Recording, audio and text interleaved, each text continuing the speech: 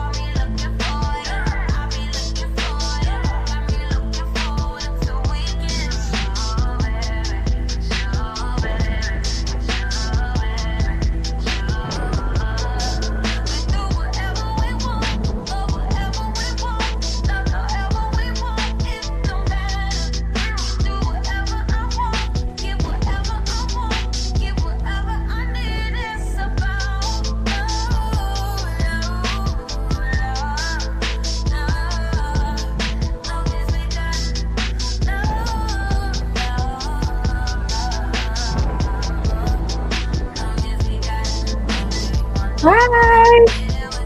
Hello, everyone. Welcome in. Hi, Michelle. Hi, Clinton. Welcome in. Let me turn my music down just a little bit.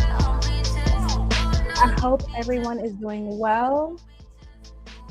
Let me know if the music is not too loud. Let me know if you hear me okay. Mic check, mic check, mic check. Hello. Thank you. Thank you so much, and thank you to everyone who is watching and coming to support. Before I get started, this one is definitely going to be dedicated to the ladies. Welcome in, Barb. Thank you so much. Y'all, let me know if the lighting is okay. Let me know if my sound is okay, if I can get some feedback on that before I get too deep or, get really started. But I've missed you all. I've missed everyone so much. I hope you all are having a beautiful day. Welcome back, Lover Gang. I've missed you. This one is going to be it's going to be heavier because we do have to talk about some serious things. As you see by the thumbnail and then my title, still ours. Does dating outside your race make you no longer our problem? I do want to kind of have some real talk. Y'all let me know. Mic check. If y'all can hear me, if I'm sounding okay. Welcome in, Charlie. Welcome. If you are new, I hope you stick around because, Lover Girl Confessions, we like to have real talk, real conversations. I do post videos, pre-records and everything like that as well. I kind of give y'all, I guess, my confessions and stuff like that. But I'm going to open up the panel a little later so we can talk, especially for the women. I know we all see these situations a little differently. And then, of course, I'm going to review some videos from some other content creators who have already kind of started the conversation that made me really think about this because, again, this is a heavier situation. I'm not trying to sensationalize anything. A woman, unfortunately, did lose her life. And this is a really... it's a sad thing, but it is a reality that I think Black women, Black men, we all do have to talk about, but we also have to realize that there's better ways to go about the conversation. And I want to make sure we have the real talk. I want to make sure that we have the real conversation, but it's not taken as a mockery, which I do see the internet doing from time to time. So I'm going to let you guys get a moment to come in. And like I said, if anyone can just let me know how the mic is doing. Mic check. Hello. All right. Mods, if y'all can also let me know if y'all can hear me. I don't know why. I feel like it's been so long. I'm nervous to talk to y'all. Thank you, Barb. I appreciate you, love. All right. So like I said, tonight's conversation is going to be layered. And like I said, I want to make this as clear as possible. A real woman lost her life. Point blank. So this is not about turning her into a headline or using her story to prove a point, right? This is about how we respond to things, especially like this. Like I said earlier, I have been watching the internet, and instead of grief, I'm seeing people create narratives. Thank you, Michelle. I appreciate you as well. Thank you, Barb and Michelle. So I guess the main question that, RogueC, what do you mean by still ours? And when I say this, I'm saying when we say, our problem, right? The question is in my head, what are we really saying? Are we saying ownership? Are we saying accountability? Are we saying representation? We only say ours when we feel connected to something or when we feel offended. When someone dates outside of their race, some people emotionally detach, others will critique them. You don't get to disown someone and still assign responsibility to them. So, like I said, we're gonna go ahead and also look at some videos. I kind of just, want to get my little conversation out with y'all real quick. If you guys are interested, please hit the share button. Let's get some people in here so we can have the conversation. Pop off in the chat. I would love to know your opinions as well. But a woman passes away, right? And within hours, she becomes a lesson, a warning. And this is why. Why do women have to become warnings before they're ever mourned? Hello, hello. Thank you for tuning in from Russia. This is amazing. Mods, can you do me a favor? If you do see anything inappropriate on the other side, on the vertical side, as well as in our regular chat, if y'all can go ahead and give them the boot, because we don't do disrespect over here. This is a safe place for women and men, but if you get disrespectful, you will get the boot. Welcome in, Tay. Welcome in, welcome in. No worries. Thank you again. Just, we're going to keep it cute. We keep it cute here. And ladies, like I said, I'm going to drop the link after we get a little bit into the show, because I do want to hear from us as well. So let's be honest, right? This conversation isn't neutral in any way. It's an emotional conversation. Underneath it, there's rejection, comparison, and replacement. When someone chooses differently, it can feel like we're rejecting more.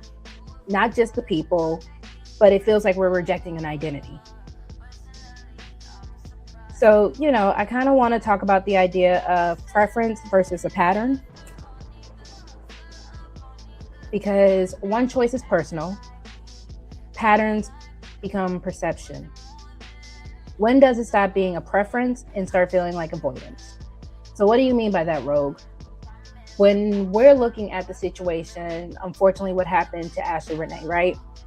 We are seeing the idea of people who decide when they date outside their race, they love to throw the word preference in there, but when there is a possibility of denouncing the race they come from, denouncing the opposite gender of who they would typically date, it starts seeming like you're trying to push a narrative, push something onto somebody, trying to not only convince others, but also what you're trying to convince yourself. So, we do a little poetry. I have a little poem for you all called Before the Narrative.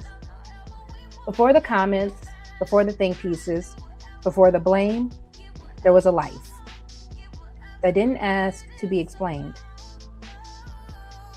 So, we're also going to talk about the divester mindset, right? So let's talk about divesting. Men and women, both sides are doing it. Women are seeking softness and provision. Men are seeking admiration and ease. There's nothing wrong with dating outside your race, but the belief that it automatically equals better is where we have to question things. That's where we do need to slow down and actually evaluate what we're trying to say when we are saying that we're going to date outside. If you haven't healed, you don't change your outcomes. You just change your environment. So I know I'm doing a lot of talking. I'm going to go ahead and start with one of the videos. Give me 1 second while I pull it up. And shout out to all the content creators that are doing the darn thing, making the content for us to talk about. Let's see. 1 second, y'all. Okay. So I'm going to do this one first. Let me share my screen. So we're actually going to start with Shez Charday's video. Shout out to Shez. Let's see, share screen.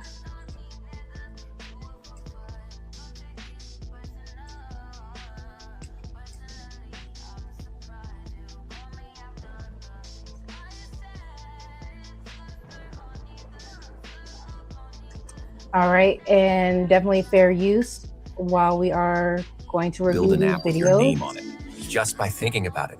Meet Base 44. Majority of Black men are obsessed with seeing Black women struggle. They do not feel like you're worthy or that you are worth anything until you struggle, because they have seen their Black mothers struggle for their entire lives. I just left Ashley Janae's Instagram page. When I tell you, the comments were so gut-wrenching and disturbing to even read. The whole comment section is full of Black men saying, ha, that's what y'all get. Y'all said go where you're loved, right? They're literally bashing this young lady that passed away. They are calling Black women every word in the book on there. And the saddest part about it all is the fact that there are white men in the comment sections literally proving our point when it comes to Black men, saying, well, she's damned if she do, damned if she don't, because look at how y'all are even reacting to the fact that this Black woman decided to go where she felt like she was loved at. If we were to circle back to my original statement, it almost feels like Black men really want to see Black women struggle to earn the type of love they feel like Black women deserve. When Black women easily are praised and they're easily loved and they're easily getting these materialistic things, it really bothers them. And so the only narrative they like to come up with is, oh, well, she's going to end up unalive anyway.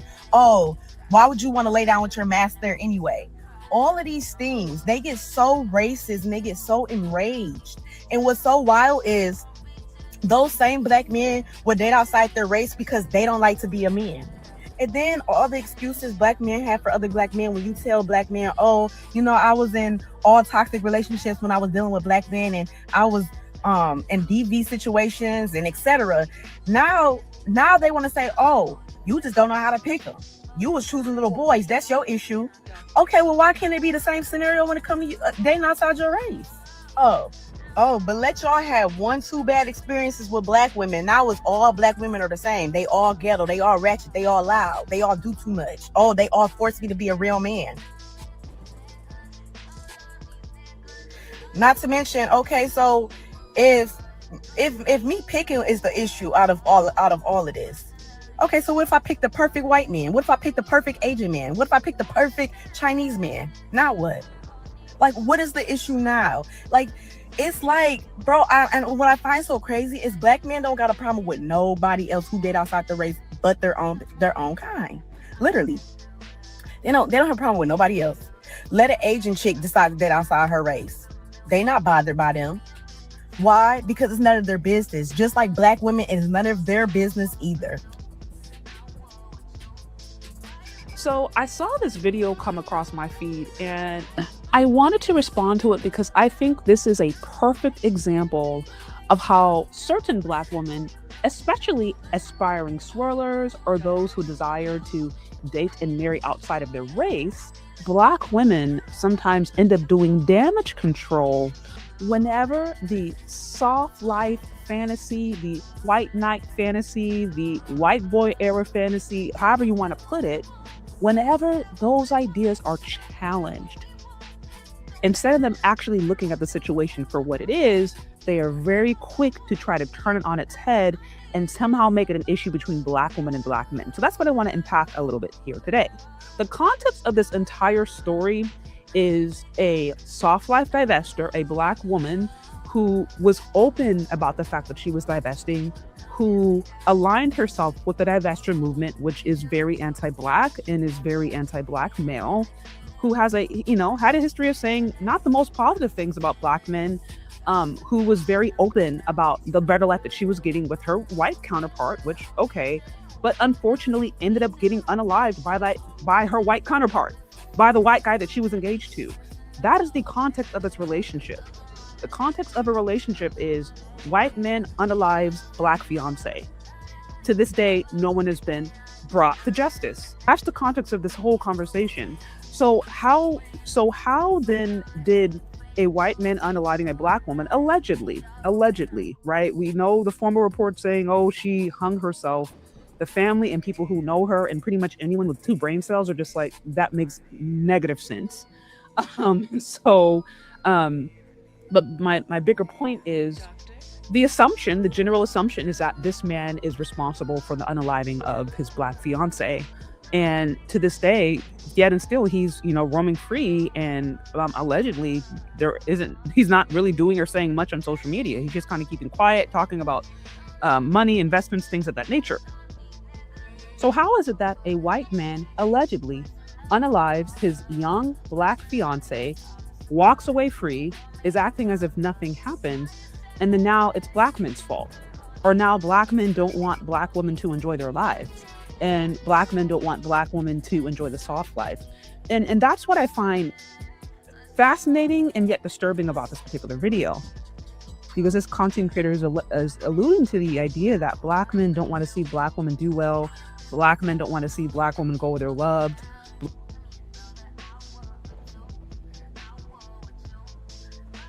All right, sorry, y'all. 1 second, trying to fix some things in the back. But Taylor, from my understanding, people are trying to say that she was a divester. Sorry, y'all. I'm trying to fix something real quick. But yes, apparently she was, or she had posts or something where it said, people were, she was saying things about Black men and all that. Hold on, y'all. I'm sorry. But yes, to answer your question, Tay, apparently there were things, and I think some of these content creators will show the posts and everything that she says. What's up, Ada? What's up, Rue? Thank you so much for coming in. I think I said hey to God Flavor. Willing to win, welcome in. I think I spoke to everyone, so give me 1 second, y'all. I'm gonna go ahead and continue playing this while I try to fix some stuff. Black women don't want to see Black women go where they're celebrated. And the story that she's referencing is a Black woman who was unalived by a white man, allegedly. And I'm like, if that's the example that you're using to try to promote this fantasy, maybe you need a better example. Maybe choose an example where the Black woman who divested to the soft life didn't end up unalived. Like, that's I'm not understanding the logic. But into her points about some of the very negative comments that have come from Black men, which I've addressed in previous videos, I do not support, and I will never support anyone laughing, making fun of the unaliving of anybody, even if you don't agree with them ideologically, even if you don't particularly like them. Like, to me, I just don't think it's good to celebrate the death of an individual. That is me. So I don't support that. With that said, the unfortunate thing is what she's calling Black men out for doing are the exact same thing Black women do to Black men. Like, this is arguably an intercultural issue, and honestly, this is an issue that goes beyond culture, goes beyond race. We've seen Black men right now who are making fun of the situation. Some of them, we saw Black women do the same thing. Remember when Kobe Bryant passed away? Remember when Kevin Samuels passed away? We saw Black women doing the same thing, making fun, laughing, dancing on the grave of these guys who they felt like either disrespected them in some way, felt like either they betrayed them, felt like they just against their image. Like, Black women have done the exact same thing. So this is not something that is specific and unique to Black men. And I mentioned this before. If you've listened to the white manosphere or any space with white men, you have seen the ways in which they openly disparage and openly condemn and openly insult white women who date outside of their race, particularly if it's a Black guy. So what I'm saying is, the thing that she's calling Black men out for is not specific and it's not unique to Black men. I'm not saying it's right. I don't agree with it. These are things that ultimately everybody does, Black women included. So the bigger issue isn't that Black men are somehow, the only ones who go out and do this kind of different stuff. The bigger issue, from what I can tell, is that this narrative, that the lifestyle that Ashley and Janae represented is a lifestyle that many Black women aspire to have. They are aspirational daters. They believe in hypergamy. They believe in living the soft life. And like I said, every woman has a right to have her own desires. But because there are Black women who are so hell-bent on holding on to that fantasy, they will fight tooth and nail to protect it. It doesn't matter what it looks like. It doesn't matter when and who. They will fight tooth and nail. And the most common and consistent way to do that, anytime we see divested disaster, anytime we see a swirler saga, anytime we see a Black woman who's unalived by a white man, anytime we see that, the best way for Black women to protect that dream and to try to move the focus away from the white man who ultimately unalived or was abusive to the woman that he was supposed to be, treating softly, is to blame Jermaine. The way that these ladies like to get the smoke off of the white man that they really want to be with is to blame Jermaine. It is always Jermaine's fault. So it doesn't matter. White man unalives Black woman, white man abuses Black woman, white man cheats on Black woman. It's still somehow going to be Jermaine's fault. And even at best, if they are not able to, if these, aspiring swirlers or Black women who are playing damage control, if they are not able to make excuses for the behavior of the white men involved in said crime, what they will do is divert the negative energy away from him and then put it towards Black men, even if Black men are nowhere involved in the scenario. Because like I said, Black men actually have nothing to do with the scenario. They were nowhere involved in her relationship with the white man. They were not. They have nothing to do with this.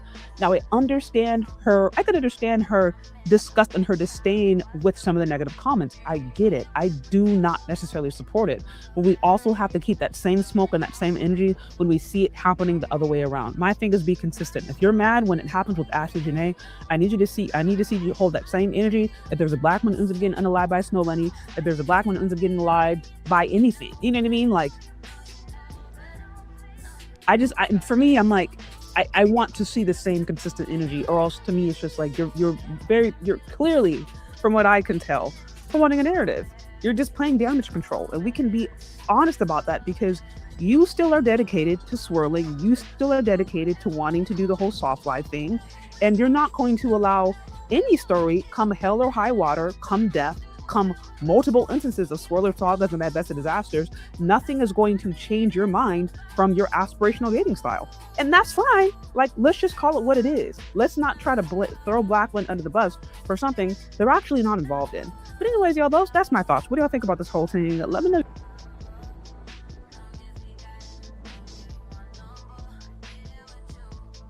So that's the beginning of the conversation, right? Because there is a situation of where Black women are trying to get blamed for this. They're trying to say, and I'm not gonna lie, on the internet, I've seen where on the flip side, there have been situations on both ends, right? Where the men are saying, it's not their problem. I've seen on the other instances of where if it happens to a man, I've seen women saying, well, he made his choice. It's not our problem, right?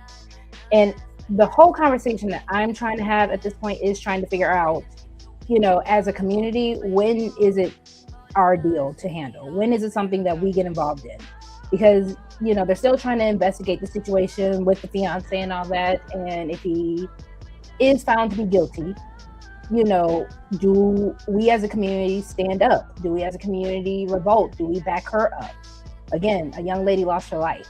And for people to try to throw these shots at each other when the men do it, when the women do it, all that kind of situation, it makes no sense. Because at the end of the day, this is still a person that looks like us, that still is of our community. Welcome in, Choco Kitty. Hello, hello. I think I said hi. So let's see what y'all are saying.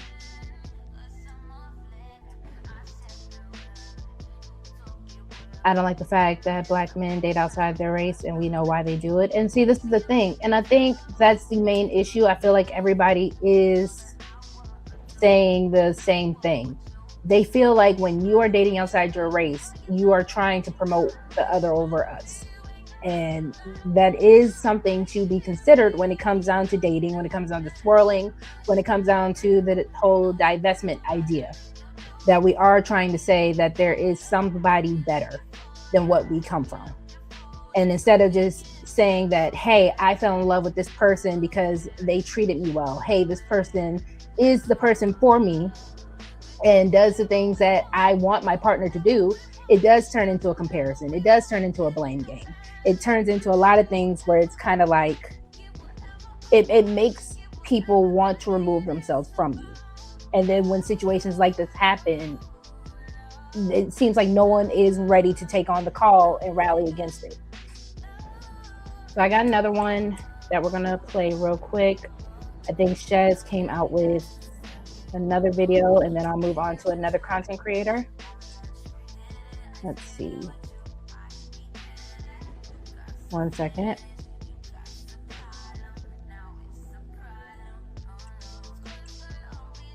Go ahead and share the screen again.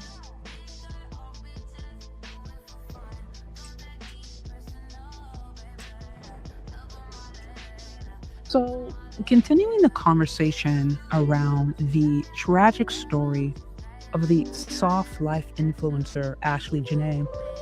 And what I want to cover off in this video is the mixed response that we see between, many Black women and Black men.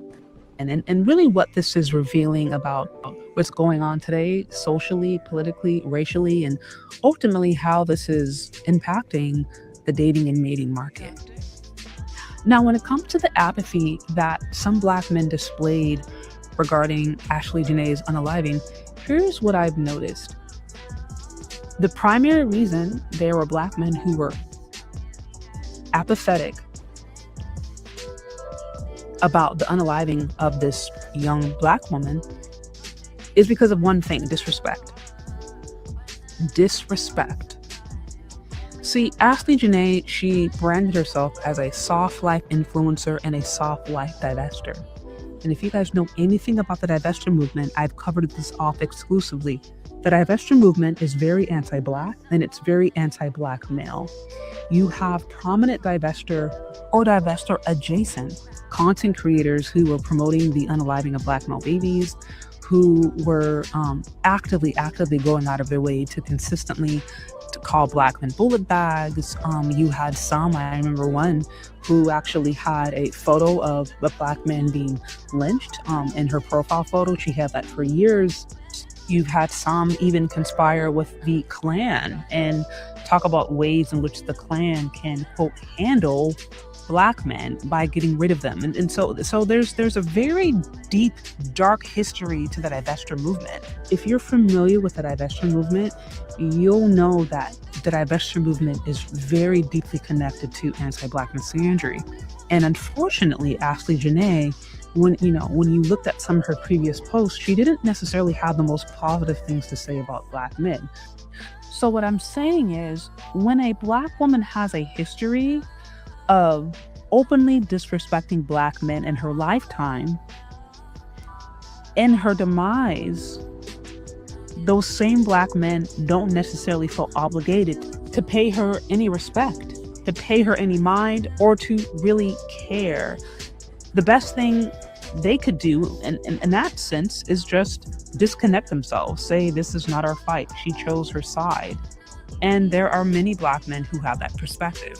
And while it might be easy to assume that Black men who take this position are immature, they are incels, they hate their mama or whatever, unfortunately, we saw the exact same position taken with Kevin Samuels. We saw Black women celebrate do a victory lap, say congratulations, and be happy when Kevin Samuels passed away. We saw them celebrate when he passed away because they believed that he was harmful to their image, that he was harmful to them. So this actually goes both ways. And listen, I'm not necessarily saying that this is right. I take the position that there's never really a reason to celebrate the unaliving of anybody. There's never a reason to be happy or to take pride in that. But for those who are not celebrating her unaliving, as I mentioned before, the apathy is simply coming from a place of men coming to the point where they say, okay, if you're going to reject us in your lifetime, then we have no obligation to try to respect you or honor you in your unaliving and your death, even if it was at the hands of the man that you were worshiping. Even if it was at the hands of the man that you were idolizing, that you were promoting over us. And many men take that position. And listen, this is not exclusive to Black men. I've seen white men do the same thing. I've seen white men culturally shame, completely and totally just destroy white women who end up with Black men, especially if the relationship ends up going bad or she ends up being abused in some way, or it just ends up, turning out toxic. It's just go on X, you know what I mean? Or just listen to the manosphere from a white guy's perspective. Like they do the same thing. This is not unique to Black men specifically. This is something that you'll find honestly across all cultures. But we can't make this seem as if this is something that only Black men do. But I think we also have to start to understand why these things are going on. And I'm not necessarily saying that I agree with it. Ultimately, there's a grieving family, there's a grieving mother, father. There are people who know Ashley Janae, who love her, who support her.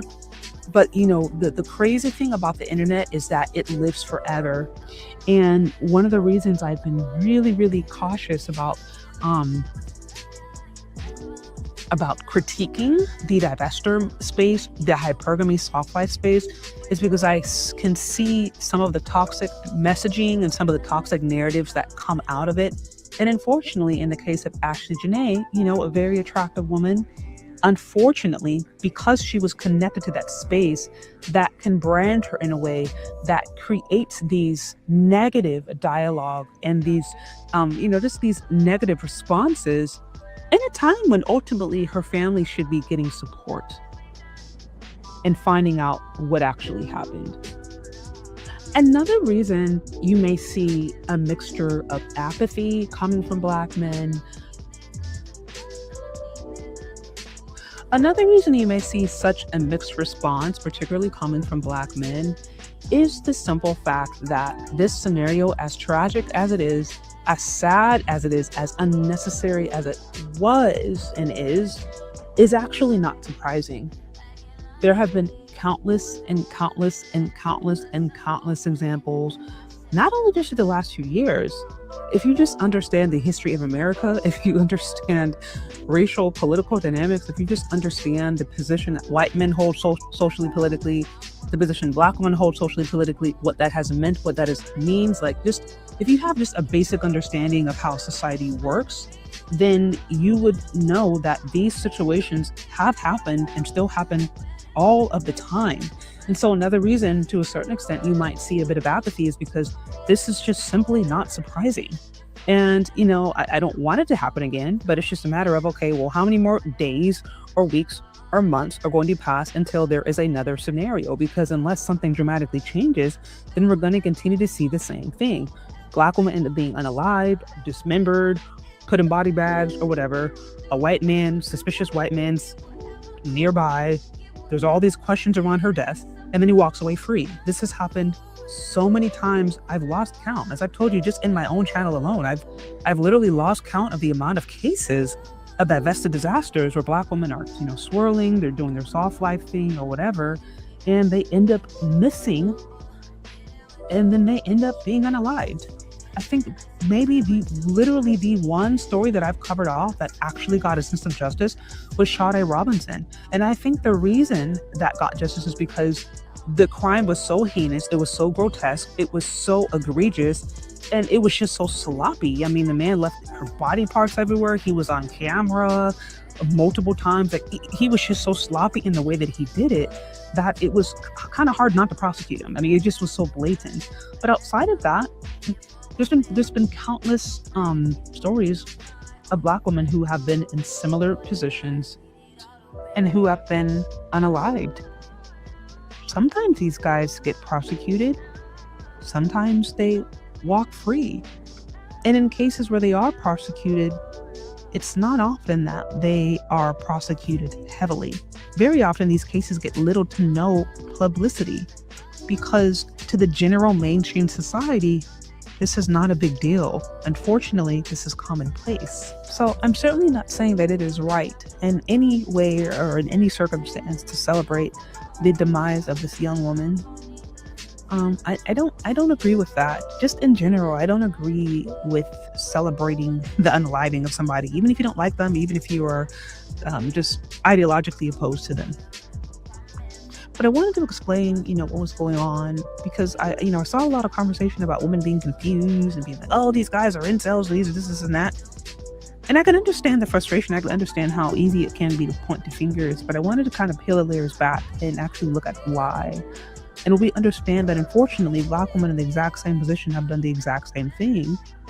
We understand, how the narrative surrounding the divester movement and how misandrous that's been. And then when we just understand how society works and the position that whiteness and Blackness holds in society in 2026, I think it starts to give a bit more context as to the way people are reacting. I'm not saying it's right. I'm not even saying it's justified, but I do think it's important to be aware. But anyways, what do you guys think about this whole thing? Let me know your thoughts down in the comment section. My heart goes out to the family. I do hope they find the justice that they're looking for. I hope that they get some answers. It might be a little bit more challenging being that this crime took place overseas, but definitely my heart goes out to the family. Anyways, y'all, thanks so much for listening if you've gotten this far, and we'll talk later, okay? Bye.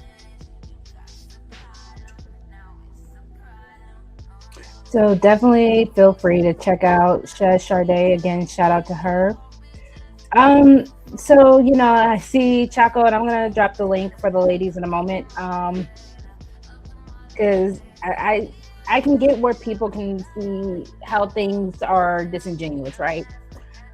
It is a really hard conversation to have because I can see, again, the emotional side of things where people are coming from. Welcome in, Lord ADS. Welcome in, Keels. I get it, right? At the end of the day, we are all the same people. As much as we might disagree, as much as we might try to fight and fuss. And again, it becomes hard where it seems like male or female, we're ready to throw each other under the... Thank you, Ada. I understand where it seems like we are just ready to throw the other away when it comes down to everything that we deal with. Because again, I need people to understand when it comes down to what we're doing with this dating thing, everything we're noticing is due to proximity. And unfortunately, you run into bad people who look like you run into bad people who don't look like you, right? So what do we do in that instance? What do we do when it comes down to the fact that for the people who like to date outside their race, they do have the chance of running into someone that's bad, the same way as someone who does like to date within their race has the chance of running into somebody that is bad. So let's see, before I pull up another video and before I drop the link, I do want to just get back to what I prepared for you all real quick. And I can also set up the next video and I'll drop the link in a moment. So Chaco, definitely, keep your thoughts ready because I do want to hear from you as well. I know Tay might come up. I want to hear from y'all. And of course, everyone else is welcome. I just want to go ahead and kind of get some things going before we open up the panel. I'm sorry, y'all. I kind of left off my notes that I took. Hold on for me. All right, so the next thing that I did want to talk about was the idea of visibility, narratives, and the risk that comes with it, right? So I'm going to talk about something that people feel like they're afraid to or just aren't willing to say out loud. Not blaming anyone, but how we move matters. When people publicly say, I only date outside my race, or this group is better, that creates a narrative. And the narrative attracts attention, not all of it good. Admiration, access, manipulation. Over idealizing any group can also lower your guard. So that anyone who feels like they've already won you, especially without proving themselves, is in a position of the advantage. So what I mean by that is when we start saying this group is better than our group, this group has more money, this group has more, they take care of their women better, this group does this better, this group they take care of their men better, this group does this group does this. We're pretty much now allowing that group to look at it, well, shoot, I don't have to really do much to impress this person because they're already giving me the attention, they're already giving me the pedestalization of being better.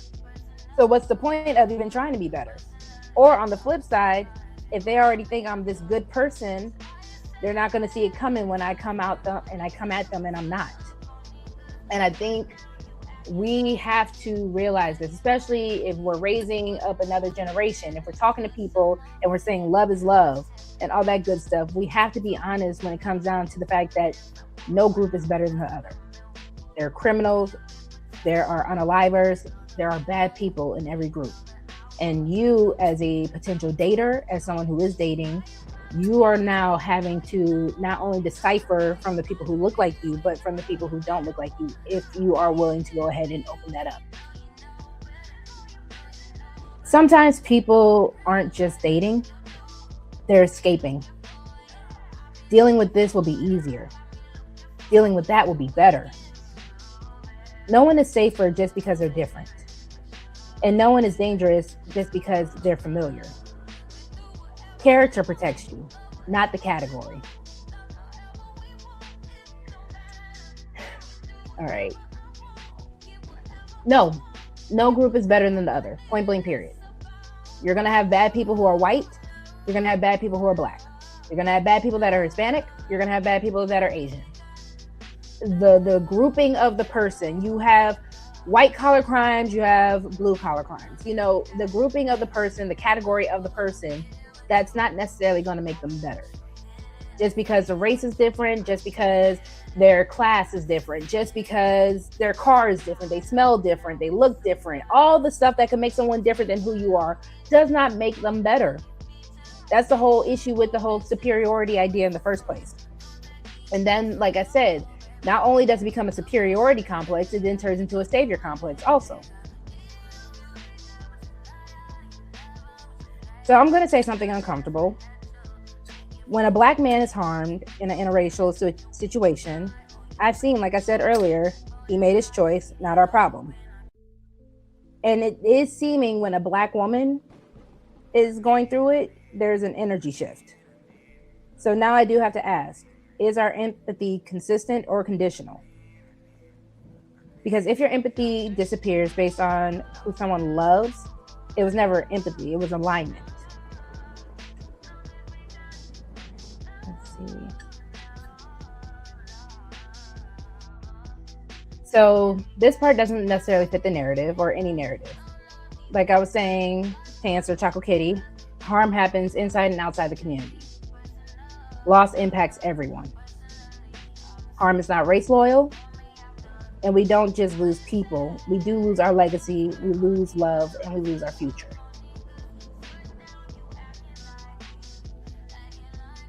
We're not naive. We know that risk exists. Differences exist. But we will always still choose love. Knowing doesn't stop desire, and it shouldn't just shape discernment. And then I do also just want to talk about the idea of awareness without fear. because this isn't necessarily about putting fear into people about dating outside their race, and it's not about putting division within our people when people do decide to date outside their race, right? We do need to have better boundaries. We do need to have better discernment, and we do need to have better awareness. Safety is built and it's not assumed. So before I go ahead and get the video going, I'll go ahead and drop the link. And like I said a little earlier, fellas, I know you all kind of have your thoughts and ideas, but right now I do want to hear from the women first, just because, like I said, this is a heavier situation and it is dealing with Black women. So I do want to kind of make this a open space for Black women to discuss this real quick. Feel free to listen in. You know, if you really do have something that you want to share, you can always support the show hitting the Cash App, and I can let you up so you can go ahead and get your moment to just discuss what you need to discuss. But right now, I do want to kind of keep this with us.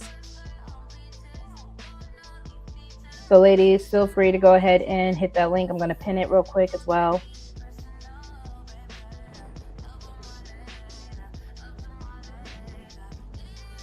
Hello, hello. Hey, can you hear me? I can. Your mic sounds great. Welcome, Choco. Hey. Okay. You did. Oh, I'm good. How you doing? So you did drop the link a little faster than I was expecting, but oh, no worries. But all I had to say about this situation is I think like a lot of Black women be trying to spare these niggas' feelings, and I'm trying to understand why.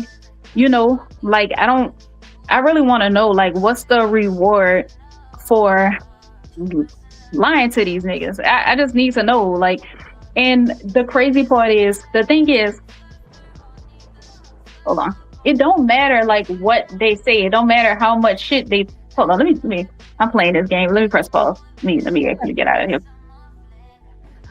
Okay, it don't matter like what they say, because the thing is, they not gonna do anything. They can't do anything, and they never been doing anything. So it's like now they talking as if like what were they gonna do? Let's just say they did give a damn. What were they gonna do about it? Like they've never done anything about it. They've never been able to do anything about it. So they just running their mouth. They just talking shit. You see what I'm saying? So well, I'm trying to figure out why people were sparing them. I'm sorry. I was going to say, so you're saying we're sparing them. Tell me what we're sparing them from. It's like, I don't know. It's like y'all trying to give them more credit in what they deserve. And y'all really don't want to tell them that they not about it, you know, because the thing is like for somebody to be trying to like convince you of something or care how you think about something, that's saying that you feel like they have some type of potential or you know what I mean? But the thing is they don't. And if they could name for me a time in history when they was able to do anything about a white man hurting a Black woman or a white man hurting them, then I mean it would be different. But the thing is, they not only can they not do shit about it, but they don't actually care. They didn't care, you know, before this happened. They didn't care last week. They didn't care last night. They didn't care 2 weeks ago. They didn't care yesterday. So why are people talking as if like, oh, they was about to do something about it, or like they do something about it when it's a Black man? They don't care. And so I'm just trying to figure out why people care what Black men think. Like they can't hold anything over anybody's head. So what do you think about it when, like I said earlier, because I have seen on like TikTok and other places where when it's a Black man with a white woman and the white woman unalives him, you know, people, Black women especially, will be like, well, he made his choice, it's not our problem, and everything like that.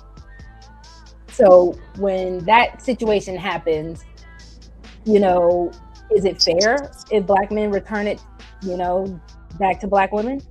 Well, no. Aside from the fact that it kind of doesn't matter either way. I mean, the answer to that is no, because like I said, they really as a whole have failed Black women and continue to do so. And I just think a lot of times they just kind of like kicking dirt on the Black woman when she's down, you know. So Black women started saying that because of the things that Black men were doing and are doing. That's why Black women started saying that. And I talked about this recently on somebody else's panel like a couple of days ago.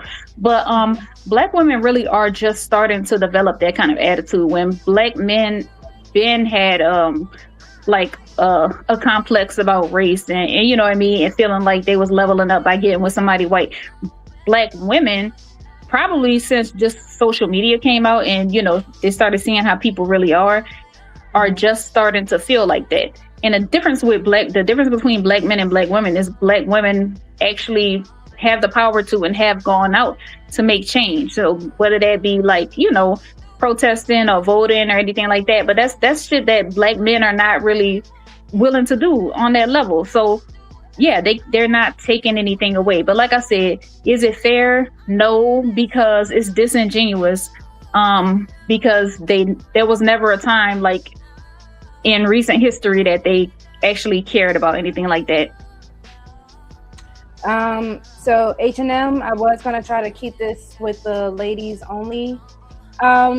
Ladies in the chat, let me know how you feel. And Chaco, since you're up here with me, let me know how y'all feel. Do you guys want to hear the men's perspective?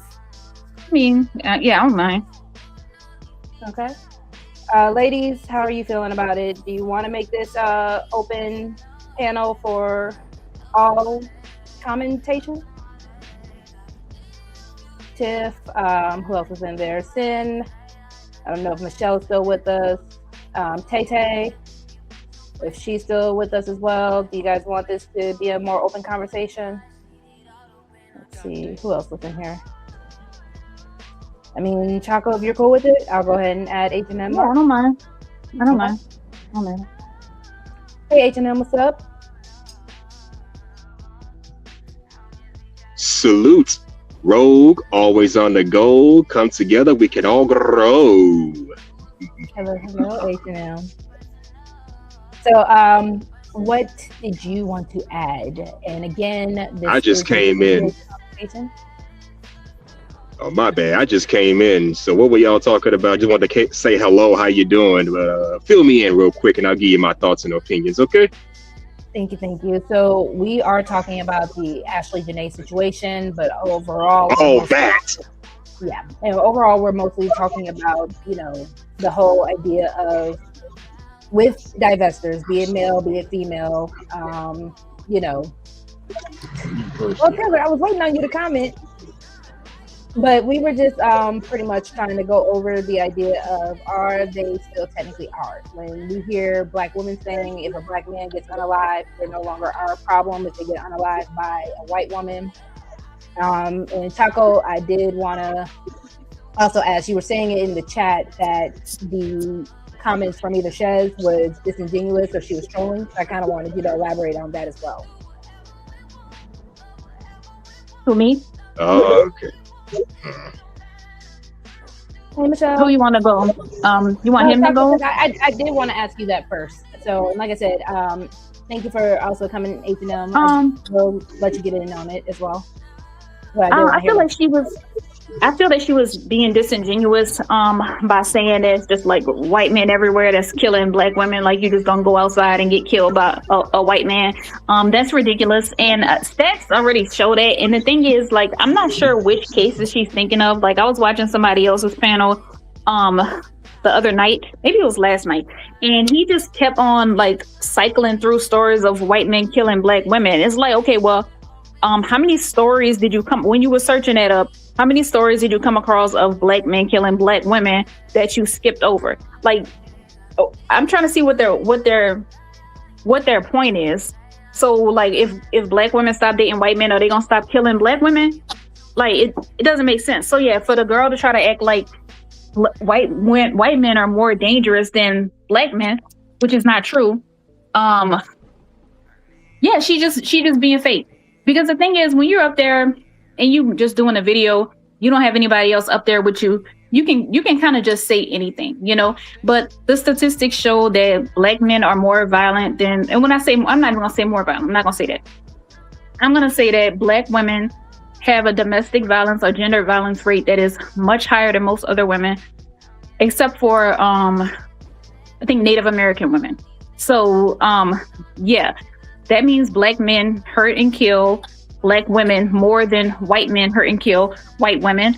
And as far as I know, white men and Black women have like more successful relationships than any other grouping. So I'm trying to see, like, let's just say if you're going to cut yourself off from dating white men, what's going to be your reward? That means you're going to go out and somebody's going to like marry you and like stay married to you. Does that mean that that man is going to be a father to your child? Like, what do you get from cutting yourself off from somebody that is statistically a better mate? Because like I said, I probably didn't say this, but there's plenty of Black women out here for them to marry. They got plenty of kids that they could be taking care of their own kids. They got plenty of child support they can catch up on. So why do they care who this Black woman is dating? Why? Why? I think because again, they like to, I've heard people also say, you know, Black women will give Black men these ugly stares when they see Black men with white women. They will say, you know, I think it's uncanny, for one, because we are so used to seeing each other with each other. I think it's also because the idea of nature always says you are going to go with your own herd, which is why collectively there is still more of a number of, you know, people who date within their race than there are of people within all, you know, races who date out. But I do think it's also a situation of proximity, because you can use those statistics, I guess, but when those statistics also matter, if you put white men against white women, Hispanics against Hispanic women, you know, aren't they more violent towards their group of women more than anyone else? And then statistically, aren't white men more capable of being serial unalivers than any other race of men? So I think you kind of put those ideas into it as well. Well, as far as like proximity, yes, most people are going to date the same race, but what I'm saying is Black women still have higher rates, you know, as far as like per capita of domestic violence and femicide. So, yeah. Those are just facts. And so I didn't understand why the girl was like trying to make it seem as if, if you go out on a date with a white man, you're not going to come back. It just didn't make sense. And I guess what I don't get is, and that's what I mean when I say, why are y'all sparing their feelings? Because why is she acting like she don't see like all the crime that's committed against Black women by Black men? So it seems like the only purpose of the video was to like shame Black women or shame Black women who date out, or to try to make Black men feel better about themselves, because nothing she said in the video was true. Except for the fact that, yeah, people did do that for Kevin Samuels and other, you know, people. But look at what Kevin Samuels did. I mean, you can't even compare Kevin Samuels to Ashley Janae. She wasn't making money by downing Black men. Like, there's very few Black women that do that. So just the fact that, like... So what do you feel about the tweets that they are pulling up on her? Because like I said, a lot of times I've seen when Black women will do it to men who date. Yeah, I want to see what she said. What she said. I mean, she was... From what I could see. Now, I don't know, allegedly. From what I saw, and the reason why I'm saying that, I saw a couple of tweets, but from what I saw, it wasn't like bad at all. I mean, you know, again, it's the idea of propping up a specific type of person over, I guess, what you come from. Because I'm not saying it's right. One, again, a young lady lost her life. That's never going to be cool about this. And to make this, the whole point of this show is the fact that this is the reactions that we are getting when it comes down to when people lose their lives. And then the first correlation is, well, she's a divester, he was a divester, he's a swirler, she's a swirler. And instead of just realizing like, yo, you know, these people got caught up with bad people and someone's life. Those are facts. Parents are mourning. Those are facts. But I just think the only difference is that if black women did not feel that black men were traitors and turncoats, and if black men had not gone out and done and said all the shit that they have, then black women naturally would be trying to defend black men when they're in those situations or when something bad happens to them. But the thing is, black men never were, they never did, they never will. So for them to act like, you know, they would be out here looking out for the best interest of the black woman or avenging, you know, the harm to a black woman, except for the fact that Ashley Janae made these tweets, that's a lie. It's a lie. Period. So that's why I gotta ask myself, like, you know, I mean, I guess they're trolling, but the thing is, why does anybody, I don't understand why anybody cares what black men have to say about this.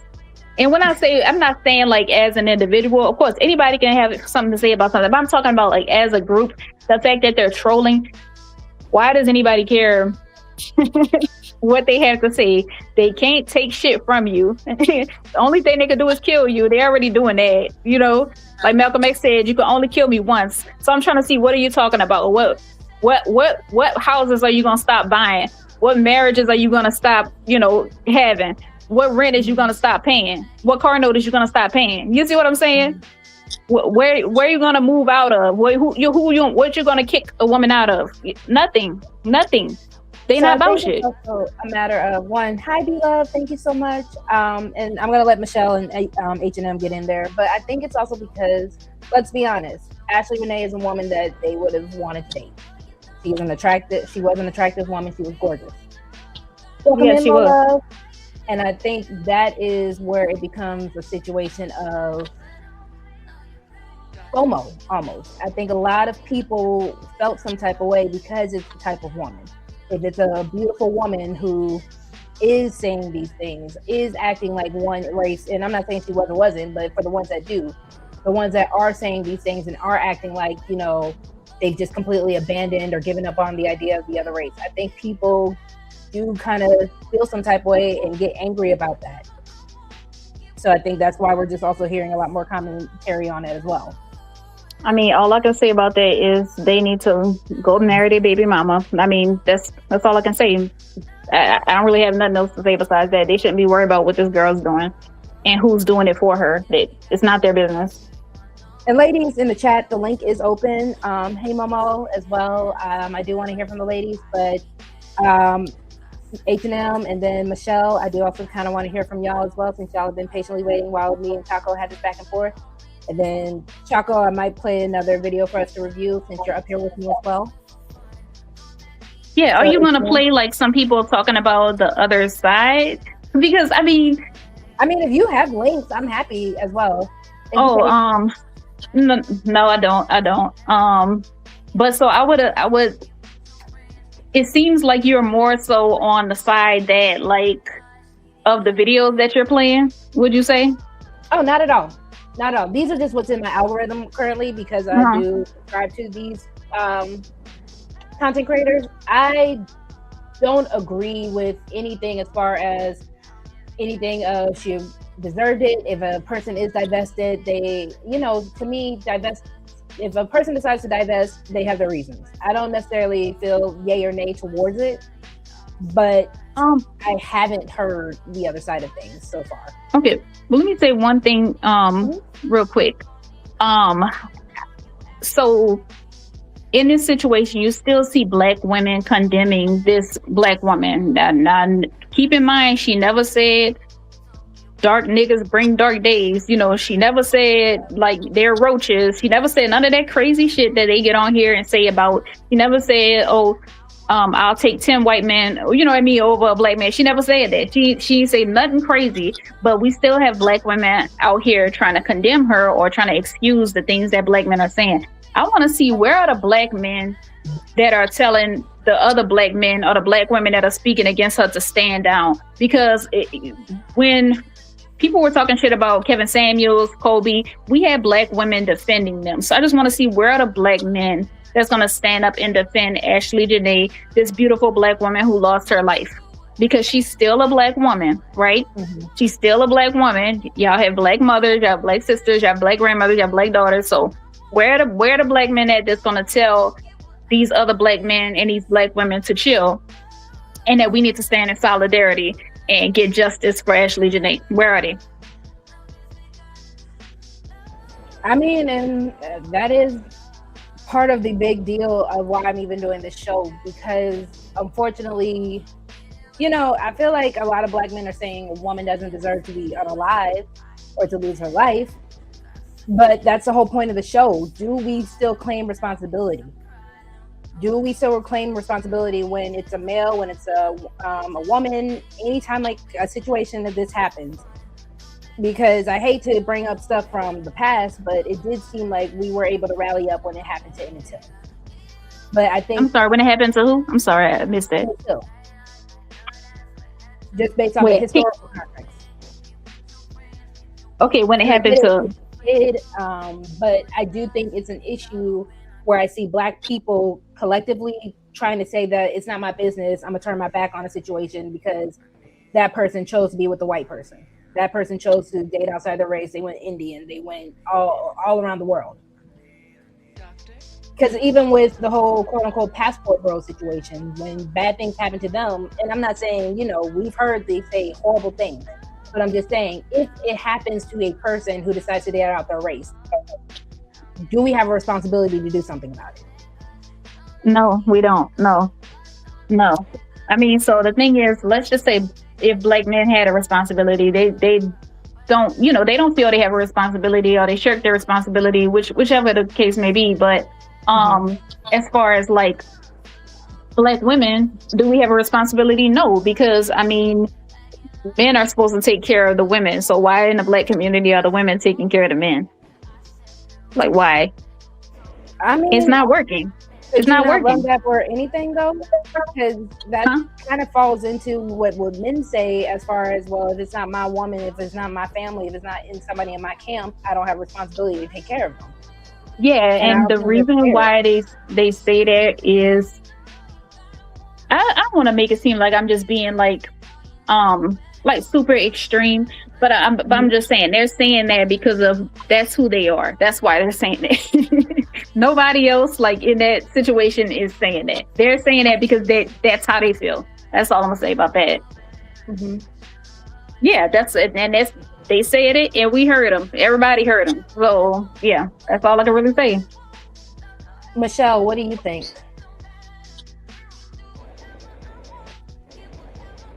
And all about the case? I mean, all of it. Anything that you're feeling about it with the whole situation, you feel like we still have a responsibility to people when they date outside their race and things like this happen? Not really. I feel like people, I ain't got nothing against dating outside the race. I say to each his own. When it comes to a lot of Black men, I can say I will step outside my race, and I have before. So, and I have my reason why, because most of these Black guys is pathetic, sorry, lazy, want to live off of. They ain't trying to have nothing, to be honest. Ones I don't ran into, so I say to each his own. If that's what you like, that's what you like. So yeah, just still at the end of the day, she's still a Black woman. So yeah, whether she chose to go with a white man or whatever, yeah, but right is right, wrong is wrong. But And I do want to say, to Choco Kitty's point, if anyone in the chat has seen videos of, someone actually on the opposite side of the commentators that I am reviewing, feel free to drop them in the chat. You can even come up here, put them in the back link, and then if you don't want to come on, you can just drop back down. I am more open to the overall conversation because, again, we're just trying to discuss the fact that when these these situations do happen, what responsibility as a group, as a collective, do we have? Most Black people don't care, to be honest, because a lot of them say, look, it's not my issue to worry about. I don't heard a lot of Black people say that, but but at the end of the day, she's still a sister. She's still somebody's daughter, somebody's grandmama, somebody's auntie, somebody's sister. So it, I guess everybody see it different, but you know. No, and I agree with that. And like I But said, when that's black why men this start, is, but when black men start talking about it just pissed me out to the point. The why y'all even title. Soon y'all date outside the race. Okay. I do want to let it be known, 18th letter, I'm going to let you up. Again, this is a serious conversation. I do want this to be held with the utmost respect. Again, gentlemen, there is no talking over women. And I would love to hear the opinion from a man, especially a black guy. Oh yes. I mean, 18th drop back down. 18th, you are welcome to come up. I was just giving a disclaimer, but H&M was waiting patiently. So I don't know if you got a chance to catch up, H&M, and what your commentary is. Sure. And let me just say, I heard about this crazy situation, and I'm standing on business with this. I don't care what anybody say. I'm not finna sit up here and believe that woman just took herself out just because she had a dispute with her fiance. No, there's more to this bullshit than meets the eye. Oh, excuse my language, by the way. I got a bad mouth, so sue me. But anyways, I don't believe that that's what happened. There's more to this than meets the eye that they're not telling us. So I'm standing on business with that. And as far as dating outside your race is concerned, you should date whoever you are comfortable with. Because I don't put a race on degeneracy. Black, white, Asian, Hispanic, Brazilian. I don't give a damn what race you are. Degeneracy come in all shapes, sizes, races, the whole nine. So whether it was a black man or a white man who did this to her, it wouldn't have made much difference. Degeneracy is degeneracy, and you still have to watch who you deal with. I'm all for dating outside your race. Why should we limit ourselves just to dating within our own community or within our own race when it's all about connection, when it should be all about who you get along with, having to have an attraction to and want to build something with? I see it all the time when I go outside. I see black women with white men, white women with black men. I don't care. I know a Hispanic woman dating a black man. I don't care. So we need to stop with all that. So we need to stop with all this. You should. Something wrong with you if you got to go outside your race. No, there's nothing wrong with you. Now, to be fair, our race does have its flaws, but what race doesn't have its flaws? Come on, let's keep it real here. What race does not have its flaws? So I look more at connection between two people. Not what the fuck their races are, but that's all I mean. My mic is muted. Go ahead, rock out. I mean, at the end of the day, there is a situation of race loyalty that I think kind of gets inflated, for lack of a better term. I think, the moment it feels like you're choosing a side, like I was on Threads the other day and I was watching how Tamara Mowry decided to come to Threads, and people pretty much were ready to just throw a book at the girl. And it's a matter of, it seems like you chose and you made a choice, you made a bad choice, especially when it comes down to the type of white men who, black women decide to date. It seems like when it comes down to the men that go against what black women typically believe in. And then we have the conversation of our black people of monolith. It kind of just goes into a circular tumbling type of situation where nobody really wants to hear the other.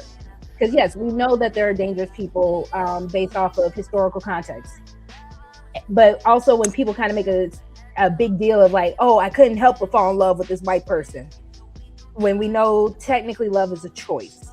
So then you have to ask, and especially when you have people who are so loud about, oh, I'm dating a white person, I'm dating another race of person, because you guys suck. Because I don't like my race, because I don't like how I look with my race and I want pretty babies. All those conversations also do take it takes a toll on the idea of what it means when people are divesting and dating outside of the race in the first place.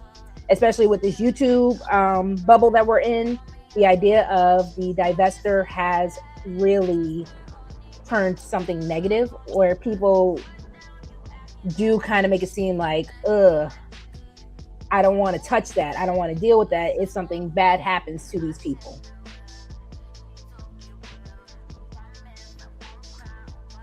So I don't know. I'm willing to win. RogueC, would you date outside your race? I have been open to it. I have not really committed to the idea just because I personally find myself where Black men, I guess you could say, are my preference. I do like the idea of having children that do look like me. You know, whatever, if things were to happen, but so far it just hasn't played out that way where I've had to really look into anyone else. It's been Black men. For every bad example or for every bad experience I've had with a Black man, I've pretty much had a good one too. So it's not to the point where I feel like I could write off the men who look like me.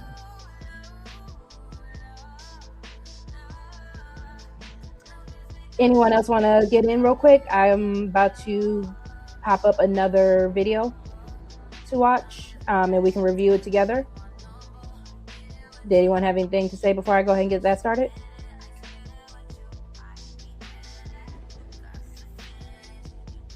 I'm cool.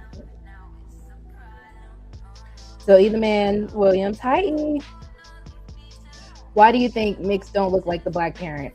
Because you literally just said it in the sentence. They are mixed. They do look like both parents, and both parents aren't the same. They are different.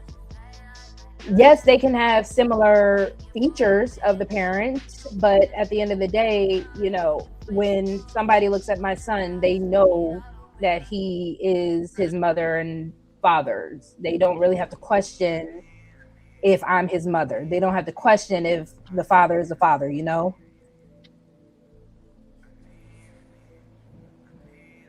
I know 2 Black people and they don't look like the father. Again, now we're playing the genetic game, and you know, certain features can just come from grandparents and all that kind of thing. But usually when we have monolith or monoracial children, we know a Black grandmother or a Black grandfather on both sides made that parent so that that baby came out Black.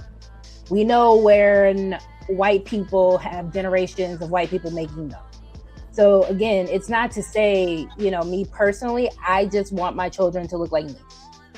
I know if I were to date interracially and I were to intermix genetically, that child has the possibility of not looking like me to the extent of if I were to be with a Black man.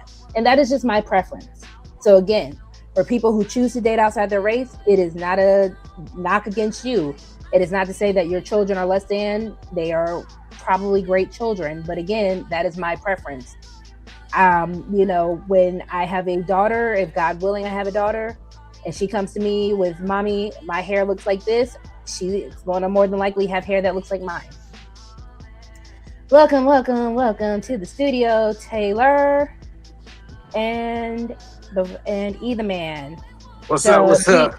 Hello. Hi. I ain't gonna let you talk to yourself like these other people will. I got you. We'll have a back and forth conversation or a forward together conversation. Now, E, I do want to warn you, like I said, I do want to hear from the ladies as well. So, you know, I do appreciate my gentlemen, and you are more than welcome to have a back and forth with me. I knew it was coming, so I'm happy to have it. I am going to let Taylor go first, and then E, I'll let you go ahead and get out what you want to get out. Did you ask a specific question? Because I just got here. No, not really. I was actually Willing to Win was asking me if I have ever considered or if I've ever dated outside my race. So I was just answering that. No. So you can touch on anything. Like I said, I was just going to queue up another video for us to review together with everybody up here. And then, of course, you guys can chime in when you're ready. But do you want to go ahead and say anything on the topic overall, Tay? Oh yeah, I won't be too long-winded. You're good. I mean, I think that I think as far as people saying the things it is that they're saying and making content about it, I think this was expected to happen, to be honest. Because it happens like that every time. You know, with Kevin Samuels, you know, croaked. You know, certain people celebrate certain things like that, or certain people, you know, it's like, well, you know, fuck this nigga, whoop-de-whoop. So I mean, in the reverse, I mean, I expected it to happen. As far as like the disingenuous, I mean, I think it is pretty disingenuous to act as if, you know, there are white men in large numbers that are just out here murdering Black women like that. I mean, not saying it doesn't happen, but I mean, in large numbers, it really doesn't. The I think that's what it's called, interracial. Obviously, it's whoever you're in proximity to. You know, a white husband is more likely to kill their white wife. You know, Black husbands more than likely to kill their Black wife. So it's just all about proximity and who you live by. But I mean, that's why I asked earlier, as far as this young lady, was she actually a divester or was she just someone dating out? Because I mean, I think there's a difference. I don't think every Black woman that dates out is a divester.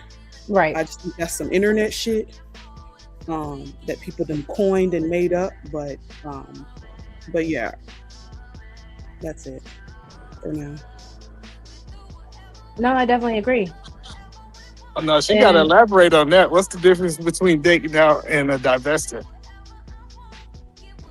I mean, to me, at least, a divester is someone who is just on the internet, and then just a regular, everyday Black woman who met either a white man, Hispanic man, Arab man, and fell in love and decided to get married. I mean, I wouldn't consider them a divester. They're just regular, everyday Black women. That's just my opinion. I mean, so for me, I believe that the difference is more so the idea of the internet divester, especially within the space, is the person that is willing to down their race, right? The divester that we have come to know, obviously the word divester is in their name, but there's a specific content creator that was calling Black men, Black children, Black male boys bullet bags. So I think that is where we get this idea of a divester, even if it goes against the actual overall definition. This space has poisoned a lot of things when it comes to certain terminology. So to me, a divester is a person that is going to just completely talk crap about the Black race, the opposite gender of their race, and try to up another race. Can I say something really quick? If you're talking about the person that I think you're talking about, so the thing about the thing about social media is that people are not always really saying what they actually feel. A lot of times people are just trying to be like the most extreme and outrageous, especially if that's how they make their money. That person, if you're talking about who I think you're talking about, has already been exposed, and nothing about her life divested. And the people that she leads are a bunch of, I'm not gonna lie, I was in her Discord for a little while, but it was just too much. Like it was, you know what I'm saying? It was just, I wasn't there for all the shit that they was talking about. You know what I mean? So there's divested, and then there was that shit. And I'm not even divested. So, and that's another thing I wanted to say. I talk down on my race and I'm not divested. So what does that make me? But anyway, yeah. That lady, she's basically like a cult leader, and she's just leading a bunch of like swirl hopefuls, as Nyla was saying. They're just a bunch of swirl hopefuls and people lying about their life. So I don't think that she actually feels that way. Is it still sad for somebody to be doing all that just for money? Yes, it is. But I don't think that she actually feels that way. And the way that her life was exposed, that's not how she lived her life. She's lying about all that. I don't think anyone was, so far I haven't heard anyone say that she particularly was a divester. I think they're just using her to stick it to the ones who are openly divested. Okay, well, maybe we're not talking about the same person, because this person she claims to be divested, at least. Oh, sorry, I was talking about Ashley Renee. I'm sorry. No. Oh, okay. Yeah, y'all having two different conversations. My bad. Yeah, I was talking about the one with the divest in their name. Yeah, so Yeah, as far as Ashley Janae, what I'm saying is they talk about you when they talk about black women and when they're with somebody black, they talk about them when they're with somebody white. I'm just trying to see like what leverage do black men have at this point? You know, what leverage do they? They don't have any. That's why I'm trying to figure out why people care what they think. They have zero leverage. What are they gonna take away? What are they gonna do that they're not already doing? What are they gonna stop doing that they're not already doing? You see what I mean? Again, I get what you're saying when you're saying that. Again, it's more so, I guess, the support that I'm feeling that is being taken away, because again, certain situations you do want to see people rally up against. But that's the thing. Black men was never going to do that. They don't do it when it's a black man. They don't do it when it's a white man. They never have. So I'm trying to see like them talking shit, like talking like some little bitches. What does that mean? That means nothing. It means nothing. All they could do is talk. They ain't gonna do shit but kill a black man or kill a black woman. They're not gonna do shit to nobody that's white. So they're just talking. They're just running their little mouth. That's it. Why do people care what they think? What type of support were you wanting, Kate, Rogue? I mean, is it support I'm wanting? Y'all know me. I'm very pro community. So again, are we supposed to rally up and hang this man by his toes? Not necessarily, but you know, the support of seeing us as a community, black men, white, black women coming together against what could have been a unjustly unaliving towards one of us. That is a big deal. Welcome, Witch Doctor. I mean, I don't listen. I at this point, I mean, I don't. Nothing surprises me as far as what's said and what's done, and I think it is great that you're looking for that type of like you're not that you're actually looking for it, but you're hoping for that type of communal support. I just don't. I don't think that's gonna happen. I don't think that's. It sure never happen.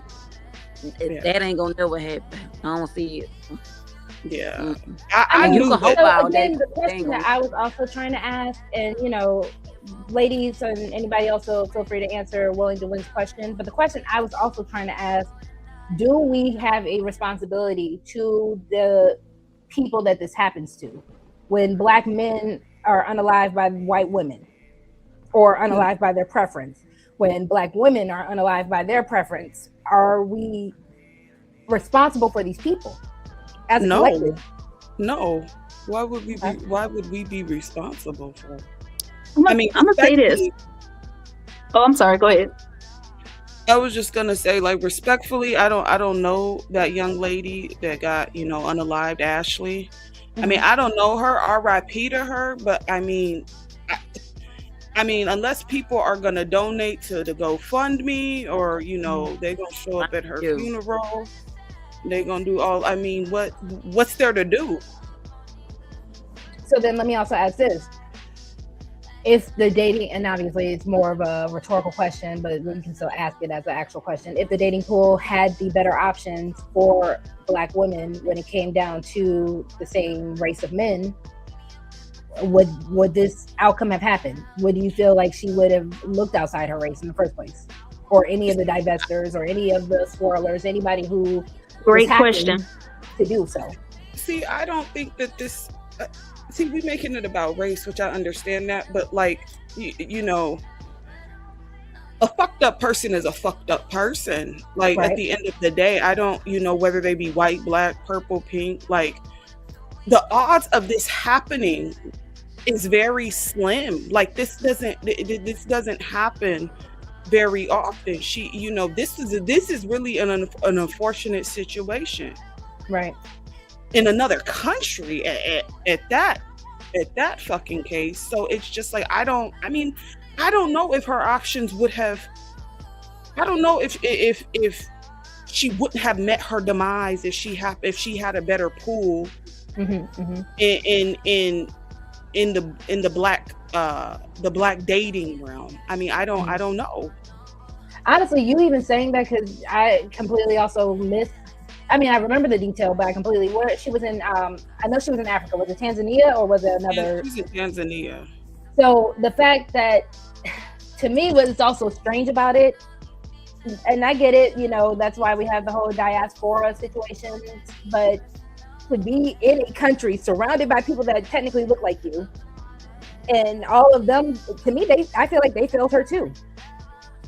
So I can't even just look at it as a Black American thing. I do look at it as a Black people thing, like people who all look alike, and y'all are just kind of having your eyes, you know, covered. You know, what are the little three monkeys? See no evil, speak no evil, hear no all evil. Black people. Right. In my opinion, all Black people. All skin folk ain't kinfolk either, so. No, ain't all Black people don't look alike.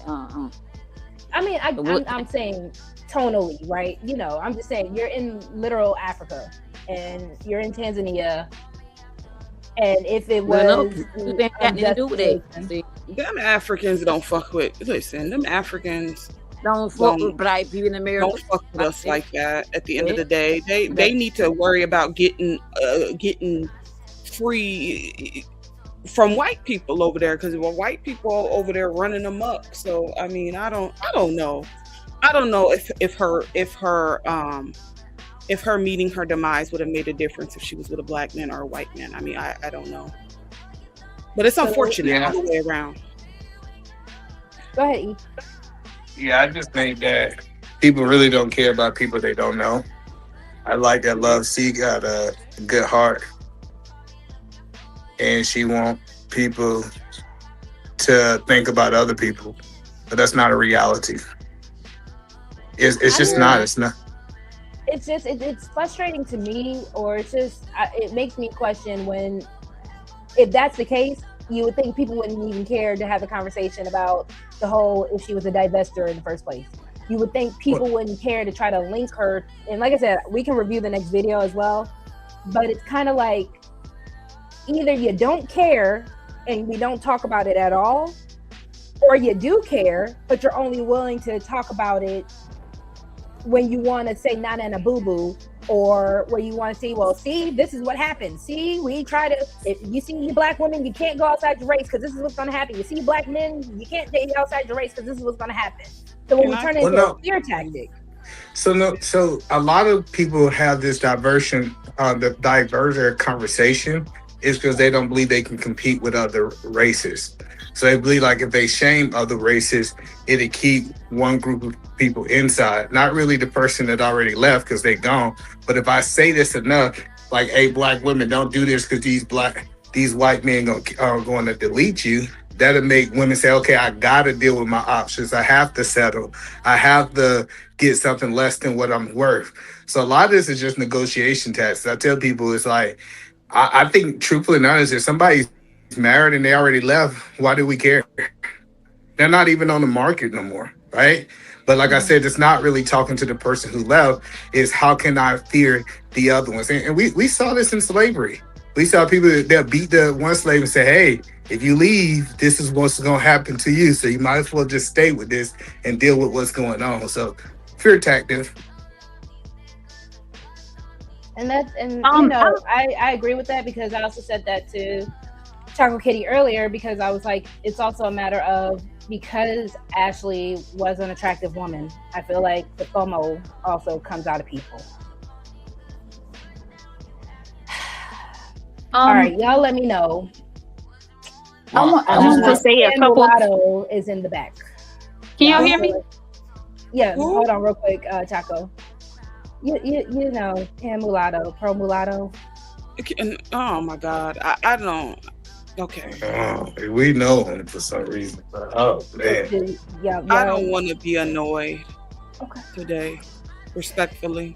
All right, so unfortunately, Mulatto, I'm so sorry. You know, today this show is not that cool. I do want to say this right here too. If you, I don't talk to a lot of people that's in interracial marriages, right? And I ain't talking about somebody who's just sleeping around, but like married to interracial people. And I always ask the question is, what made you date outside your race, right? And most people think that is, I don't get the answer like, oh, I couldn't find a black woman or I couldn't find a black man. That's not the conversation that usually people say. People's like, I happen to be in this such and such, and this I saw this woman that was attractive, or I saw this man that was attractive. We started kicking it off. It really had nothing to do with a black woman. It had something. It was just 100% to do with we vibe with that person and we was clicking, right? And then they said I got with them because what people need to understand is people of other races are still humans. It's not like they're another species. So us being attracted to people outside the race is not saying that we're not attracted to people inside the race. It's just usually your geographic location. And that's why we see a lot of military guys, RogueC. They talk to people outside of their races because they usually leave they part of the world. They get a chance to go see other things was typically not dominated with the people they grew up with. I agree. So I do with ask the question then, because I do ask this question for people who date outside the race anyways, right? What do you feel made you attracted to someone outside your race in the first place? Or what made it less, with the proximity of all the people in your race, what made it, I guess, a more viable option? Yeah, so like, I mean, so me being from Georgia, it was nothing but black women. I only dated black women my whole life, right? And then I went to the United States military. My last duty station was Joint Base Lewis McChord, which is the state of Washington. If you understand how Washington works, is closer to like Russia, Asia, that side of the world. East Coast is close to Africa and all that kind of stuff, right? That's why you see a lot more Africans on the East Coast and a lot more Asian people on the West Coast, right? And what it really came down to, I was just in a business meeting. Like my wife was in my proximity. I wasn't like I went looking for, like I wasn't a passport going across. I was doing business. She was one of the women around. And at that time, out of my options, I felt that she was the best option. So that's usually how it works, is that if you open to it and that person is the best option, and is the best option out of your choices, you typically choose the best option, not just a person because y'all got the same skin tone. okay. What were you about to say, Tay? I mean, I'm from Phoenix, Arizona. So listen, I mean, we got black people here, but you know, not that many of us. Like, it really isn't. And the schools that I went to, you know, I was always the minority. So, you know, you hang out with people, you kick it with people, and then you be like, oh, we actually do have something in common. And then you start liking them. I just think it's human nature, to be honest. That's just me personally. I believe if black women, it's just my opinion, was around white men at like a 80 or 90% eclipse, there'd be a lot of black women married to white men. It's just they typically not in the same places as white men. Okay, so mulattoism is begging for 10 seconds. All right, so Pam, you can get your moment. Again, no, have him pay you. Have him pay you first. All right, what should the fee be?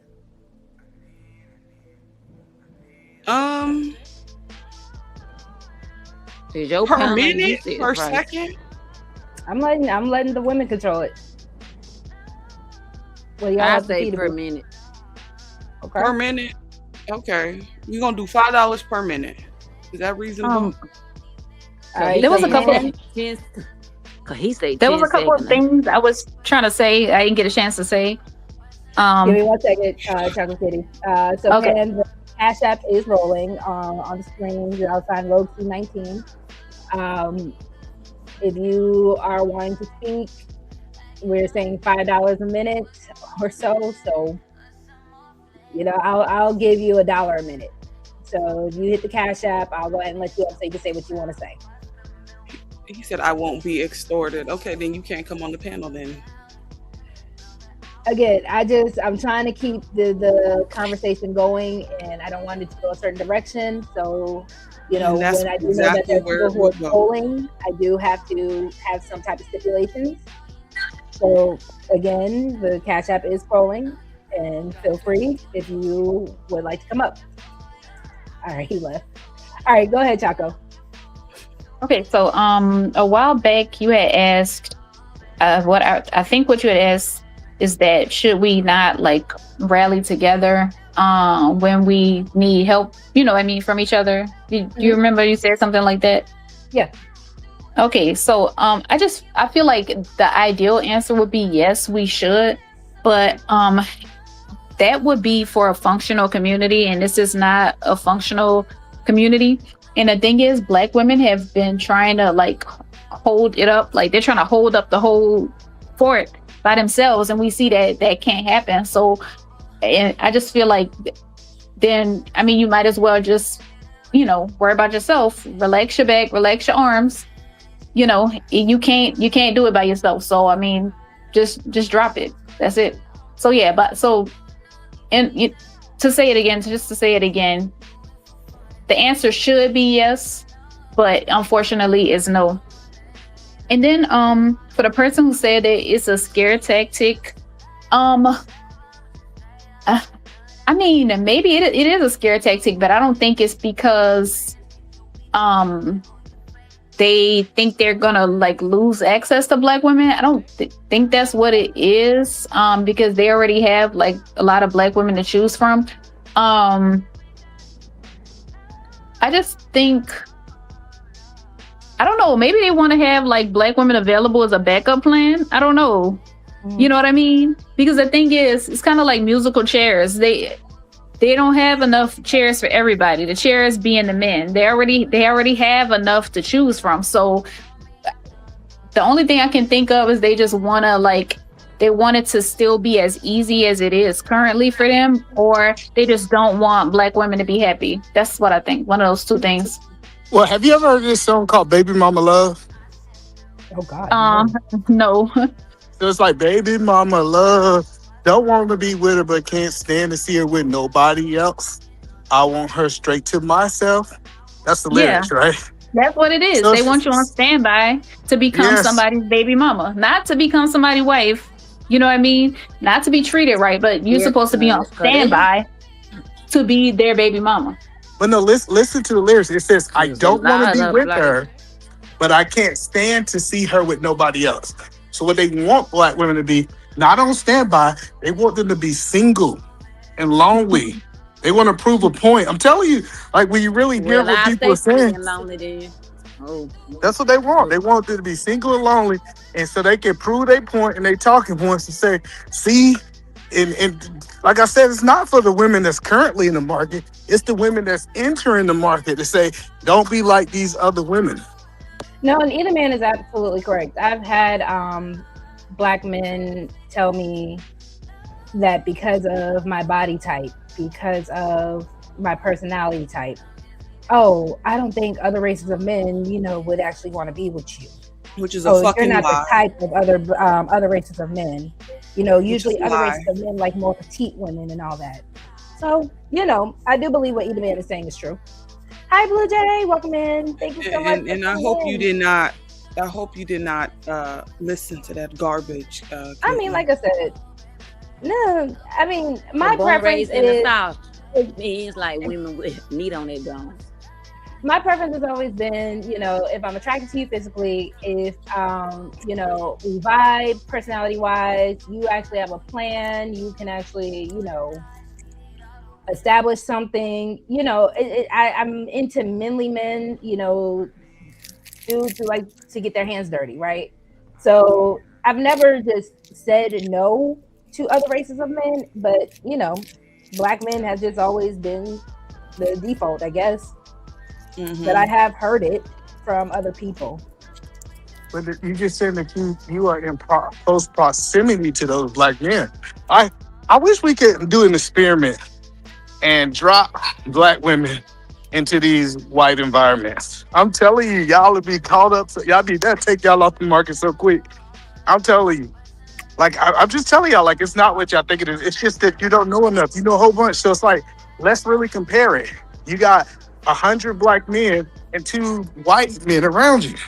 So when you really look at the math, it's not that the black men always been your preference, in my opinion. I just think that they're just the most to choose from.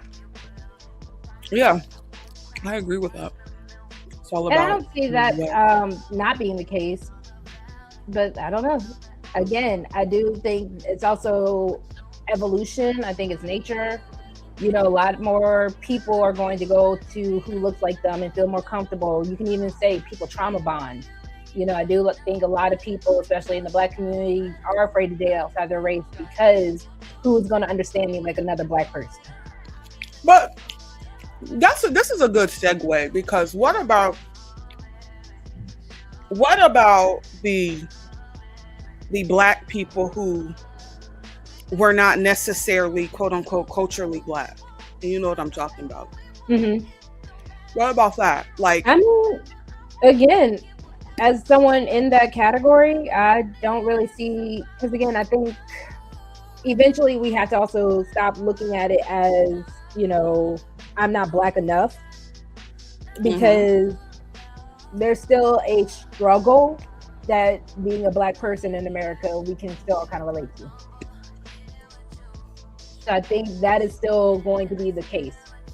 Because I do see, you know, the non-culturally raised black people, they will date outside their race, but then they will still also date within their race. And you still have to ask the question, what is attracting you to that person specifically? Because again, I have no issue with it if you're going to just say, this person is my person, or we're all great person, we do great things together. But when you start coming at something common. Right. But then when you start coming and saying, oh, I'm with this person because they're better than nappy hair, they're better than burnt skin. Like when you start hearing all those kind of things, then I gotta look at you like, why are you like this? Okay. And I feel like people know this already, and they know that it's not black women that are saying saying things like this. It's black men that's saying stuff like that. So I feel like, you know, this is black men who go online and say that they're trolling 100%. That's it. They're just trying to aggravate black women and trying to get black women to like mammy and pander to them. They know that they never did anything, you know, positive towards a black woman. They know that they don't plan on it. It's just a way to fuck with black women, because that's all they do. That's all they do, is just go online and fuck with black women. Now, whether it's them bragging about being with somebody white or shaming you for being with somebody white, they're gonna go online and fuck with black women. So I just feel like I really wish people weren't giving this so much attention, because I feel like it's playing into their game. You know what I mean? Just let them be online talking shit and like into the void, and you know, and what they saying ain't gonna move shit, just like it never does. So. Oh, let's be clear. This is a black thing.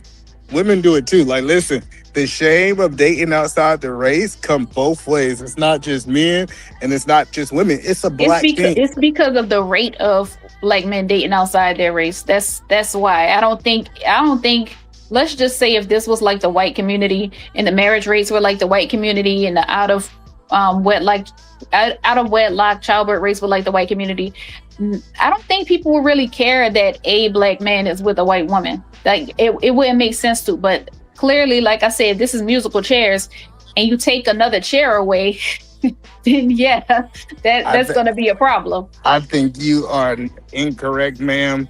I can tell you that we can have a marriage rate of 80% and we'll still talk about the 20%.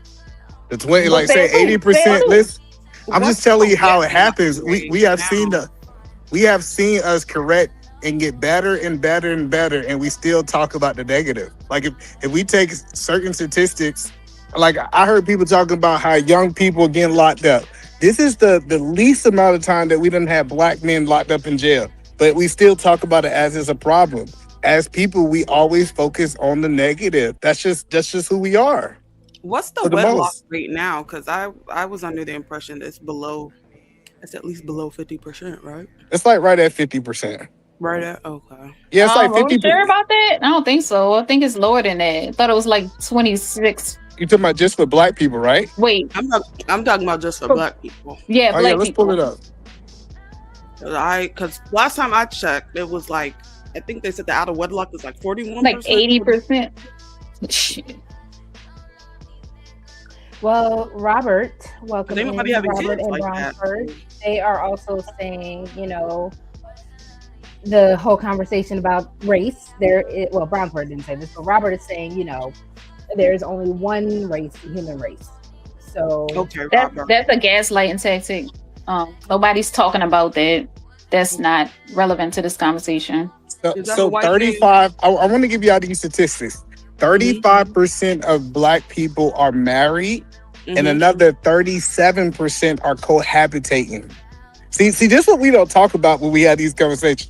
It's people who are committed to each other, living in the same house, raising their kids, and they just decided that they didn't want to include the law in their business. Like, we got to understand that. Do we still say that person that cohabitate with somebody for 20 years in the same relationship, have kids, building their house? Are we saying that those people are different just because they didn't include the government? Yeah, I'm gonna say that. Yeah, that it's not the same thing. Nobody recognize, like, not every state recognizes common law. So I mean, them not having the paperwork involved in it, it only hinders certain legalities. If someone dies, that shit gonna go to probate. But it makes it easier for them to get out of it, and that's what they like about it. Well, I get that, but I'm saying if somebody been together for 20, 30 years and we see people that's getting married, getting divorced in 3 years, it's just hard for me to look at somebody who's been together for 20 years and say they less successful than the person who got divorced in 4. I mean, okay, so do y'all know anybody like that? I'm not saying they don't I know exist. a lot. I just personally don't know anybody that been cohabitating with somebody for I 20 know years. a lot. So I Listen. feel like they're either married or they done picked up and moved on. I have a coworker. derailing.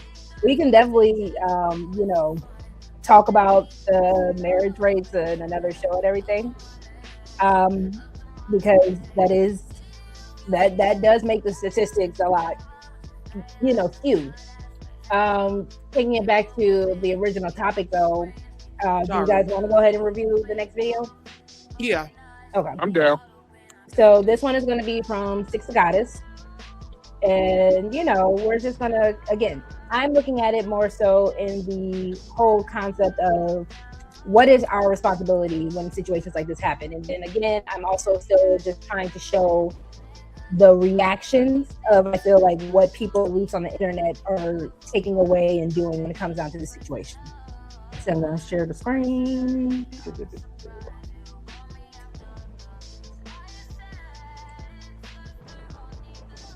All right.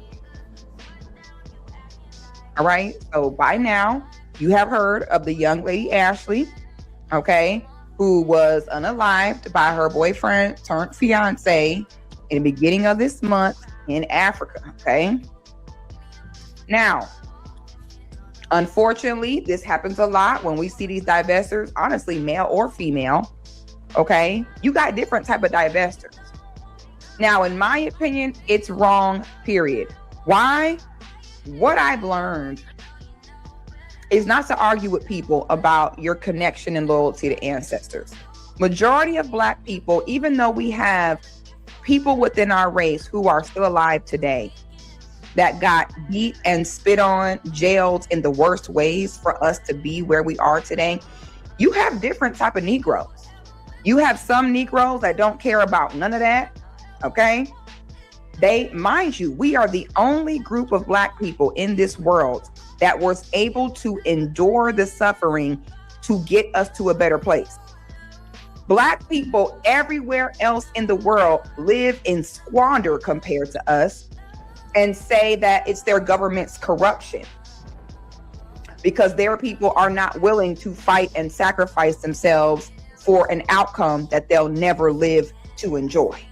Okay, so mind you, as Black Americans, our ancestors were the only ones successful in enduring the torture to put us at a better place when they knew that they would not even be there to enjoy it. The ultimate sacrifice, and certainly Black people understand how important sacrifice is because most Black people are Jesus freaks. You know, you have one cracker that you think died for you, and you dedicate your whole life to him. You have millions of your own ancestors look just like you that endured torture worse or just as bad as what he did. And you're told, and then they tell you that it's demonic to even acknowledge them. And y'all actually listen. She got a point. I don't think she have a point, bro. I can tell you why. Like, hold on. Y'all couldn't even not go to Target for 6 months. You know what I'm saying? She has a point in that aspect of when it comes to that Jesus shit. The Christians will tell you about sacrifice and shit like that, and how this man, you know, died on the cross for you and different things like that. But when you talk about your ancestors or the people that came before you, they label that shit as demonic. They go, oh, you honoring demons. So she had a point when it comes to that. Is there more to the video, or can I break in? Yeah, go ahead and break in. Hey, Just Jay, welcome in. Shout out to Six Goddess also, and I meant to say fair use. But yeah, go ahead. Okay, so she said that Black people in the U.S., you know, I guess she also was I guess she's saying the U.S. because that's where the largest, I guess, you know, population of Black people that's doing well. But the thing is, like, that she didn't say is that the system is run by the white man. So that's the part that she left out, you know. So the way she said it was as if like the US is a fully functioning Black country, and it's not. So I definitely give Black people credit for fighting for our rights, and you know, that's why other people of all different races over the world want to come here. But you know, we don't run shit, let me just say that. But and then she talked about like corruption in Africa. I mean, I don't know too much about that, but I'm gonna just say that money is a very powerful you know, tool or tactic or whatever thing that people use to like get power. And yes, unfortunately, the people that are like in power in Africa, they let white people give them money to undercut each other and, you know, keep their people like with low living standards, and that's unfortunate. Is it racial? I don't know, because I mean, I would have to see like how we would never know like how white people would react if they were always being bribed to like undercut each other. But I mean, the thing is, white people have a lot of money because they didn't play the game fairly. So and then about Jesus. Can I ask you a question? So have you been to Africa before? No, I haven't. Listen, we gotta stop believing what we saw on TV. That's not the point though. No, the point. That's not the point. They're not struggling in Africa like y'all think they is. It's different in different places, and if somebody white built it, then they don't count that. But the point that I'm saying is like, if I was to compare certain places in America, I would say that places in Africa is thriving better than places in America, without a doubt. But there's a net inflow of people from Africa, right? It's not an out. If you just average it up, it's people leaving Africa to come here, right? Depending on where they're coming from. Yeah, that's what I'm saying. So let me give y'all this so y'all can kind of understand. If I was to take America and I was to put it inside of Africa, I think it's like 15 to 20 Americans. America is very small. What they did is when they created the map, they made us look like we was a lot bigger than what we really is. America and Australia is roughly the same size. So when people say, hey, it's a whole bunch of people leaving Africa, because it's like 20 times them over there. So since there's so many people to leave compared to us, it's more people to leave. Does that kind of make sense?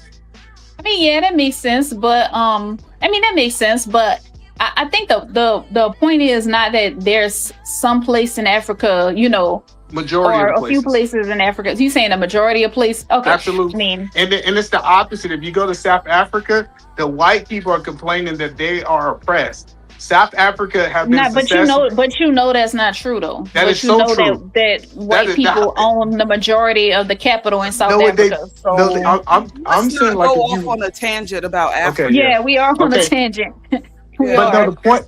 Go ahead, ma'am. I'll let you finish, and then I'll make my point. And the thing is, that wasn't even my point. Her point was that all black people, other than like black Americans, live in squalor. I think she meant to say squalor. All I wanted to say, my only point in responding to that was just to say that, yeah, but we still living under the white man. So just so she know, we're living in non-squalor, not because of the black man. Okay, so just say that. I just want to ask you a question. So do you believe that we're free because of our ancestors? Partially. That's just being fair. Yeah, partially, yeah. They had help from white people. Okay. But yeah, the last thing, Jesus and sacrifice. So the thing about black people is they don't use Jesus as like a weapon or armor to like lift themselves up. That's not how black people use Jesus. That's how other people use Jesus, but that's not how black people use Jesus as an excuse, like to not do anything for themselves. Black people use Jesus as an excuse to let people treat them bad. So yeah, as far as like Jesus is concerned, I think don't necessarily know if that's all the way true or not. I've known in certain cases, but if anything, you would say the devil is more the scapegoat, because anything you can blame bad is on the devil. But that's neither really here nor there. I'm speaking in general, but what I'm saying is the whole Jesus is not about, go out and fight. That's not what you get from that. Jesus is, God is gonna make it fair one day. He's gonna redeem us one day, or the last down here will be the first in heaven, or turn the other cheek. That's what black people get out of Jesus. So yeah, that's not what Jesus is about. Jesus is about fighting. Y'all ain't see all the day was wiping people off the earth. Like, I just guess people don't read that part of the Bible. Wait, so who Jesus wiped off the earth? Talking about God? Gosh. Okay, we got scrub moment too. I'm sorry. Let me let her finish because it's so hard. So I was gonna say the last thing I was gonna say is I think if black people let Christianity go, they would actually be better off as far as as a group of people. So yeah, that's crazy. That's it. Is it crazy? That's a whole other conversation, but no, it's not crazy. Everything, and I just respond to that. Everything that when people point out to say we was the best, we was married at the highest level, that's when we had the most Jesus in our life. No, let me tell you, was the most together. That didn't have anything to do with it. What happened is that y'all was isolated. Y'all couldn't go and nest up under the white man, and y'all had to create your own businesses because the white man wasn't serving you. So now when integration happened, y'all was able to sell y'all businesses to the white man. That's what y'all did, and then now nobody black don't own shit for the most part. No, I'm telling you, right now, this is the time that black people done had the least Jesus, and this is the worst we have ever done.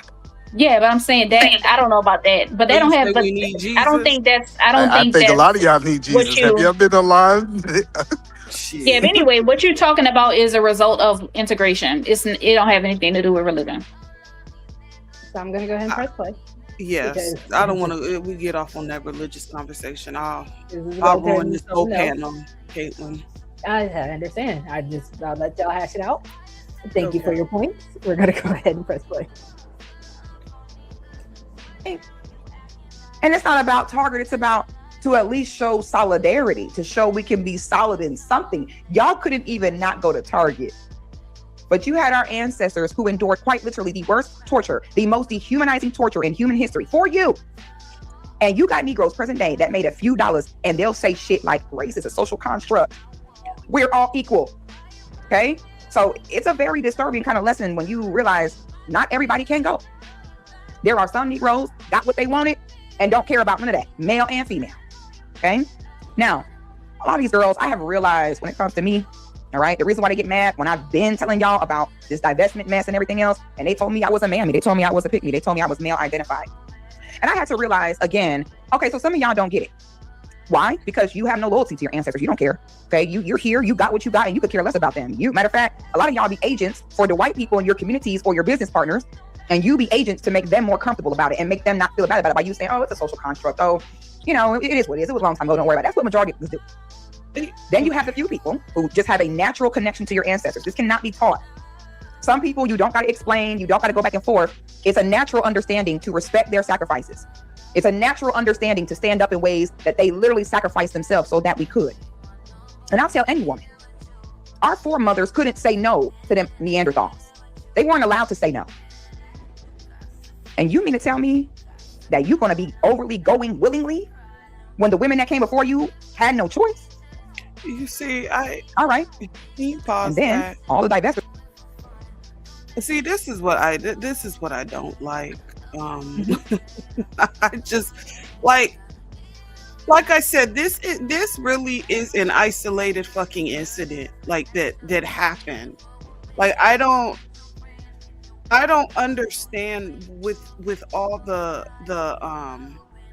you know, you're betraying your ancestors and your founding mothers and different shit like that. Like, how come these conversations aren't had when men do this?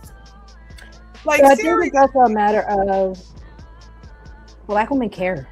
I think we care more. I think we care more about the concept of preserving a legacy more than men, at least the men of this generation. I think we care more of being race loyal. I think we care about what society thinks too much. I think we care. I know I care too much about stuff that I really shouldn't be. But I think and that's why we do care too much. And that's why, unfortunately, like things you're gonna continue to get. And I'm not talking about you, Caitlin, but I'm just speaking in general. Like this is why you continue to get sick, be depressed, overeat, overweight, like because the caring too much. Like you can't care more than the next person, and you can't pour from a fucking empty cup at the end of the fucking day. I'm sorry, you can't. And I do feel like that is an issue that a lot of Black women especially do carry. But you know, to Six's point, you know, again, and this is just coming from somebody who does care. So I do understand what Six is actually saying with all this. I do see it more so as that is the issue with the divestment idea.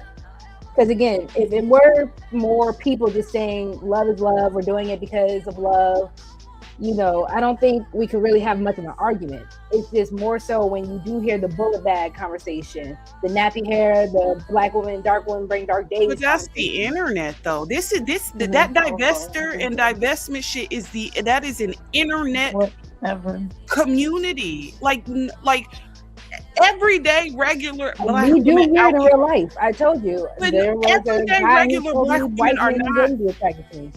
They're not calling Black men bullet bags. But I'm saying, even if it's not to the extreme, yes, the internet does sensationalize things. I will stand with you with that. But there are real life instances where it can be kind of cringe. I've mentioned it before on the internet. You know, the one time I did go out with a guy who was not of my race, I was extremely fetishized and it made me so uncomfortable. Now, does that turn me off completely to the idea? No. Does it make me more standoffish? Does it make me just more aware or even more, you know, cautious? It makes me more cautious to the idea of dating outside my race, right? Do Black men fetishize you? Of course. But I think also as a Black woman, we're used to it, respectfully.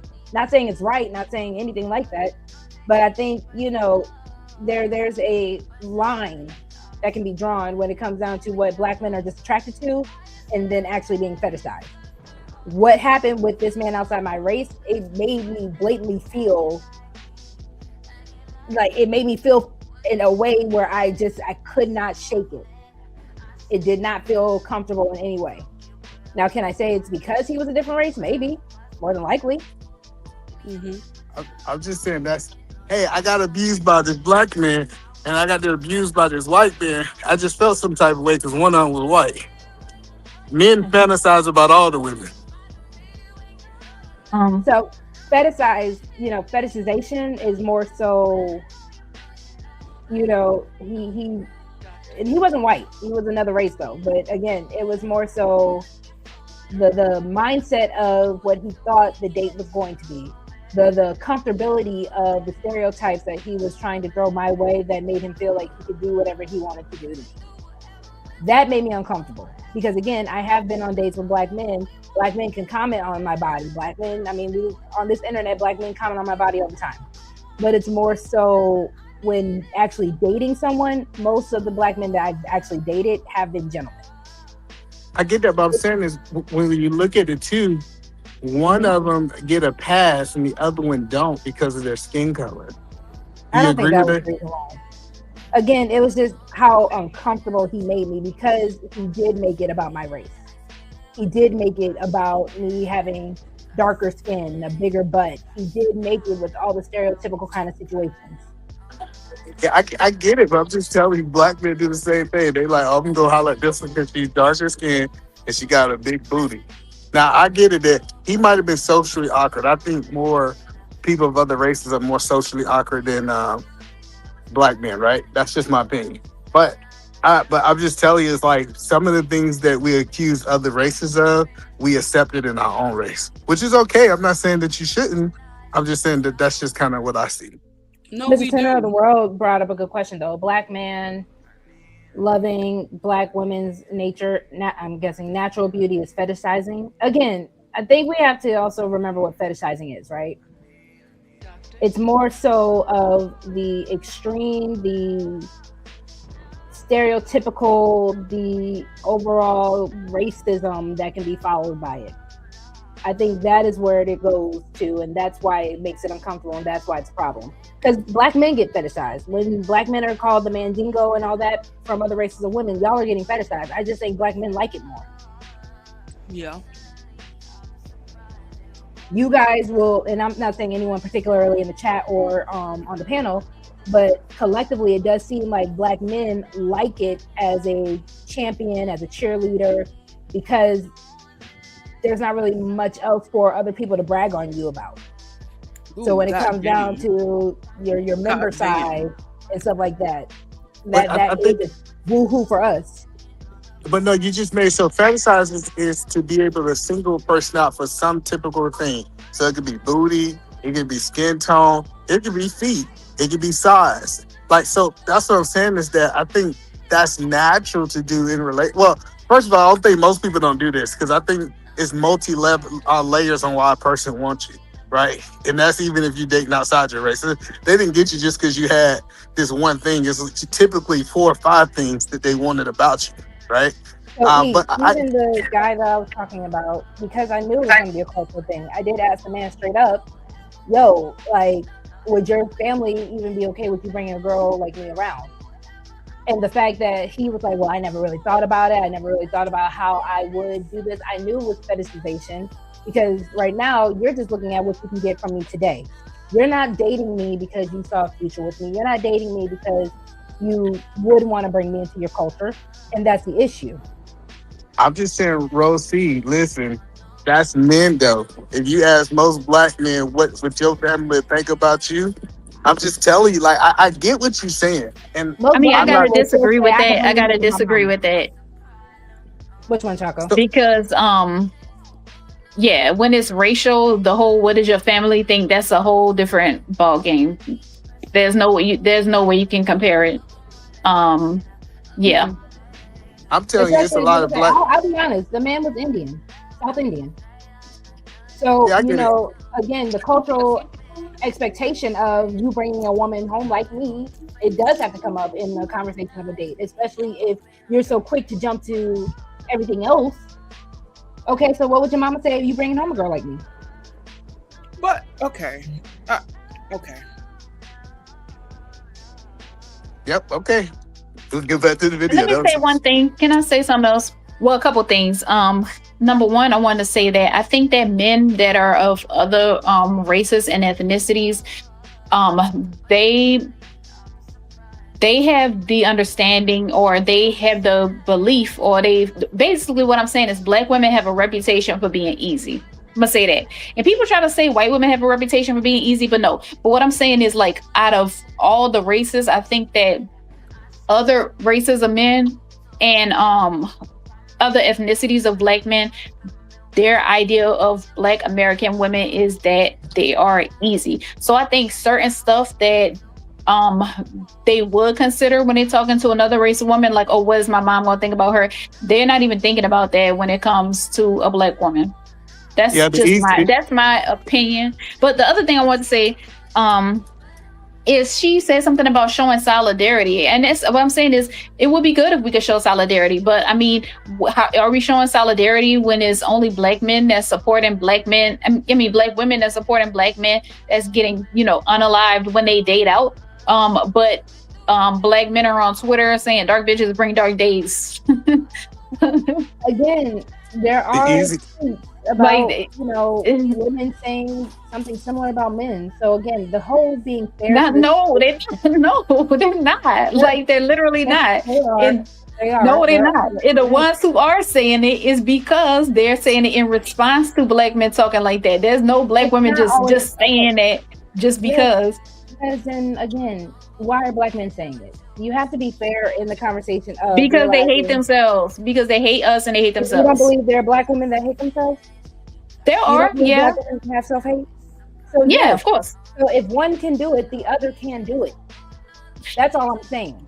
So yeah, I mean, it can, but I'm just saying black men are way worse. That's all we're seeing. I think it is what we're seeing, right? Because again, I've seen some nasty tweets. I've heard some nasty things.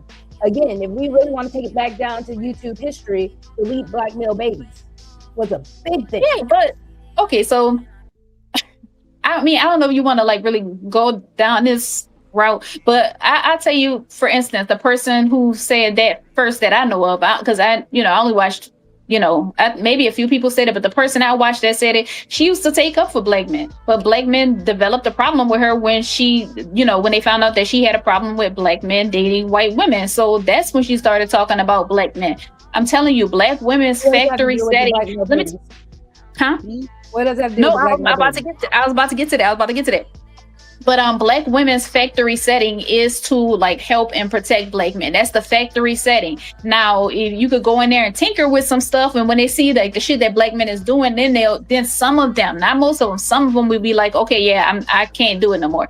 But as far as deleting black male babies that are unborn, I mean, the first time I heard it, I saw it maybe on LSA or maybe Black Hair Media, something like that. It sounded crazy at the time, but all I'm gonna say is, first of all, this is what I'm gonna say. Having a child is a choice, and if we got this many black men out here that hate black women, they don't give a damn about their mama being black. They don't give a damn about none of that. So it's just up to you. Do you want to take this chance to birth like what's, more than likely gonna be a piece of shit? It's up to you, Of course, it depends on who's raising them. Huh? That's the issue, because I didn't have my son thinking that he was going to more than likely be a piece of shit. Okay, but that's the thing. If I have a son, I wouldn't think that either. It just depends on the type of person you are, the type of person the father is. If I were to have a daughter and she was a piece of shit, am I supposed to now be like, oh no, delete? I'm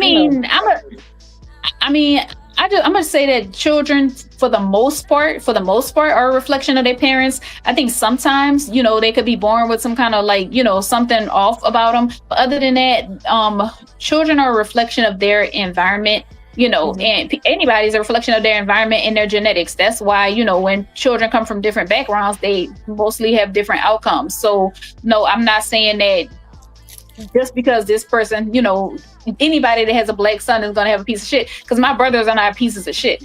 I can say that right now. My daddy is not a piece of shit. My cousins are not pieces of shit. So, that's the point. So that's what I'm saying, Chaco, with the whole issue of the divesters that we know them to be. When you say things like that, children are innocent until you actually put that factory setting into them, right? So it's a matter of what we are choosing to say is going to always be an issue, whether you're a male or female. So I'm not disagreeing with you when you have these black men going on social media saying whatever the heck they want to say about black women. But again, we can't turn a blind eye when black women do it. Whether you want to call it a response or anything, you don't have to say it, especially to the extreme that it's being said to. Because yes, you do have a lot of people who are still going to be race loyal at the end of the day. Black men is fair came up. And then Taco, I'll let you get back to it real quick. I do want to hear what he was wanting to say. Okay. Hey, peace and blessings to everybody. Thank you for having me. Hello. Thank you for coming. Yes, indeed. I just want to say, black men, we have a heart and we care like any other race of man. If his race of women date out, they can disown them. I think in other cultures and races, they get disowned. And but just overall, no man of any race wants his women going outside of the race. So, and I think any man, has a sense of race loyalty, is gonna feel like, hey, I feel a way about that, and we both, male and female, we both feel ways, but just from the man's perspective, we definitely feel a way about, especially if we're race loyal, pro-black type of black men, we definitely feel a way. On another aspect, I just think there's a lot of self-hate. We have coons and house Negro mentality type people, male and female, who hate themselves and who hate the black race in general and a lot of different aspects about black culture and things. So you're going to experience all those people on the internet, and they're going to come out the blue and like, oh yeah, this is my time to hate. This is my time now. You know what I mean? Now my time to shine. So we got to be aware of those things. And I think we should be more, we should take more care of the people who do care about us and, kind of exclude ourselves from the rest of the people who are haters in a lot of aspects. So I just wanted to add those bars. I appreciate you for that. So I do have a question, and I think the ladies were also asking it a little bit earlier. As a black man yourself, is that something that you also would and do say to other black men who also date outside their race? Because it is one thing when women want to condemn the women who do it, but what about the men who do it? Because comparing the numbers, men are still more likely to do it more than women. Right. So I don't control the world, and we can't, this is a free world, or especially America, and free, like, we don't control anybody. So that's why I said, if we have the people who love us, let's exclude from the rest of the people who don't. We can't control anybody. I think there are different movements and things, like you hear Dr. Umar talk about no snow bunnies and things like that. So I think a lot of different guys feel those ways, you know what I mean? And there's different men out here who feel those ways, but we can't control all men. And I do, I don't condone dating out the race, but I don't control people, and everybody has free will and free right to do what they want. So do you feel like when situations like Ashley Janae do happen, is it still the black community's issue then? Is it something that we are still responsible for? Even if she chose to date outside her race?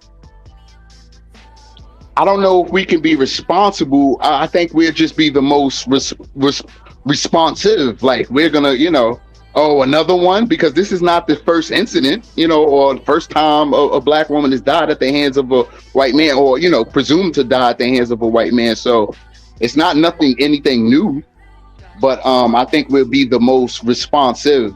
I don't know if we can be responsible. What can we do? The woman is dead now. I mean, or when somebody dies, we can't do anything about that. Our thing about that is prevention. Don't do this. We have to pick the lesser of two evils. You know what I mean? And we're gonna all live and die in this world, but we got to pick, and choose where we want to do certain things at. You know what I mean? So what about the fact that, because I do see a lot of people acting like this is just a black woman's issue. What about the black men that are being unalived by white women that they're choosing to be with? I don't know. people killing people and supposed to be loving them. I mean, these are like, you know, some type of mental illness or some type of on some other level. Like, we know, I don't know how deep we get into that or how much of that is like a epidemic in the Black community where white women are taking Black men out and Black men are coming to arms about it, and we have to fight back, or we can't interracially date because this is happening at such a high rate or something like that. So I don't it's happening at a rate itself, because again, the same warnings and everything else that you would have for Black women, and I'm not, you know, coming at you, I'm just going based off of the logic and what you're saying. The same warnings that you would give to Black women, is that because it happens on both ends. So right. No, definitely, you're right. Respond to both, but the whole responses that I'm seeing on the internet, the issue that I am having with it is we feel like it's our responsibility to respond, but it's not our responsibility to do anything about it.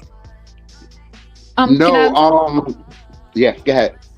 Oh, I was gonna say, this goes back to what I was saying, because Black Man is Fair, you said something to the effect of how, you know, white men can take away their you know, I guess, or they can disown somebody for dating outside or whatever, or are we responsible for avenging this young lady? But number one, I don't think that they determined yet that he's killed her, but you know, since we're gonna go with that, assuming. okay. Yeah, we're gonna go with that. But that goes back to what I was saying as far as like, okay, Black men disowning Black women. What are Black men as a whole, including y'all, you know, relatives, what are they doing for y'all to where they can disown y'all? Nothing. And as far as like avenging y'all, you can't. It's like I said, we don't run this. This is the white man's system. So he gonna go through the system. So I mean, there is nothing Black men can do about it, you know, good or bad. And I mean, sometimes I have, and you know, felt bad about Black men, because I do feel like Black men in general carry this shame of being emasculated. But at the same time, it's like when you see a Black man, you know, have an opportunity to do something, you know, they still don't do shit. So it's like they'll go do it for Becky. Becky already got somebody doing it for them. So it's like I can't really feel bad for them. So yeah, it's all they doing is running their mouth. That's it. They just running their mouth. Real quick, Chaco, Memphis, Robert, can you come up for me, please? Because I've never seen you here before. And I'm not too sure if I trust it.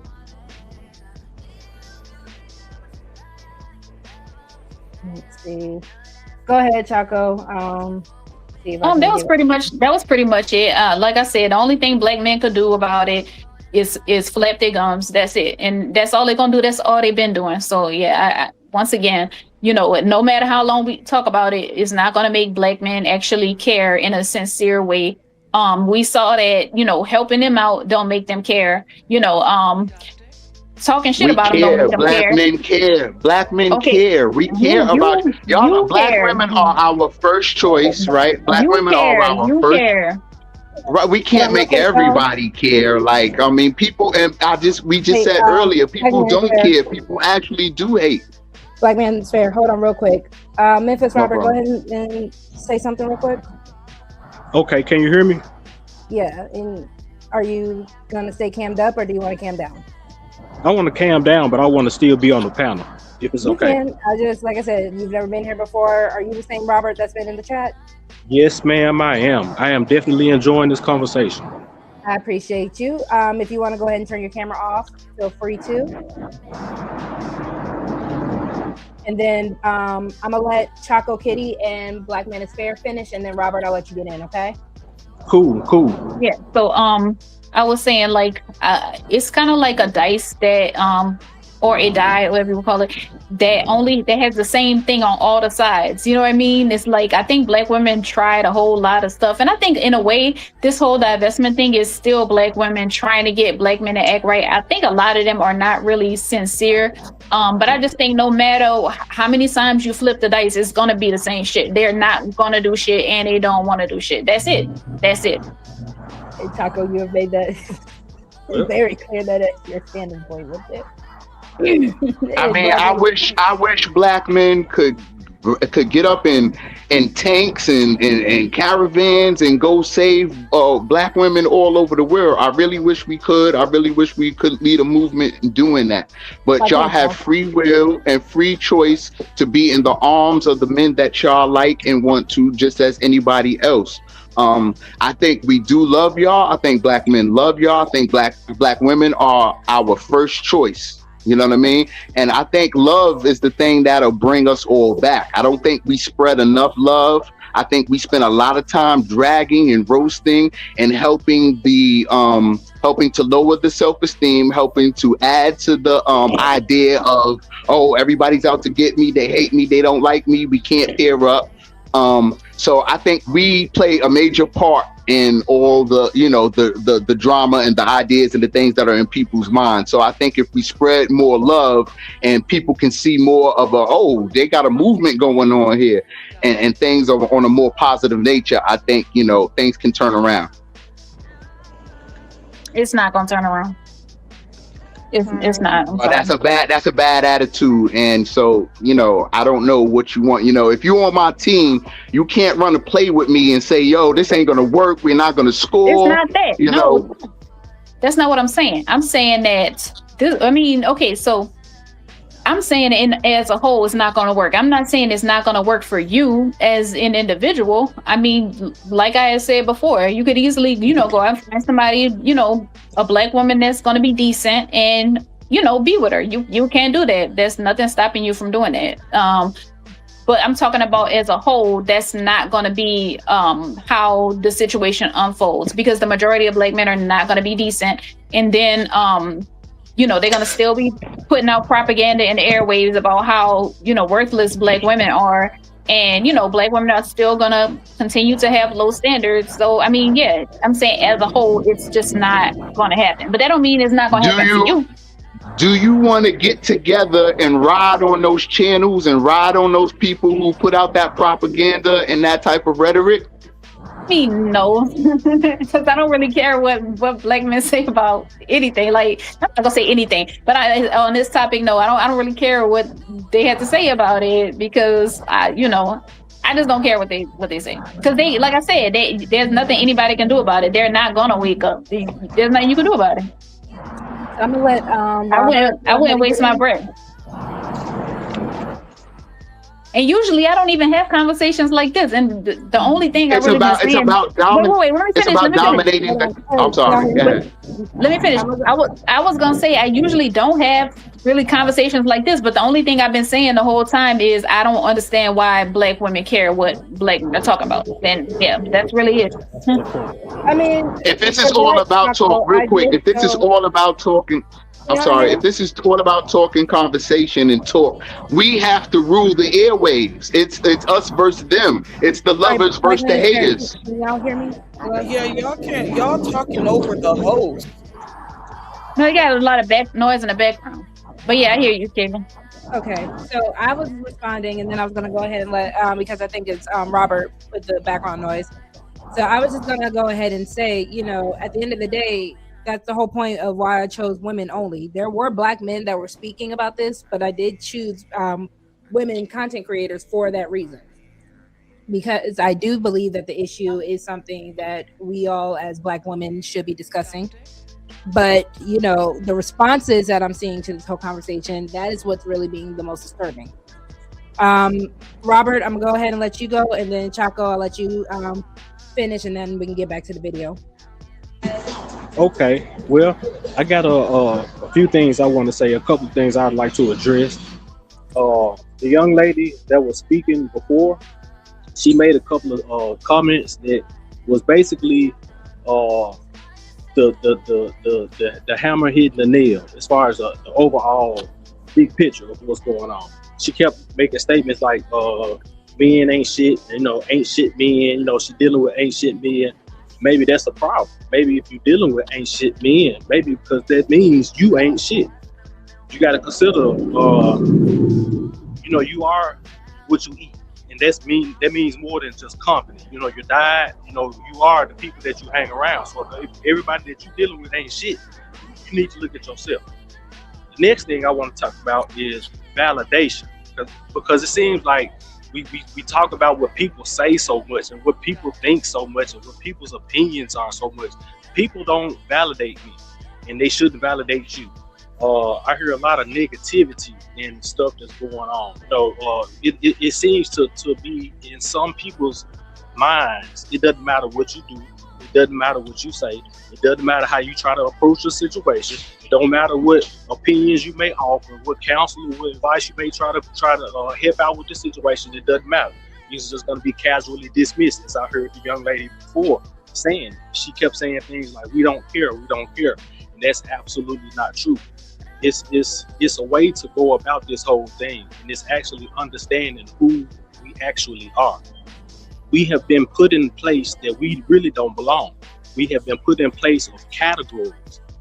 And what I mean by that is, anytime you tell me I'm a color and don't recognize my nationality, that's a problem. And if I play into that, whatever happens after that is on me, because I allowed it and accepted it to happen.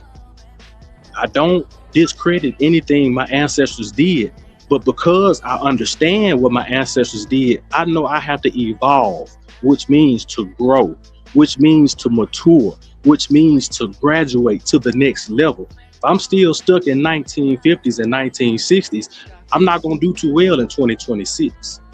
So it's just various little things like that it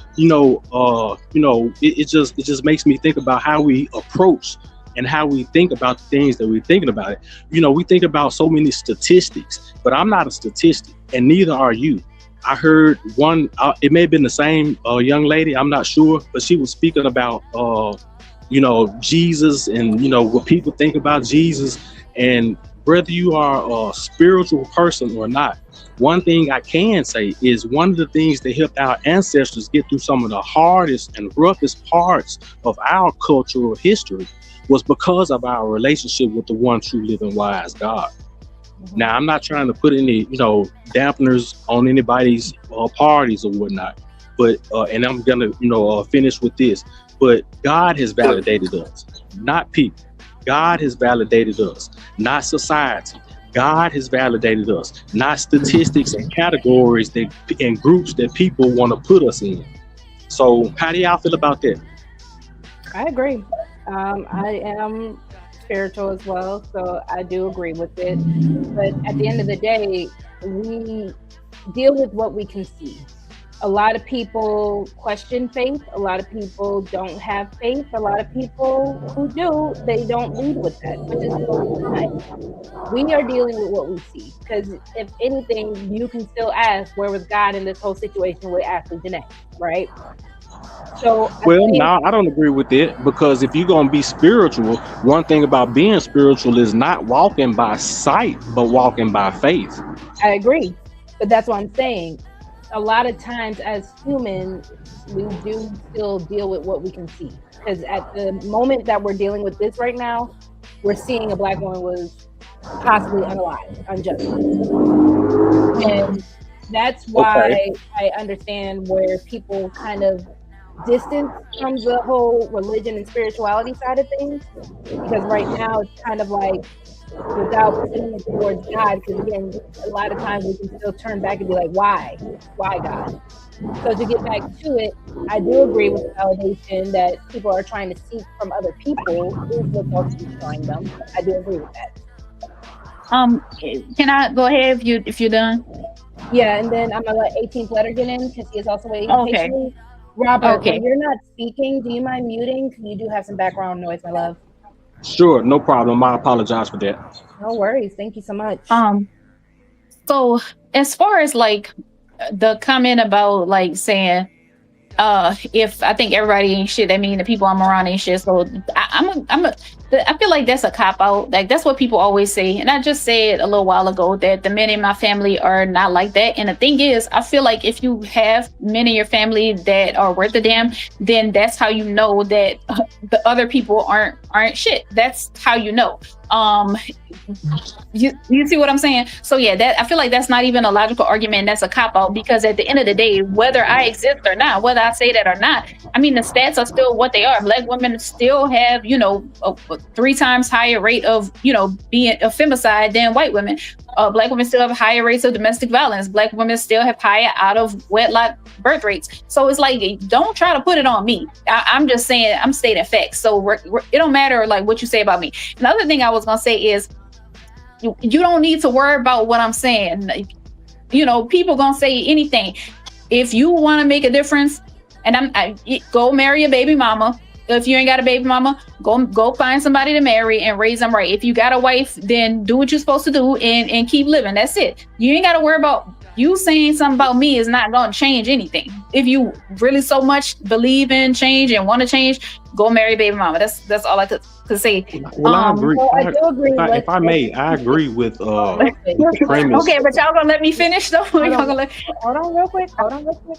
I was just gonna say, I do agree. Let's try to keep things from personal attacks, just because, you know, we are talking about an overlarge conversation. I don't want things to get personal. I don't want you, Choco Kitty, feeling like the men are saying things directly to you. Men try not to do that, because that is not cool.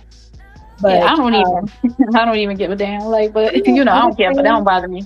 I'm just saying this space is supposed to be, you know, like I said, especially I did preferences. I do want the women to actually run it with me right now, because this is this is something for the Black womanhood situation as well. Well, that's a beautiful thing. This is something that I think needs to be focused on. This is not a bad conversation at all. But when you go into a conversation with presuppositions, when you go into the conversation already with emotional feelings of negativity, when you go into the situation, whereas, okay, well, that don't bother me, and this certain things should bother you.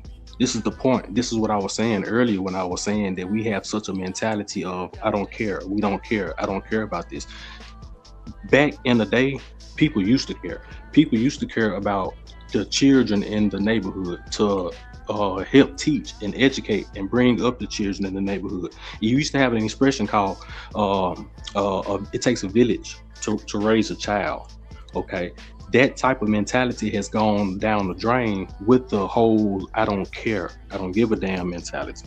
So I was just kind of pointing it out. If anything that I'm saying is not a direct attack on anybody, and I would hope that no one feels attacked by anything that I'm saying. Just communicating and bouncing and tracking with the conversation is what I'm doing. All right. Okay.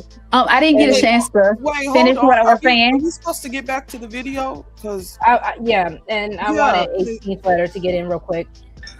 No. Okay, but I didn't. But you know, I didn't finish responding, right? I mean, I just, you know, I could wait. I wrote it down. I wrote it down. I'm just saying.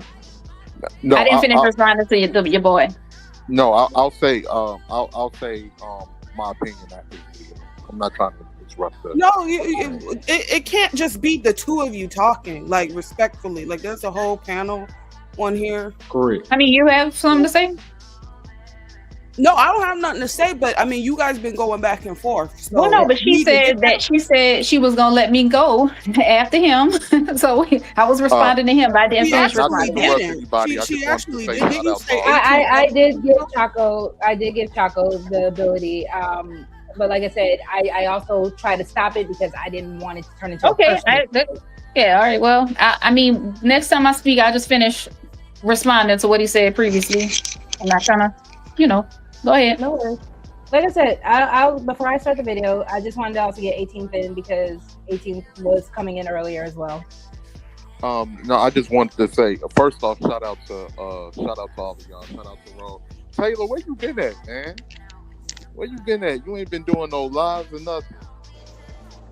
Shout out to Choco Kitty. Even though me and Choco Kitty don't agree when it comes to the gender thing, we do agree when it was coming to those, you know, some of these crazy other people and stuff online. Yes. Hold on, I just wanted to say, like, when it comes, I think it's a lot of deeper issues that we're not really addressing, and I don't know if our community really has the honesty to address it. I don't think we really want to address it because question I would ask, does self-hatred, because we've always talked about black men self-hatred, or certain black men hate themselves, but we never get into self-hatred when it comes to black women. Or if we do talk about self-hatred when it comes to black women, it's always attached to something that a black man has done. And I think that is an easy scapegoat. I think us as black men have done a great job, or at least with what we've had to work with, in trying to validate our women to the best of our ability. We've had Ebony magazine, we've had Jet magazine, we've had R&B music trying to put black women on the pedestal. We've had, plenty of different musical genres of black men trying to display their love for black women. I think one element that we never really discussed is that it is certain black women out there that look at that as it's worthless. That look at that as pink, like you just black men. That don't mean anything. I want to be validated by the rest of the world. You'll have certain women out there. They've always been attracted to other races of men, and there's nothing wrong with that. But one thing I've noticed, like you'll have and this is why raising your children is very important with consciousness. I'm not saying you have to be Dr. Umar. We just have to understand what we stand at in this world. Because you'll have a black family that'll be trying to get away from problems in the inner city. They'll move their family out to the suburbs. Maybe it's mostly white out there.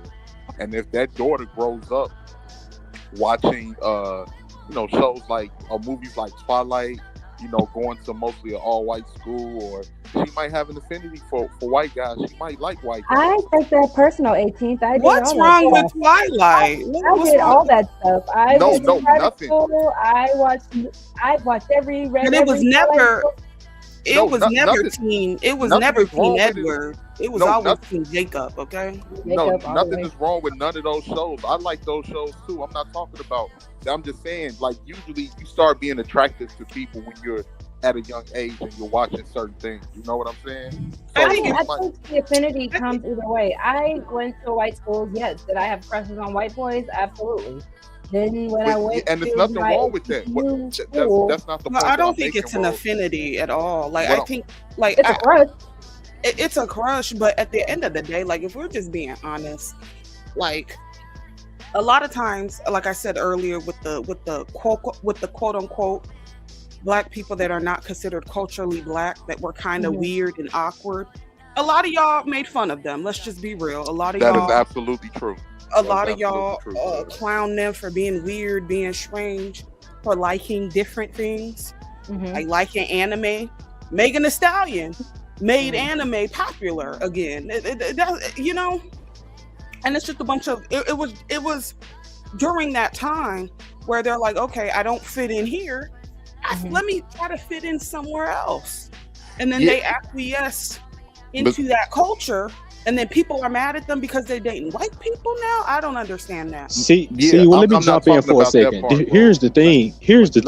Let me finish real quick. Hold on. Let me finish. Okay, brother. I apologize. No, it's no problem. I just wanted to say, there's nothing wrong with none of that stuff. I'm not saying that. I'm just saying that we're not aware of how other people view us, and sometimes they may go around like you've heard some of these girls who've dated interracially that don't understand the dynamic when it comes to different cultures.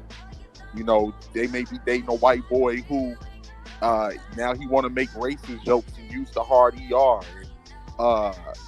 One girl was crying because she was messing around with one white guy and he ended up sleeping with her, and then his friends was clowning him because he was messing around with a black girl. It's stuff like that we're not aware of, that we don't teach our kids that they may experience, depending. Because we're not culturally aware of other groups and how they think of us, and we have to know those things to maneuver around through this world to understand those things. The same thing with a white woman that's dating a black man or anything like that. And I think a lot of the time, a lot of things, it's been a lot of lies that's been sold to the black community, even like with the women. Like it's been a lot of lies that's been sold that has been internalized, and it's hard to unlearn a lot of those things. It's kind of like can I jump in? I got you, brother. I'm just say this one thing you got. If you kind of look, it's kind of like trying to teach a racist to and I hate to say it, but that's how some of our women look at us. They look at us as no different than how racists would look at us to a degree. And it's kind of hard to even teach them to unlearn that, because we saw all of that in the surge of the divestment movement. Now, a lot of those channels are deleted, but I remember one popular video by a content creator by the name of Mahogany Pink, who had a video called "The False Premises of Black Love." Anybody remember that? And it had over like 1 million views. Her channel is now gone because I guess, it's been a lot of things that's been contradicting that in this day and age. But it was, the divestment rhetoric was heavy, and there was a lot of like neo Yahtzee type rhetoric that was coming out the mouths of Black women that, I hate to say it, but I've never even seen it get that extreme even with the men. We had one divester who wore a conservative face mask while speaking to a Black man. And I'm sorry, go ahead. No, I was going to ask you to land, and then hold on before we start responding again, y'all. I did want to get back to the video. I love the conversation, I do, but I did want to, because again, I don't think we're necessarily saying the divestment movement, especially the one that we know on this side of YouTube, to what it was or what it to be was right. So I do want to kind of look into, like I said, the overall, just to bring it back. And again, could I quickly respond? Hold on, real quick.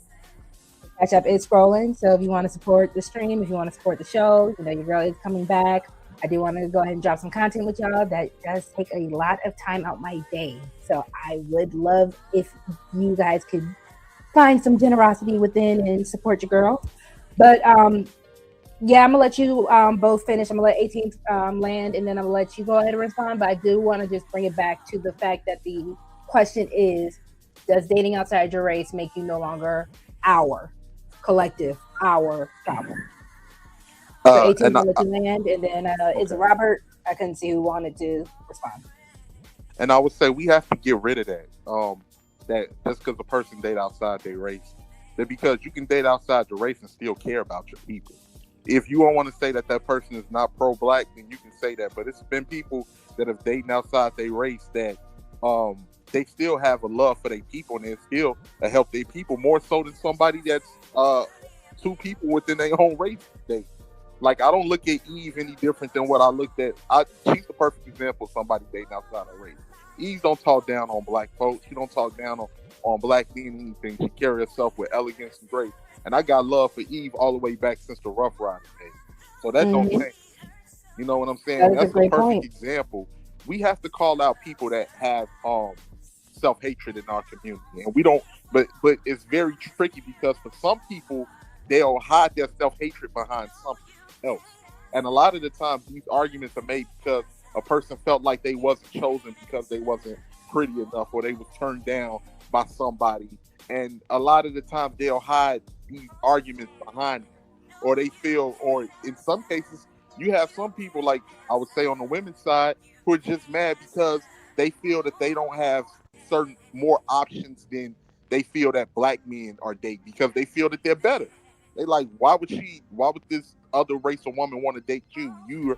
You're nothing compared to, So it's a lot of stuff in our community that we refuse to address. And it's like we're walking on eggshells a lot of the times when we talk about it, because we just refuse to be honest about our deep, our deep inner, our deep inner spirit when it comes to this. But I'm sorry, I don't mean to be long-winded, y'all. Y'all got it. I appreciate your commentary.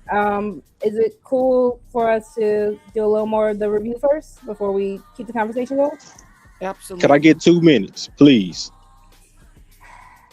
Hold on, we're gonna wait until the fresh minute mark. 4, 3, 2, 1. 2 minutes start. Got my timers on. Go ahead. Go. Okay, and hopefully I'll give you some seconds back. Race. What is a Black people? If I said I was Japanese American, Irish American, Chinese American, I could trace my history and my roots and my culture back to an actual place on this planet. Where do I trace Black people to? That's not a place. Okay, that's not a location. That's not a territory. Where do I trace white people to? That's not a nationality. That's not a place on this planet. So we got the wrong. we got the wrong mentality about certain things concerning race. There's only one race of human beings on this planet. Hold on real quick, Robert, because I know you said that in the chat. That's where you stand, and I appreciate you. I do agree. Where I understand where you're coming from. I don't want that to, derail. Okay, well, quickly, I just want to quickly land, and I also believe I kind of agree with the brother that was just speaking. We have such a victim mentality in our culture. Everyone's a victim. Everybody's a victim. The children are a victim. Men are a victim. Women are a victim. Baby mamas are a victim. Baby daddies are a victim. We are a victim of the society. We are a victim of everything that's against us. We got such a victim mentality, but we don't teach anymore. We don't teach love. We have so much hatred in our heart that we forgot what love is, and we forgot that love is a taught behavior. No human being comes out of a woman's womb knowing what love is. They have to be taught that. No human being comes out of a woman's womb knowing what hate is. They have to be taught that. We as a community have to get back to teaching and educating ourselves. And I'm a land. That's it. All right, Royce, because I don't want to have to drop them in. Royce, do you mind if I play the video real quick? Or was there something? You good. Okay. All right. So I'm going to go ahead and go back to the video real quick, y'all, and then we can get back to it. Like I said, ladies, if you find a moment where you want to also discuss something, I just want to keep the conversation going. So Tay, Chaco, as the video plays, if there's something that you actually see or want to talk about, I'll pause it then. If everyone can also mute up just for the background noise, I appreciate you. It's gonna be a good shirt. Just love to say. Oh, it was a long time ago. Let it go. It wasn't him that owned the slaves. It wasn't him, but it was him.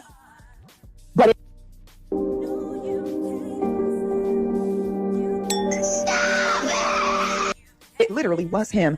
The blood, genetic memory, and DNA of those that it was is running through him as he's jumping up and down with his sulfur-ridden, dog-haired skin on top of you. Oh, but it was him. His great-great-great-grandfather that ripped your great-great-grandmother out her bed with her own black husband. Yeah, that's his dick is made of the same material his dick was made out of. It's his genes in it. So y'all love to comfort yourself and say it wasn't him. Yes, fuck it was. And this time on our earth is very short. Y'all get real caught up in what you want here. Y'all can't even see the bigger picture. Y'all make a few dollars, get your degree, and y'all ain't thinking about none of that. Now you call it what you want. Some of y'all call it going to heaven. Some of y'all call it angels. Some of y'all call it afterlife. Some of us call it the ancestral realm. However, whatever title you want to put on it. Energy is never created or destroyed. So trust and believe you're going somewhere after this. And when you have to face your female ancestors who had that pig skin, that stank, musty, hot dog water, 2% Neanderthal, not even human Caucasoid, when your time comes and you have to face them, they're gonna look at you like, oh, really? So you mean to tell me, imagine your grandmother get raped by a man and then years later you marry that man's grandson. Imagine. Okay. Now, some of us don't want that smoke of them looking at us like, how could you? I don't want them problems, and it's not worth it for what? Man, fuck that pussy rat. Well, who the fuck is he? But y'all worship them so bad that it's worth you disrespecting your ancestors. It's worth you putting yourself in danger, being behind enemy lines, and it's worth the dishonor. Why? Because y'all want to fit into online soft life communities. I saw a black one of them black soft life girls with a white man. I shit you not. I thought that she was being attacked. I'm scrolling on my For You page. She doing something with wigs in the mirror. All of a sudden, I see this 92-year-old ghoul. I'm talking about, well, that cracker is a toe from in the grave. All of a sudden, I see this ghoul come behind her and kiss her. I was like, girl, oh my God. I really was, oh my God, someone broke in her house. I was like, oh my God. You. It's a cracker behind you. He looks scary. He literally came from behind her looking like he rose from dead. He was like, hey, honey, last night that pussy was good. I was like, oh, that's your man. Oh, you're willingly doing this? I was scared for sis. Then I looked, talking about some soft life. I said, oh my God, block. I can't take, I swear to God. I can't take one more black bitch putting a nasty crack in our face, saying soft life. I can't take it anymore. I swear to God. Especially when 99% of the time, they are lying. They are capping. They are making that cracker seem better than what he is. And you influence these other girls, normally younger, and you prey on their nature. As a woman, a man is always what we look to as our first resource. and some of y'all hoes, because you hate your dad so much, because you couldn't make it work with a black man so bad, you hate your baby daddy, that now you are willing to not only damn yourself to hell, but other young black women to advise them. And y'all be saying this verbatim. Leave them dusties. When they say dusties, by the way, they're talking about black men. Y'all be listening to them say, oh, leave them dusties alone. And literally you think that the key to a soft life is a white man. And almost every time. Okay, so I do want to shout out to Six Goddess. I know she is controversial to a lot of people. I do enjoy her content. She's funny. I like a lot of her talking points, but I do want to ask, what do you ladies feel about the fact that that is something to consider? What our female ancestors did go through as far as, with dealing with white men. And again, bringing it to the reality of today. If I can respond to that, I don't think that's a reasonable thing to say, because that how you treat somebody or how somebody was treated in the past doesn't translate like tangibly to today. You know what I mean? Unless we're talking about reparations. I'm sorry? You don't believe history can repeat itself? I mean, definitely, but but I don't see what that has to do with, because the thing is, like, everybody's ancestor has done something bad, I'm sure. Doesn't make that person a bad person. What makes them a bad person is how they conduct themselves. That's what makes them a good or bad person. And then I wanted to say that she seems like she's focusing on black women, of course. And I don't know if that's because of this situation or just because that's what he does. That's how Six is. That's her content. Six is very... Yeah, so... but in the same breath, I'm not going to lie. I do like Six the Goddess because she is very pro-black woman, but with that also comes the fact that she does hold black women to the fire as far as accountability, as far as realizing, a lot of the situations that we find ourselves in are possibly our faults. And that is something that I do believe that we do collectively run away from, like when Tay was explaining earlier about why people stay overweight, why people stay stressed out. We were talking about how much black women care, but I think we care about the wrong things. So that is why I do like Six, and I do actually have to agree, somewhere in the back of your mind, you do have to think about the female ancestors, because just because they might have done bad things doesn't mean what happened to them was just a bad thing. Getting raped, by slave masters wasn't just a bad thing. That was a reality that we do have to remember, that these people, not all, but a lot of those people still believe. That's even what you said, Choco Kitty, when you were like, other races of men see black women as easy. Yeah. That is the reason why, because of what our ancestors did go through. So that is no, that's not why. I mean that's arguable. I mean, that's debatable. I'm gonna just say that's debatable. Okay. I mean, not all of our ancestors were slaves. I would say that it's not necessarily because of what they went through. I would say it's because of not understanding how to move forward. We're still stuck. We're still stuck there in some ways, and a lot of that is because of how we directly move forward within what did happen. What did happen was 50 years ago. Now, what we do, like the lady said, it's about how we move forward. If we move forward still shackled, still with handcuffs on our wrist, then I can't be mad because I'm being led around by whoever has my arm. You know what I'm saying? Whoever has control of my shoulder. I have to be able to understand what went down, teach, educate myself, educate people, understand that people don't validate me, understand what true love is. Because see, the ultimate thing, we're talking about love. We're talking about relationships. We're talking about Hold on. I was gonna say whenever I can finish. Because I didn't. I'll let you go, Chaco, and then Taylor, and then I know Royce wanted to get in. But hold on real quick. The conversation today, yes, this is Lover Girl Confessions. We love love over here. So the conversation today is still going to be based off the fact that when a situation of a person, black men, black women who get unalived in these interracial relationships, the response that we give as a community, as well as the way that we choose to look at it. That is what my main focus is on. Yes, we understand that love can be love. I still believe that love is a choice. You wake up and choose love every day. But there are things that kind of blur into the concept of what we want to identify, what we want to justify is based off of love. And then go ahead, Chaco, Taylor, and then Royce. Okay, then I wanted to say, well, yeah, so I think she focuses on Black women, and I just disagree with that as a whole. I'm gonna bring up the musical chairs analogy again. Until every Black woman is paired up with a Black man, they don't need to worry about like Black women dating out. You know, like I said, they don't even have enough Black men for all Black women. That's just a statistical fact. So yeah, I just don't understand why when men are the ones who are, you know, in demand, why is she focusing on Black women?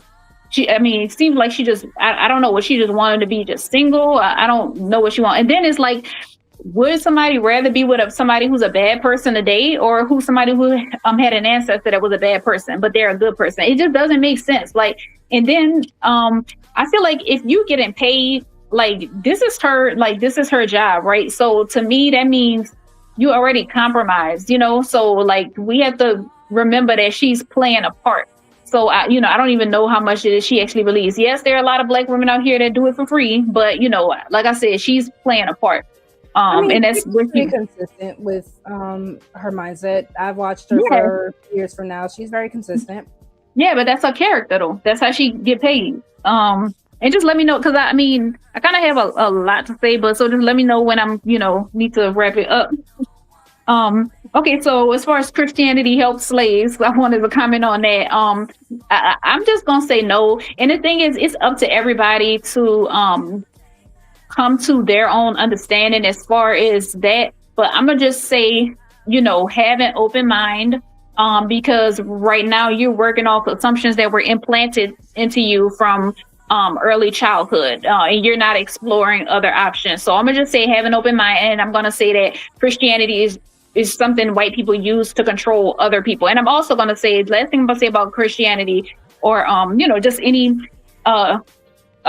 whatever those three religions, that is not even our people. That is something that they came up with in the Middle East. That's not even our people. That's why it says that they are the chosen people, because it's their religion. So how did we get to the point where Black people who are not even from there are following this religion, that don't have nothing to do with us? It's the only reason you have that religion is because you was colonized. That's it. So that's all I have to say about that. I think that Christianity, you said something about leaning on faith instead of like by sight. Okay, so the thing about that's why I said earlier, Jesus don't actually help anybody do anything. All that relying on religion, all it does is remove responsibility. That's a way of removing responsibility from yourself. That's a way of removing the responsibility for discernment from yourself, and removing your autonomy, So no, I'm a humanist, and I just feel like, we should be using our lives to the fullest potential and not hiding behind, a religion as far as like what we're going to do in our life and what impact we're going to have. So, and just, you want me to stop? I could keep going, or I could stop. I don't want to go ahead and give you a breather. Let me go ahead and welcome some people in. Welcome in TK. Welcome in Bernadette. Welcome in Chakra Love. Welcome in BJ. Wah. Deshaun. Welcome. Uda. Rudamp. Keels. Welcome. Y'all, if you are enjoying this, please, especially the men, y'all are running my show tonight. Y'all can definitely support your girl, donate to the Cash App, send some Thank you, love. man. Most definitely we support. Hear her Cash App. Listen, my grandmother, shout out to my grandmother. This is her lovely song that is playing in the background. Shout out to Miss Margie Joseph. My grandmother told me in one of her songs, how do you spell love? And it is spelled M-O-N-E-Y. And somebody remind me, I got to hit a witch doctor so he can turn that into my money song. But I digress. Taylor, go ahead. I think Chuckle Kitty wasn't finished. She said she had a lot to say. No. So. Yeah, I mean, I don't want to like be, you know. Go ahead. And I wanted to hear from you, Taylor, because I did ask a question for the ladies first.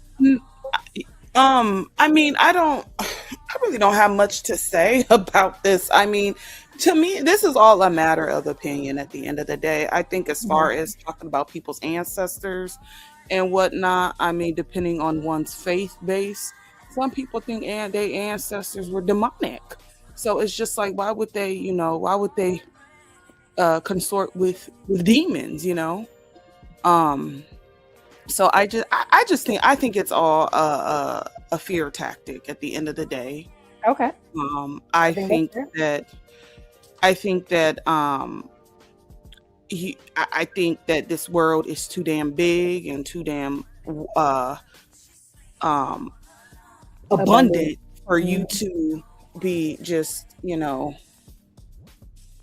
closed off, exclusively, you know, dealing with, you know, said group of individuals. You know, now if that's something that you want to do, then I mean, more power to you. God bless you. But as far like I said, the only reason why people are talking about this is because it's a white man and a black woman. That's it. There are literally black women out here getting murked by, you know, they baby daddies, they boyfriends, they, you know, they side dudes, but and nobody talks about it. It's just this specific instance. I mean, I think it's also sensationalized, but I think it's also weird, right? The way that it just played out, the fact that they want to say that of how she did it, the way, you know, the hotel staff, the police there, all of that kind of made it weird to not really even make it outside of anything that could have just been sensationalized. And then of course you do have it with this white man who, and they seem picture perfect. It's kind of like the whole murder mystery podcast craze. I think that is also what kind of just boosted it up. But, you know, again, in our space, it does give people who are anti-divester content. Yeah, absolutely. But, you know, she's entitled to her opinion at the end of the day. Like, yeah, that's pretty much it.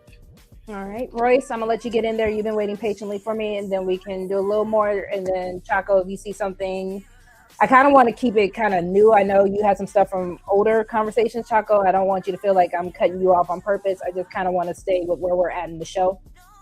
So, Royce, go ahead for me. Yeah, somebody had said something to me, right? They had said Royce.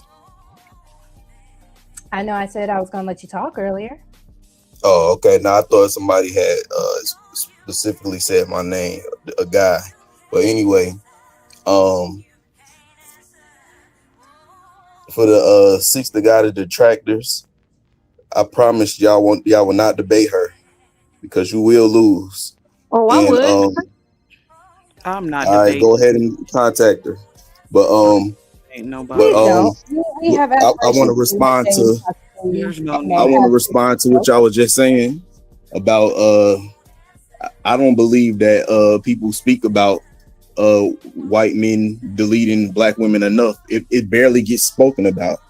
Nobody ever has smoke for the white men who delete black women. It's like a thing that's like swept under the rug. People don't even want to speak about it. I'm very I push the issue very hard about that. I've been upset about that. I've seen some very gruesome things that white men have done to black women on camera since way back in 2009. And I've seen whole blog rooms of white men fantasizing about raping black women and torturing them. And even a lot of them was police. I used to go into these communities where these guys frequent and they don't like black people, and they specifically get off on harming black women more than they speak about harming black men. And I think it's crazy how much praise y'all give them. It's embarrassing. Hold on real quick, Royce. Go ahead, Taylor. What type of community are you in, sir? To where you're? Is this an online community? I used to be on the dark web. Like I used to go to like extreme like pro-white groups on the internet back in the days. I was into politics. I used to be into like so I started following these white women, and I started realizing that they was anti-government. So the white women was anti-government. So I liked the white women. I was listening to them speak, and I started realizing that they were part of these racist groups. So I started following the men too, and I started watching these. I started finding out about these websites that's like gruesome websites about murders and stuff. Hold on, real quick, Roy. The white men feel comfortable. The white men feel comfortable in those type of environments, sharing their extreme views. Can y'all hear me? I can hear you. Okay, hold on, real quick, Royce. Because your talking point, I actually did look it up. Because shout out to you and Bernadette, because other people also were asking. And welcome, Nightish. Give me 1 second. Nightish, I do want this to kind of be more of a woman's focused show. So men in general. I can wrap it up quickly. Hold on, real quick, because I'm gonna give this basic real quick. But hold on, real quick, and I will let Royce finish. Nightish, you didn't have to go, but you know, if you do, I was just gonna say for the men, can we kind of keep the commentary a little shorter? But to Royce, real quick, I did find out, and now this is the AI overview real quick. Interracial couples in the U.S. can face higher risk of intimate partner violence, with studies suggesting 25% prevalence of severe violence, which is notably higher than many monoracial same-race pairings, while IPV, which was the intimate partner violence, is generally more common in certain minority communities due to socioeconomic factors. Interethnic couples often experience higher rates of moderate to severe physical violence. What study is that? What source and what pool did they look that up at? I'm just curious. It's saying the Bureau of Justice Statistics.gov. Okay. And what ethnicity? Like what is it? Is it like? I did not look at the specific ethnicities. I can. Okay.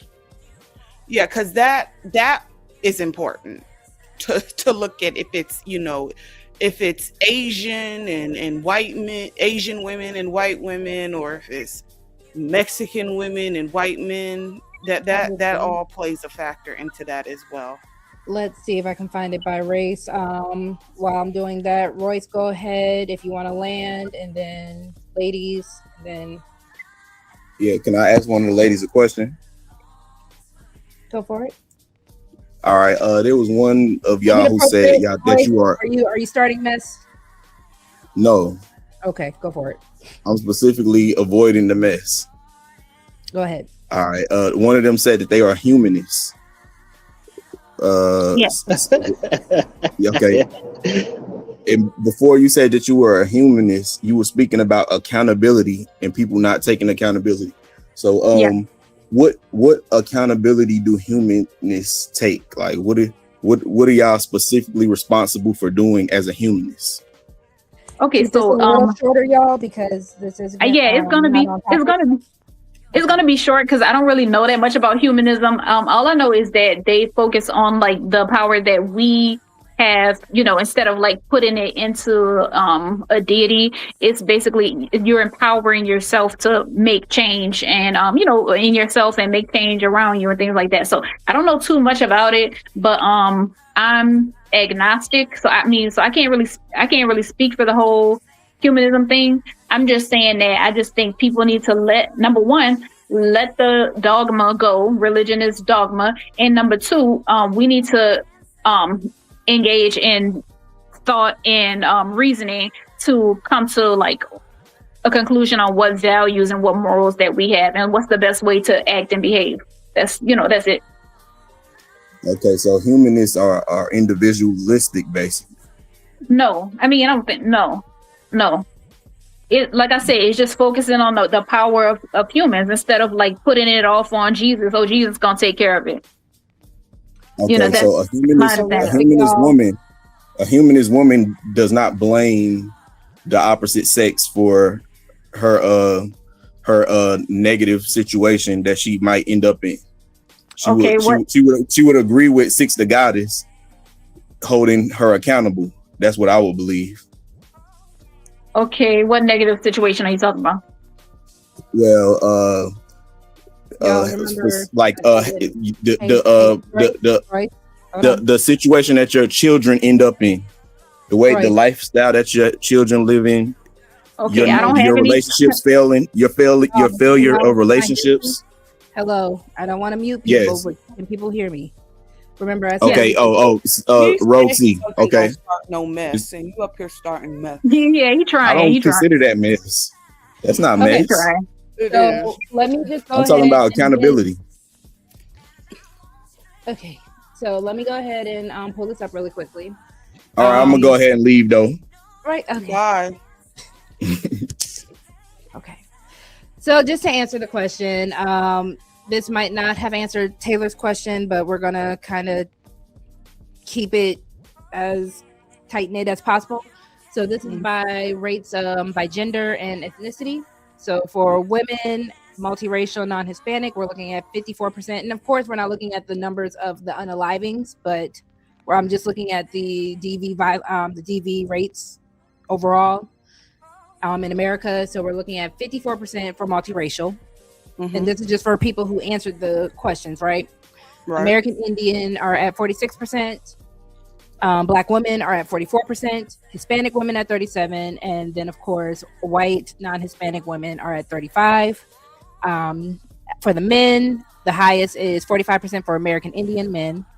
Then it follows with 39% for multiracial, non-Hispanic. Black men are at 39% as well.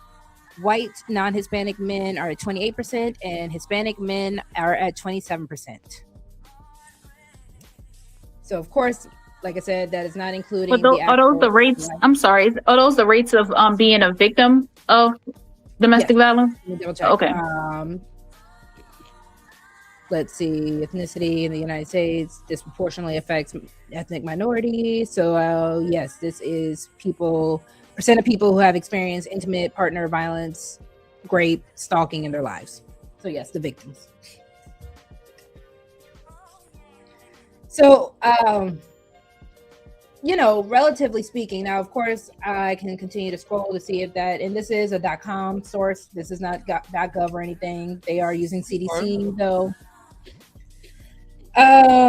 So 43% African American women, 46% American Indian, Alaska Native. So we are still a very higher on the list. Not including, they did break it down to the actual LGBT community as well. So straight women are 35% on this list. So again, the matter for me isn't necessarily who's doing what and why. It's all wrong. The matter for me more so is now, what do we do and how do we check our responses? Because our responses to me don't seem to be the most helpful. It doesn't seem the most productive. It doesn't seem like it's really going to get us anywhere, because again, it just seems like finger pointing and blaming, you shouldn't have been with this person, instead of how do we avoid this? How do we prevent this? Like I believe Black Men is Fair stated earlier. Could I chime in? Okay. So it seems as if it's more of an issue that it's an interracial thing as opposed to somebody being unalived, period, regardless of what color, skin tone they are or gender that they are. In my opinion, just my opinion, don't mean 2 cents, but just my opinion, I would think that if a woman is to say that a man ain't shit, or a black man, as in quotations, a black man ain't this and a black man ain't that, and a black man is a dusty, or back in the day, TLC, this little hip hop group, female hip hop group, came out with a song called "No Scrubs." I don't want a scrub, right? A scrub is a guy that can't get no love from me. So my question is, if all of the men or majority or most of the black men are less than, and then a woman goes outside of the ethnicity to So you do date and realize something that Scrubs and never something said a race, right? say that again. That song, Scrubs and TLC, they never said a race of men. No, they said men. They said men. Right. They said men. They said men. My Right. point is what happened to the young lady? All condolences to her and her family and their time of trouble. But what happened to her? Who was it done by? Was it done by a dog, a cat? No, it was done by a man. See, the overall big picture, allegedly, correct, allegedly. But the overall big picture is we're looking for love in all the wrong places. The ones that want to give us love, because it ain't nothing more beautiful than a what you call a black woman than two black women. Okay, just flat out gorgeous, naturally beautiful, shapely, intelligent, brilliant, beautiful. I love it. However, if a person chooses to go outside the ethnicity, is this a problem? Are we mad? Are we jealous? And then as soon as something goes wrong, the first thing we want to do is point the finger and say, see, look, I told you. See, look what happened. While at the same time, basically relegating the same men that actually want to treat you like the queen that you are and the queen that you deserve to be, you call them names. You call them dusties and this, that, and the other. Like, how can we move forward with circular reasoning? Real quick, Robert, I'm gonna stop you real quick because that is not what a dusty by definition is. Scrubs, dusties are not men that treat women well. That's the whole point, right? The whole point of being called a scrub or a dusty is typically the man who is not going to treat a woman well, who is not going to be able to support a family, who is not going to be able to support that woman or himself. That was the whole point of the song, you know, sitting in the passenger side of your best friend's ride trying to holler at me, right? You know, you have a car, you're walking. I'm trying to remember the full lyrics, but pretty much breaking down everything that makes you non-qualified. You live at home with your With your mama. mama. Oh, Yep. yes, I'm talking to you. The same way, you know, Lauryn Hill with That Thing. She broke it down for the women. She broke it down for the men. Pretty much saying, you know, you are not fixing what you need to fix. You really don't need to be out here in the first place trying to mess up someone else's life. So again, I agree 100%. But my question is, why would that be the standard of love? If we see all the problems with it, why is that the same thing that we look for and say that is what true love is? I think we need to define what love is. What we accept as love. It's gonna look different for everybody. If I can say to black men, I don't know why y'all get that because hey, Auntie, welcome in. Again, the whole point of Scrubs because we got white women talking about how their men could be dusty and Scrubs too. That was not the point of the song. The point of the song, like I will give Robert this, is men.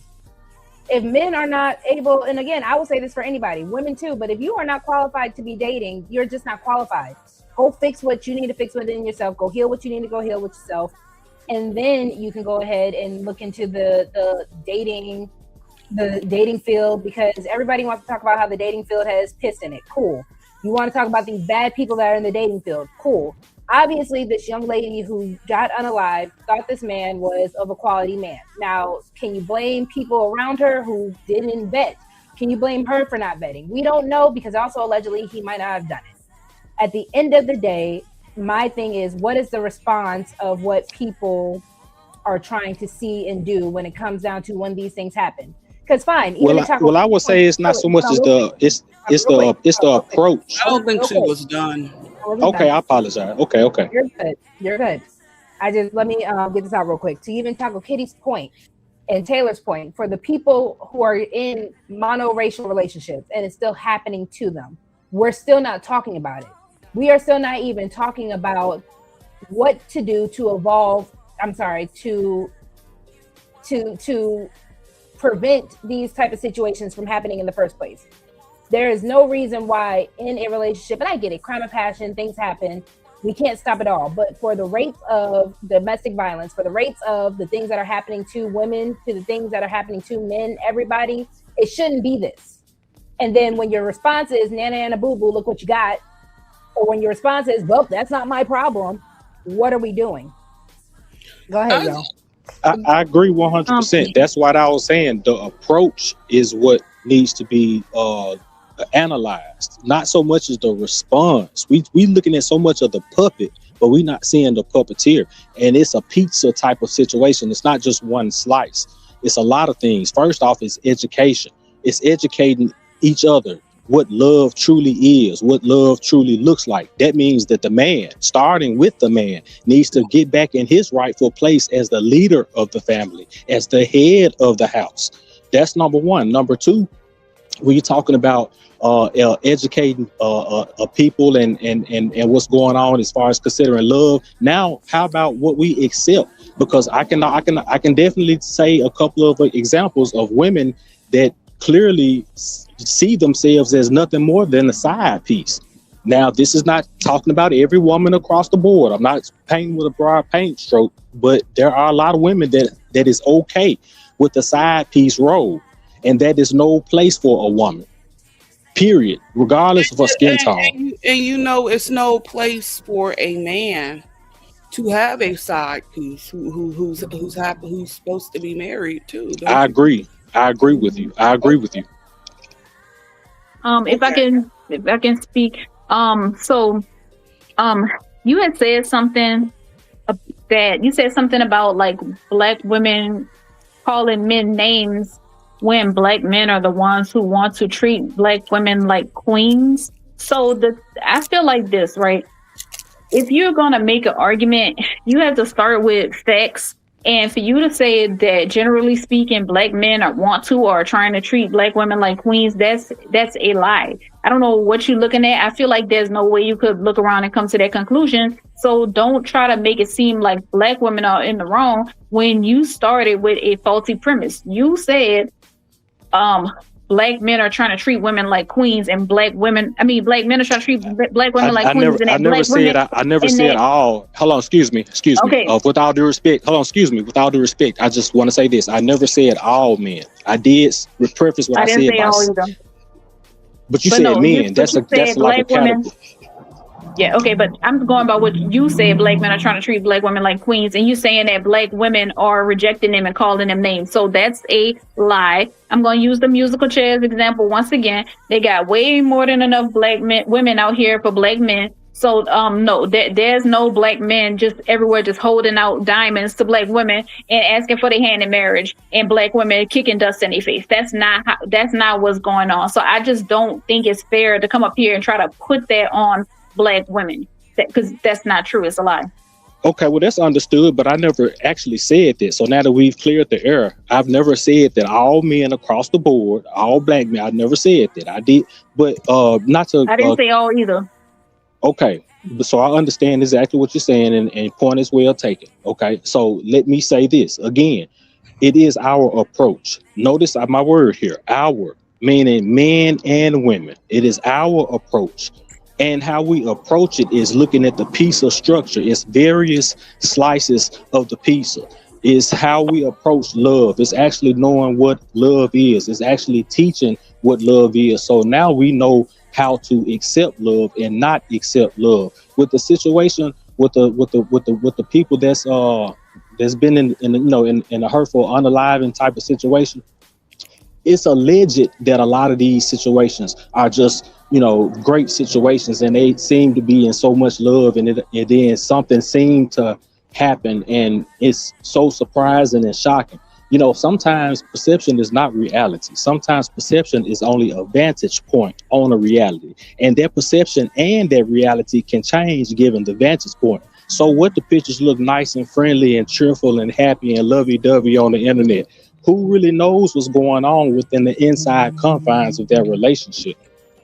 So a lot of what we're doing is just speculating and opinionating at best. My thing is, okay, so everybody put their 2 cents on the table. Now what? Can you hear me? Now that, yes. All right. So thank you, Robert. Welcome Ant to the panel. Ant, I'm gonna let you go ahead and start, and then Black Man is Fair. I see you've been typing in the back chat. If you would like to speak, you can. But Ant, go ahead, and then Black Man is Fair. If you want to go ahead and get in on it. Yeah, no, real quick. So I get it. It's Saturday night. We're gonna talk about relationships, right? All right, so let's do this, right? Now all of a sudden, people want to pretend like they don't even understand what the term dusty means. Or y'all can hear me? My mic coming in good? You good, brother? Okay, no, I just left my own show for some reason. No, I'm just making sure because I don't really see the bubble popping. Yeah, I just left my own show. Check this out real quick. Go ahead. Hold up. Yeah. So now I get it because people be thinking that whole term dusty or whatever, it's kind of like an insult to the dudes or whatever, but it's really an insult to the chicks too. That's why Cynthia G coined the phrase. A dusty dude is a dude that is just that, dusty. And the issue is a bunch of chicks be thinking that they can just take these niggas and just dust them off, just wipe them off, and now all of a sudden they shiny. Like, niggas like Daryl Long, Jay Prince for president, whatever. You know what I'm saying? And then real shit, like niggas like that. Niggas that ain't shit, probably live at home with their moms, ain't got no bread, no none of that shit. And then some chick thinks she can fix that nigga. Those are the dusty niggas. Like those are dusties. So as much of it being, as much as it is, can we not name drop? Oh, my bad. My bad. Take that back. I'll omit that. All right, but y'all know what I'm saying, because that's just a couple of examples of many. Y'all think y'all can just get a can of Pledge, wipe them dudes, and then all of a sudden they shiny. I can fix him. Ass dudes, build a bum dudes. Y'all messy as hell. Shout out to Dawn. Thank you, Dawn, for subscribing. Well, I'm just saying, like, what up, Dawn? What up, Tay? But yeah, we had these relationship conversations all the time. It's been a great show. If you're enjoying it, the Cash App is scrolling at the bottom. $RogueC 19. Show your girl some love, because y'all always love to stress me out while I'm here. And your girl is living a very sober lifestyle. So y'all are stressing me out now. Shout out to the sober lifestyle. Hello. Yeah. And we know what day Monday is. Get you some liquor. You said what, Hinty? I said get you some liquor, some good liquor. Sober lifestyle. Liquor makes you fat. So no, it does. Liquor does nothing for the overall human body. Somebody I saw on Instagram one time, they were like, spirits were used to prep liquor and stuff like that were actually used to prep, the dead. And that made a lot of sense to me. Not saying I'm going completely sober, but I'm just not going to be turning up as much as your girl used to. Well, I will be drinking Tuesday, shit. Now? I just switched mics. I said I will be drinking on Tuesday. Well, drink whatever you do it in moderation. Take a shot for me. Oh. Unless it's a Saturday or a Sunday or the sun is down. Just drink till you pass out. That man there. You know what I'm saying? If you don't pass out or puke, then you're all right. Your body has just to kind of steer it back on the track. I think this is a wonderful conversation. I think these conversations are necessary. I would hope that we can be strong enough to have these conversations without having so much emotion involved, because soon as emotion get involved, it's going to get to a finger pointing contest where you're the problem. No, you're the problem. No, you're the problem. No, you're the problem. But it's so many things that you can actually put on the table and look at as problematic. Like what my man was saying about some women. I'm gonna make sure I'm clear with my words. Some women, not all, but some women do have the mentality that I can make this man be what I want to be. Now that's not all, but that is a true statement. And then when it turns out to be not a true manifestation that happens in that woman's life, then she's the victim. Then men are no good, and here we go with all these songs and derogatory terms. So I just think we have to be fair and honest with our approach to even having serious conversations. You got to actually go into it without presuppositions and even sometimes emotion. I mean, at the end of the day, what you don't heal is going to meet you anywhere you go, right? And I don't think we necessarily should, you know, I'm going to go back to the video in a second, but I don't think we should necessarily look at it as blaming because of the woman's dating choice, if allegedly that is what happened in the situation, right? But we do know of situations where it's happened to Black men who date out, it's happened to Black women who date out, and it's happened on the reverse. So again, it's just a matter of, again, I have to keep bringing it back to what my actual topic of the show is today. Our responses, and does the person dating out still come back to our community? Like, if that person, when you say come back to our community, like exactly what do you mean when you say does that person come back? Is it still our responsibility to, I'm not saying to avenge what happened to them, right? But it's our responsibility to not just respond. It is our responsibility to still care. It is our responsibility, if you feel big and emboldened enough to respond on the situation, what are you doing to prevent it? And like Taylor said, it shouldn't just be about fear tactics. At the end of the day, we're going to think you should know that dating, regardless, has its risk. It has its rewards. It has its risk. Correct. I agree with that. I think it's about being aware, mostly. I think it's about just straight up awareness, just being flat out aware of the risks, the rewards, the calculations, the history. You have to be aware of all of these things. So that's just kind of what I think. All right, so I'm gonna go ahead and get back to the video real quick. Let's see if I can fast forward just a little bit. See where 6 is actually kind of cooking a little bit. Of course, hold on, y'all. Most women, when they think of creatine, they're either really overwhelmed, they think of bloating, or you got an ad running right now. Good old commercials. Good old commercials. YouTube gonna get their money, ain't it? Hey, if y'all want to support your girl, again, the Cash App, if y'all want to get your girl YouTube Premium. But if not, good old creatine. Shout out to the creatine commercial. Yeah.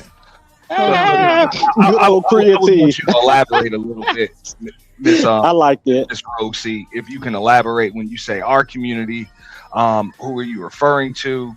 And then when you say like bring them back, like if you can just elaborate, maybe even give an example of what you mean. I mean, I'm just also speaking on this situation specifically, right? There are other situations where people who've dated outside their race, and, you know, we as a community feel so emboldened to talk about it, to respond about it, but not in a way that actually seems like, it always seems like we're trying to wash our hands of the situation. So it's always, well, they made their choice. They're a divester. They da-da-da-da. And it's like, I get it. But if we also can talk about it this way, where is the flip side? Even Taco Kitty asked me earlier, did I have any videos of people responding to it outside of blaming the woman for being a divester or assuming that she's a divester? And I told her straight up, no, I haven't been able to find said content, at least not in my algorithm.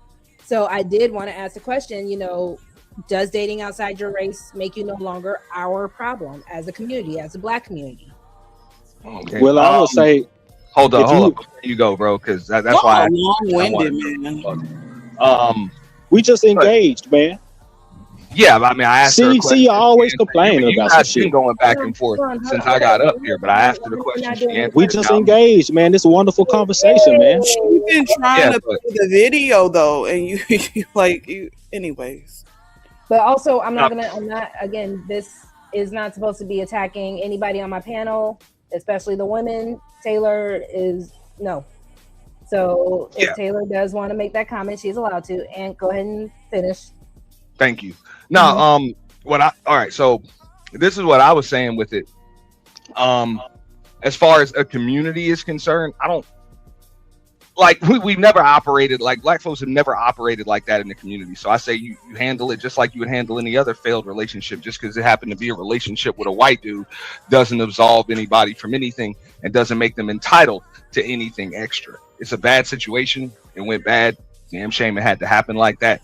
But I don't think it's any better or worse because because he was a white dude and she was a Black woman, you know, for that matter. So, and I said that earlier. I do believe it was sensationalized for sure, especially for talking points in this I agree. Face. Yeah, I mean, I don't like it, but you already know that's what's gonna make the algorithm pop. You know, people are gonna perpetuate gender war. People are gonna try to race bait it. People are going to, fuel whatever narrative they probably been trying to spin long before this even happened. You know what I'm saying? It's something else to kind of keep it pushing. But I like the way you said earlier, hey, that's not what's coming up in your algorithm. So really kind of is up to you what comes up in your algorithm. Not you in particular, but everybody. So if this is the content you consume, that's probably the content you're going to see. Listen, ain't nobody gonna make me stop watching Six of Goddess, okay? I said that earlier, man. You are what you eat. That's your diet, but that means more than what you consume, what goes into your food. That's your people that you hang around. That's your friends. They got this expression say you could be guilty by association. You are what you eat. You got to understand the people around you sometimes can define you more than you can define yourself. We have to be cautious. We have to be aware of that. I agree. So I'm gonna go ahead and press play. Let's see what she's cooking around in the middle of the video. Thank you. Promised some type of financial stepping up from the white man. Do we need to revisit Danish deception story and how a lot of these white men? Oh, let me tell you this right now. I'm just gonna tell you what I know. White men who choose black women is something wrong with them. Oh, just like black men typically choose white women because they allow more. They let them get away with more. They are more lenient. They let more things slide. I'm gonna hold y'all hands. You can thank all of the divesting sisterhood. You can thank all of these black women trying to put up their noses, like their face. That just like with the passport bros, when all them women in Thailand and Brazil and ladyboys figured out that the passport bros were coming. Did she just say that? Yes, she did. That they is something wrong with them? Yes, she did. Okay, so hold on. No, I'm just asking. Hold on, real quick. We've had people in this space call black men weak when they go out of their race. So we gotta have both sides, y'all. Y'all cannot have one or the other. Not saying anyone. Do you think that is the actual truth of the matter? Do you I think? disagree with that. Do you think that if a person goes outside of their ethnicity, and like, if I could, I just host, if it's okay, host, I just want to ask a question to the panel, a quick yes or no from everybody. Do you think going outside of your race to date is a bad thing? Depends. It can be. Okay, I heard everybody at one time. I heard somebody say depends. What was the answers again? I'm sorry. Well, I didn't answer, but I would agree with the person that said it depends. It depends. Okay. Do I need to switch mics? Yes, you do. You are kind of low. Yeah, I can barely hear you. Hold on. Like you the lowest person on the panel. I don't. Yeah, and I really don't want to overtalk you. I don't want to show any disrespect. So please forgive me if it appears that I am. You're fine. Hold on. Let me switch my mic real quick. I don't see an issue with it, me personally. I don't. Okay, for anybody that said depends, could you elaborate? She can go first. I feel like we can. This is the thing. I feel like we do have this conversation over and over again. So the problem is when black men put white women above black women, or you try to use black women to prove, white women to prove a point or to feel like they're validating themselves in society. And that's why when 18th letter said something about black women are validated by black men, that's a lie. But we want white men to validate us. I think the opposite is true. Black men are validated by black women, but it's not enough for them. It's never been enough for them. That's why they need somebody white to validate them. So what I'm saying is they're going to have most people are going to date their own race, right? They're going to have a percentage of people that date out in any race. But once you account for population and all that kind of stuff, if we got black men doing it at a ridiculous rate, then we can't act like that's the same thing as when black women do it. It's not, because everybody's gonna date out at some point. But I'm saying that black men are an outlier when it comes to that. So it's not the same thing. I heard it. Right. That's well said. When I said it depends. Hello. Yeah, you still kind of low, Yes, but ma'am. we hear you. Okay, hold on. Go ahead, Auntie. When I say it depends on the reasons in which you're doing it for. If you're dating outside of your race because you hey, you got a connection with that person and that's just the best person for you. I mean, I don't think there's anything wrong with that. All for it. I don't care if a man does it, woman does it, whatever. No race of anybody should have a monopoly on the opposite sex. But if you just dating outside of your race, you know, because you feel like people are better because they're white or, you know, some other race, that's just extremely shallow, and chances are you're going to get what you deserve in life. Can I shake the table real quick? You know, skin tone. Hello. Test. We can hear you. Okay. So that's what I say. But before you go, Tate, real quick, I'm gonna land real quick. If you're dating outside of your race, wait, hold on. Reasons deeper than just race, it's okay. Yeah. Wait, Caitlin was talking. Don't tell me on my show. She told me to go. But she was saying something. No, she was trying to say something. Yeah. I was trying to make sure my mic is good. You even lower. You even lower than before. Baby girl, you got that real bedroom voice going on right now. Okay, that's what I was trying to ask. Yeah, switch back. Extremely muffled. Yeah, you're very low, dear. It sounds like it's underneath a pillow or something. Or in the cave. Say something again. Girl. I'm worse? Yeah. Okay. You could be hurt now, but you probably need to speak into the mic. Testing. Yeah, there you go. There you go. Into the Speak directly into the mic, girl. Yes. I mean, she got that bedroom voice. You gotta say with your chest. You can't be whispering and shit. I'm not. Listen, y'all not gonna come from my little Betty Boop voice right now. I feel disrespected. Don't do it. Don't do it. Directly into the mic. I was gonna go and then Tay, I'll let you shake the table. Okay, go ahead. Go ahead, Aunt. No, I was saying, look, if you're doing it for the right reasons, you know, like you just have a connection with that person for whatever, you know, whatever reason you use, fine. Outside of just the color of their skin, their race, you know, just surface level things, then I think there's nothing wrong with it at all. But if you're just with somebody that's white just because they're white, or any other race just because that's their race, you know, it's just extremely shallow. That's when it's wrong. I would even say that for, you know, the flip side. If that's why you date within your race just because you like black men or you like black women or whatever, you might want to, you know, open up your dating pool a little bit. You know, open up, you know, just learn more about people, because you'll realize there are some messed up people of all races. It's like there are good people in all races. Can you kind of block your blessings like that? So I believe So I was see going people to say as something people. similar to that as well. Nothing wrong with a preference, but see people as people. A preference can go too far though, but I agree, like I was saying earlier about the whole being fetishized. I agree with Ant on that. You know, that is when things kind of get out of pocket. I do believe that dating outside your race with wrong intention, it's always going to be wrong. When you're always trying to say that this other race is better than the men that you come from, that you birth, that's a little weird to me. When you are trying to say that the women who birth you, the women who are, you know, that come from you, because, you know, it takes two. But when you're trying to say that these women aren't good enough, it's an issue. Point blank, period. Okay, so that's interesting. I have something to say in response to that, and but before I respond to that, because I feel like that's probably going to cause more conversation. But Sister Goddess lied about something else.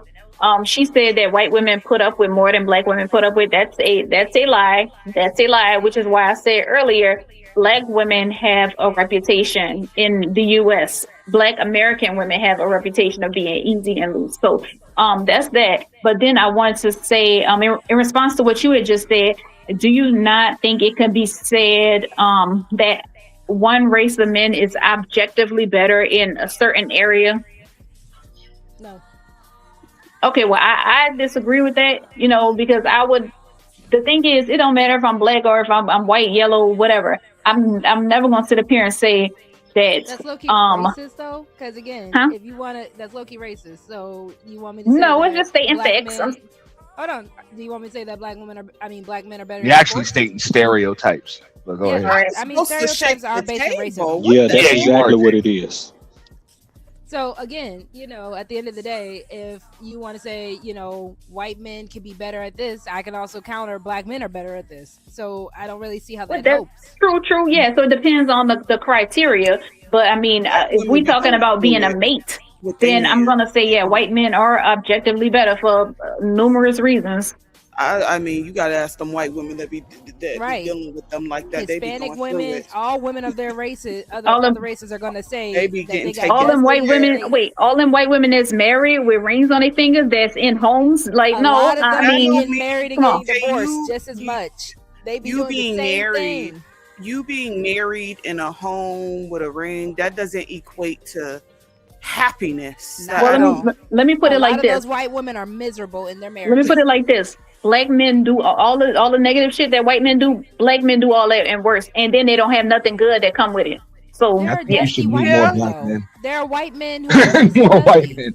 And then Yes, I'm saying you get all the sounds like negatives. You'll get, and of course it I'm sounds like generalizing. Of course I'm generalizing. and that's But I'm the saying, problem though. That's the hold on, slow down, baby you'll girl. get, wait, but no, let me say one more time. Excuse me. You'll Hold get on. all the negatives. Hold on. None of the positives. Y'all This is- totally skipped me. We did. Go ahead, I was Tay. supposed to shake the goddamn table. Shake the table. As Shake Michelle said. the room. She's shaking the table. So what I was just gonna pose a question because I know you guys have said as far as like, you know, there's no how do I say this? I'm trying to shake it. Like there's no, obviously, like white men is not better than black men, Asian men, vice versa. But what if you tried? Okay, what if you tried? Okay, and you just made the executive decision and be like, you know what, I tried with these Negroes. Now, you know, let's see what Erhan or Erhan specifically? or Munzir or whoever, however you say their name. These are specific names. Let's see how they're working with, right? And what if the outcome of the situation happened to be better, right? Then Now, you I'm found your person. then I would don't disagree with that. Hold on, real quick. But my thing is this though, like I know people say, well, you know, you shouldn't seek out things and different things like that. But like I don't agree with that at all. You but should seek out sometimes what people what you have want. better outcomes. But Taylor, Outcomes that's the be whole different. point. You're not going out there because you're trying to say these big nosed and nappy headed. You're not trying to say none of that. These dark skinned, you're not going that way. I don't If get you offended. You But said what? I don't get see if a nigga said, listen, I tried with, you know, this and I happened to go elsewhere and this was the outcome. I don't have a fucking problem with that. I'm like, okay, whatever. Live your best life. Welcome, Venus. Hit the link if you would like. Live your best life, right? So I don't know. I think it's disingenuous to a certain degree to make it seem. Sorry, go ahead, Tay. No, to make it seem as if like there aren't situations where people do have better outcomes. Okay, I like to ask. Hold on, real quick. All right. It is still a matter of, are you going because you just completely decided every black person in the world is not going to be your match? Because again, you can go based off the 5 people you dated and just be like, I quit with black women, I quit with black men. Or you can still just be open to the fact that I will open up my options, I will see what else is out there. But if the 6th black man comes around and he might be the winner too, I'm cool with that. Again, it's not a matter of what you end up falling into. You are allowed to go seek and search for what you want. It's a matter of your intention behind it. It's a matter of, do you feel like you need to just completely degrade all the other people behind that situation? No degrading behind it. No degrading. And that's at what all. makes it a difference. That's why I was saying with the whole divestment movement, for the way it was described and the sickness that we saw a lot of people having with it, that was my issue with it. Because again, you can't say you're a divester just because you're saying delete all black male babies. That's crazy. Well, That's check this out, insanity. RogueC. Like, and I'm gonna use a quick analogy. What you have is you got a lot of people out here talking about they can't find an affordable Corvette, when in actuality they got a 415 credit score and no damn money in the bank, and they don't want to admit that. That's why you can't get a good Corvette. So a lot of people just don't want to admit that they're the problem. That's why it's easier to say, oh, well, black men are the problem. Oh, but black women are the problem. Oh, but short men are the problem. Musical chairs, musical chairs. I'm gonna keep saying musical chairs. Could I jump in? Could I jump in real quickly? It's when we talking about love, I think we forget that love don't fall in your lap. It's actually something that you actually have to find. Anything worth having is worth working for. It is worth fighting for. It is worth sacrificing for. See, we've got the wrong definition of love. Somewhere along the line, we didn't forget what love actually is. The motivation for finding love. What we actually doing is we just accepting anything, and we want to put a bow on it and call it love until we end up unalive, or we end up in a bad situation, or the Caucasian to put knots and bruises upside our head, and now we the victims all over. It ain't no but a big circle. Until we realize we've got to love ourselves. We've got to have respect for ourselves, both as men and as women. I'm talking about men can't be making no rap songs calling all women bitches and hoes. Women can't be talking about all black men is nothing and ain't shit men and all that. We don't have no respect for ourselves. So it's not hard that we can't respect anybody else. Where is our motivation?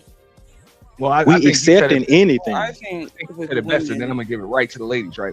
I think you just said it best. People got to love themselves first, but people don't even understand what that means. They think loving yourself means really just liking yourself and being able to like your own features. No, loving yourself means holding yourself to a higher standard before higher you go standard. I said that earlier, bro.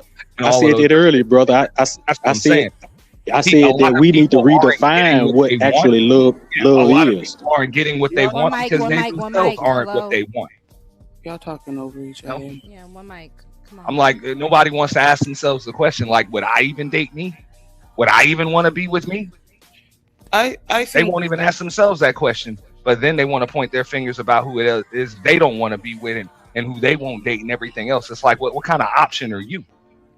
And maybe that's why your options are so damn limited. Not anybody in particular. I'm speaking in general terms. Y'all got it. So let's do this. Who was that? I think Michelle was trying to come up, but she's having some issues, technical issues. So let's go back to this real quick because Six was cooking something real quick. That triggered y'all. Hold on. And they're saying, hey, it's cheaper here. Hey, it's easier here. Then they started getting robbed. I want you to understand. The white man has caught on that we as black women pedestalize them and worship them. Okay? They've caught on.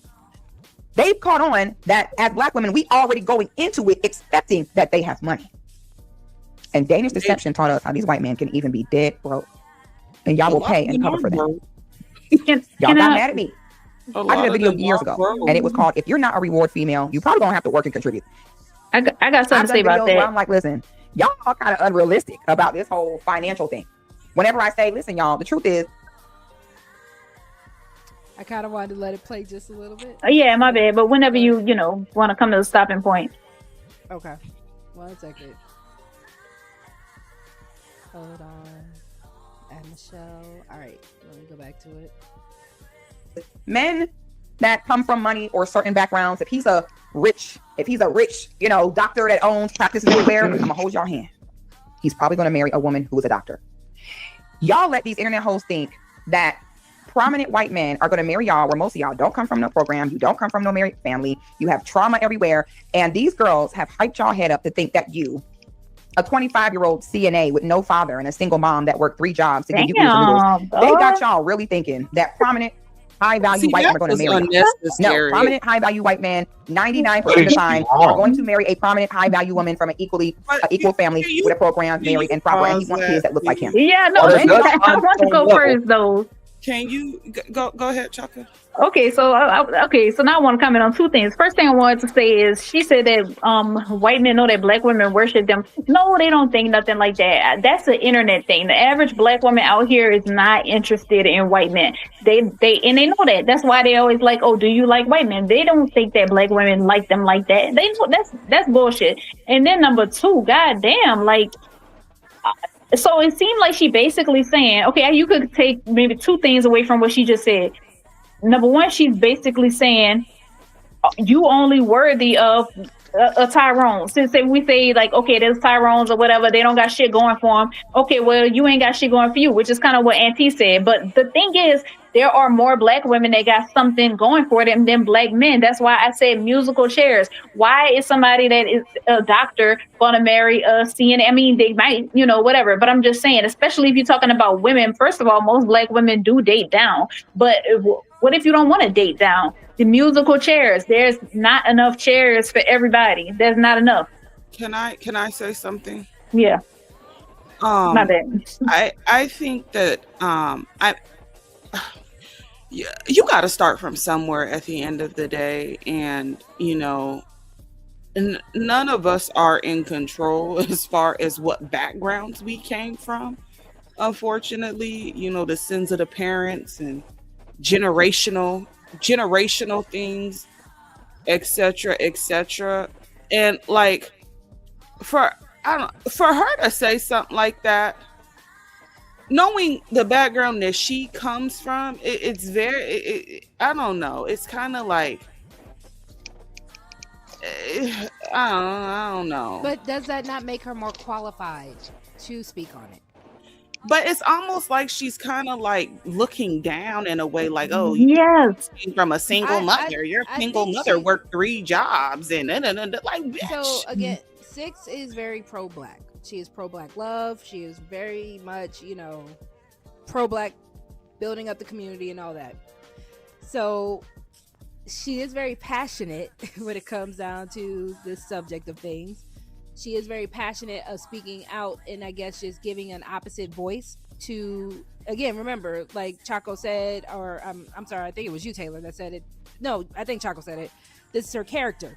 Her character is the anti of the movements that are holding black women down or trying to take accountability out of it for black women. Not saying that dating outside your race is something you need to be accountable for, but when you do have women that are trying to say it's better on the white side because of XYZ, but you're not trying to live a better lifestyle before you go to that white man, that is a problem. But no, I'm focused on the fact that, like, oh girl, you a CNA. Like, what if she in school to be a fucking registered nurse or to get her BSN as a goddamn CNA? Like, there's levels to this shit. Like, nobody. There is. But and wait. And by her logic,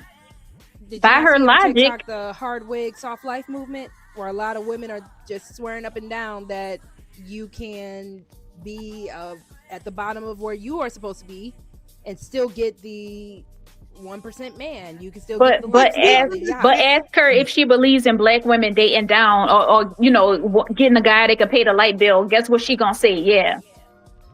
No. Okay, 6 is actually, so 6 is actually against that. I do think that on the fact that a lot of folks are kind of reading a little too deep into it. Am I not? Hello? You're still really low. I'm just letting you know. Like, I don't think he did on purpose. Yeah, she muted me because I didn't hear her talking, but I stopped. I didn't want to disrespect. But yeah, can you talk up? Don't be lying. I didn't mute nobody. Somebody muted me. I didn't mute myself. I ain't got no. I have not touched any controls over here. I even exited my show and came back. Am I better now? Yeah. Yeah. All right. Welcome to the panel, Rue. But also, when it comes down to it, I get what you're saying, Tate. But 6 and Chaco, to answer your question, 6 does actually speak on black men also needing to do better. But she does say water meets his level at that point. She does realize that if you are a dusty black man and you are a dusty black woman, y'all are a match made in heaven, point blank period, but y'all be acting like y'all not. But I'm focused on the background aspect of it, because like I said, we can't control where we come from as far as the background. Yeah, that was really classist. I mean, that was one, like you said, her background. 6 was just talking shit. I know. No, this was the point that I was trying to make right there. That I think, I think y'all are just reading a little bit too deep into it. And it's kind of registering on an emotional level, and I'll explain briefly, right? So when she's saying that, it's kind of like just like what RogueC said, water finds its own level. So yeah, the background, the upbringing, and all of that stuff, yeah, you can't help your circumstances, but it still does not change your circumstance. Your circumstances are still your circumstances. So So you're gonna be a piece of shit for the rest of your life, then. Like I'm gonna date a woman that works the drive-through at KFC. Not because I look down on a woman that's working the drive-through at KFC, and not because she's probably not trying to make a better life for herself. But at this point in our lives, we don't really have much of anything in common. She's saying the same thing about a woman that's struggling to be or trying to be a CNA. You got 3 kids, 2 baby daddies, okay, and you don't really come from nothing. Chances are you're not going to get a cosmetic surgeon in Beverly Hills. He's not going to see you. My thing is, as long as it goes both ways, don't expect black women to be digging in a dumpster. Hold on real quick. My bad. Taylor. No, you're good. Taylor, and then I'll let you do. Also, No, I'm thank you, done. Auntie, No. for hitting the cash app. I appreciate you. I lost my Thank train you. of thought. No, Taylor, then find it. I Hop back lost on it. that You train. go to somebody else. All right, go ahead, Jocko. No, that's it. Because I just know that she's not going to say that when it comes to black women and black men. Let it be a black woman saying, "Oh, I would never mess with him. He got this many baby mamas, and this is what he do for a living." She'll be like, "Oh, that's a hardworking black man. You know the system, blah blah blah." Like no. So it seemed like, well, I had to see it to believe it, but She talks against it all the time. So of course, so basically, let's just say using that logic, she just wants like a certain number of black women to just be perpetually single. Because, like I said, musical chairs, if they don't have enough eligible black men, then what does she want eligible black women to do? No, but if you are not eligible, because a lot of times we can hype ourselves up and believe that we are eligible and we do not qualify. A lot of times, a lot of people overestimate who they are. Well, let me just say this: more black women qualify than black men, and so we can't deny that. And what Damn. terms? Okay, so I'm gonna say this: what is wrong with being single if the only options you have are garbage? Like if the only options I ain't saying nothing was wrong with being single. qualified for are ain't shit dudes, and a dude that got X amount like 4 or 5 baby mamas, you telling me that your only option is to be baby mama number 5 or 6? No, but she's saying I think being single is better than being with a piece of garbage. I mean, I agree, but she's trying to say people should turn down men of other races because black men ain't shit. Like, no.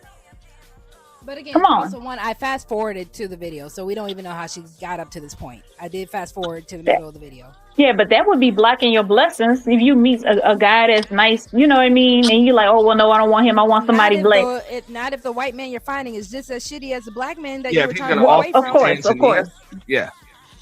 So that's the issue. A lot of these women and a lot of these men who date outside their race, they end up going right back to the same caliber, just a different font.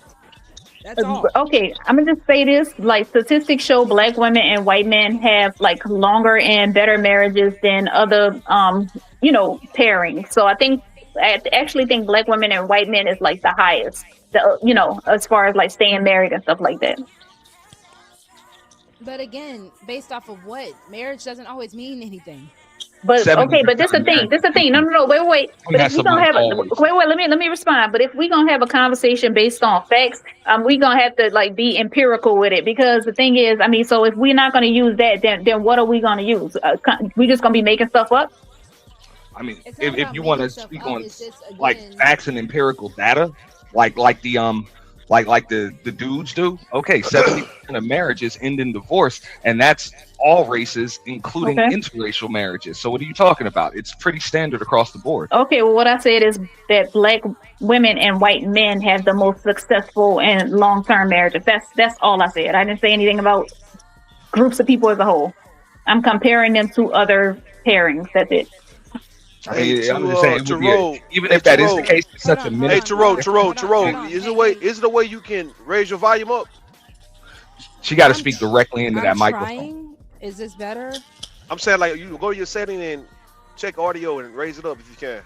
I've tried. I'll try again. See, it's getting better. If I'm hearing you better, keep going. Testing. Yes, you sound a little better though. You sound a little clearer. Go ahead. I mean, how about turn the music down just a little bit? Okay, hold on. Again, shout out to my grandmama. Hold on, y'all. I'm just saying.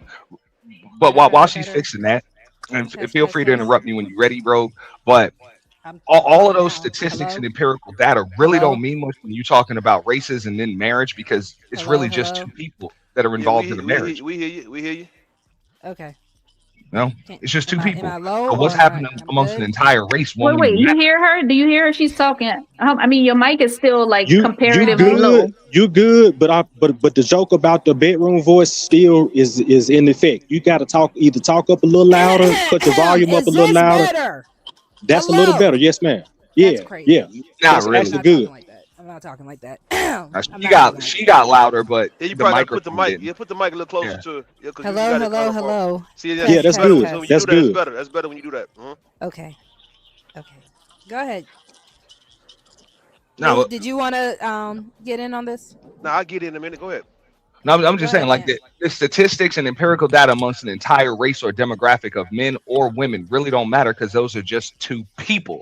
Like Okay. they're just two people, no matter what. All right. I mean, I don't see So I'm what just you're saying, saying. if 100 black women have successful marriages with white men, and one of them has an unsuccessful marriage, all of those other 100 don't matter if you're the one with the unsuccessful one. Okay, so you're saying that not every white and black male female interracial couple is gonna make it. We know that. We know. I'm saying most marriages don't work. That's across the That's board. not the point, because you're talking about most marriages when we're talking about like racial, like interracial dating. So I mean, why are you talking about most marriages? Like we're comparing like the rates are different. That's what I'm saying. So I don't get what you're Brought getting up at. statistics and empirical data, and statistics and empirical data say that it really doesn't matter what the races of the individuals are that marry when marrying interracially. They all pretty much end prematurely. Okay, so you're saying nobody should get married? What are you saying? So I don't think it's No, I'm saying necessarily that no one it's should on an get married, individual Chaco. basis, Hello, and it's hello, definitely hello, not hello. on a racial basis. Hold on. when Is you're that the host talking? The host talking. Well, you said some rope. I was. Hello. Am I okay? I'm like all up in my mic. My mic is like you good though, not in my but, mouth at this point. Okay. I don't think it's a matter of, the whole marriage thing, Chaco. I think it's just a matter of when we're trying to really just push this narrative so hard. Because you can say that the marriages last longer, but we also do know we can find black people who aren't legally married that are in relationships for years. I'm gonna be honest, I don't know any.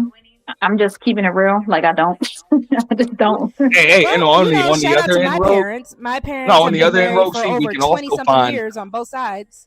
we can Mama also and daddy. find people of multiple races that are still legally married and have been separated. Is the host? Hold the fuck. Is the host talking, or can you people hear the host? Barely. Okay. Can y'all hear me now? Okay. Yes. So I was saying, yes, it's a situation. One, my parents are actually legally married, both sets. So over 20 years on both sets. So, shout out to them. But again, there are people in domestic situations where they don't legalize their marriage and they are married or they're in domestic partnerships for over decades at this point. So again, going based off statistics, it doesn't necessarily hurt us, but it doesn't help us as much either. So by that logic, the DV stats. So hold on. In that case, even with the DV, give me 1 second. My bad. Those DV stats, we know men don't report DV to the same amount that women do. So based off of that, you would automatically assume that it's not happening. Well, we know good and doggone well that there are women who are throwing fists with these men just as much. So again, you can only go by that for so much scientifically. King Rooster is here. How do we feel about adding Vic to the conversation? No. I got into it with him like the other day. No. But I would also say to what RogueC just said, could I the flip side is speak? also true. Hold on, Rue. Could I speak? Yo. Is it? How you feel about adding Rooster? Man, bring him up, man. If he on some bullshit, man. No. Damn, bro. Now I just want to see what he got to say about this shit, man. But to respond to you, Caitlin, to respond to what you were saying, but the thing is, like, that's going to be true for everybody. So, I mean, unless there's something that says that black people are more likely to, which I do think black people are more likely to cohabitate without getting married. But I mean, I think shacking up is different from somebody like actually being together for a long time. But so what I'm saying is white people are going to do it too, right? So as far as saying like, okay, well, some black people have been together for a long time. Okay, some white people have been together for a long time. But from what we can see, as far as the statistics show, we're saying that they're saying that white people are married at higher rates than black people. So the thing is, like, bringing in other stuff that we can't really quantify, I mean, it kind of it's muddies the water, especially when like white people do that too. We're looking at what's different, and the marriage rates are very different. All right. Can I jump in? All right. Yes. Let me get Vic in real quick, and then Robert, you can go ahead and go. Vic, what you got to add?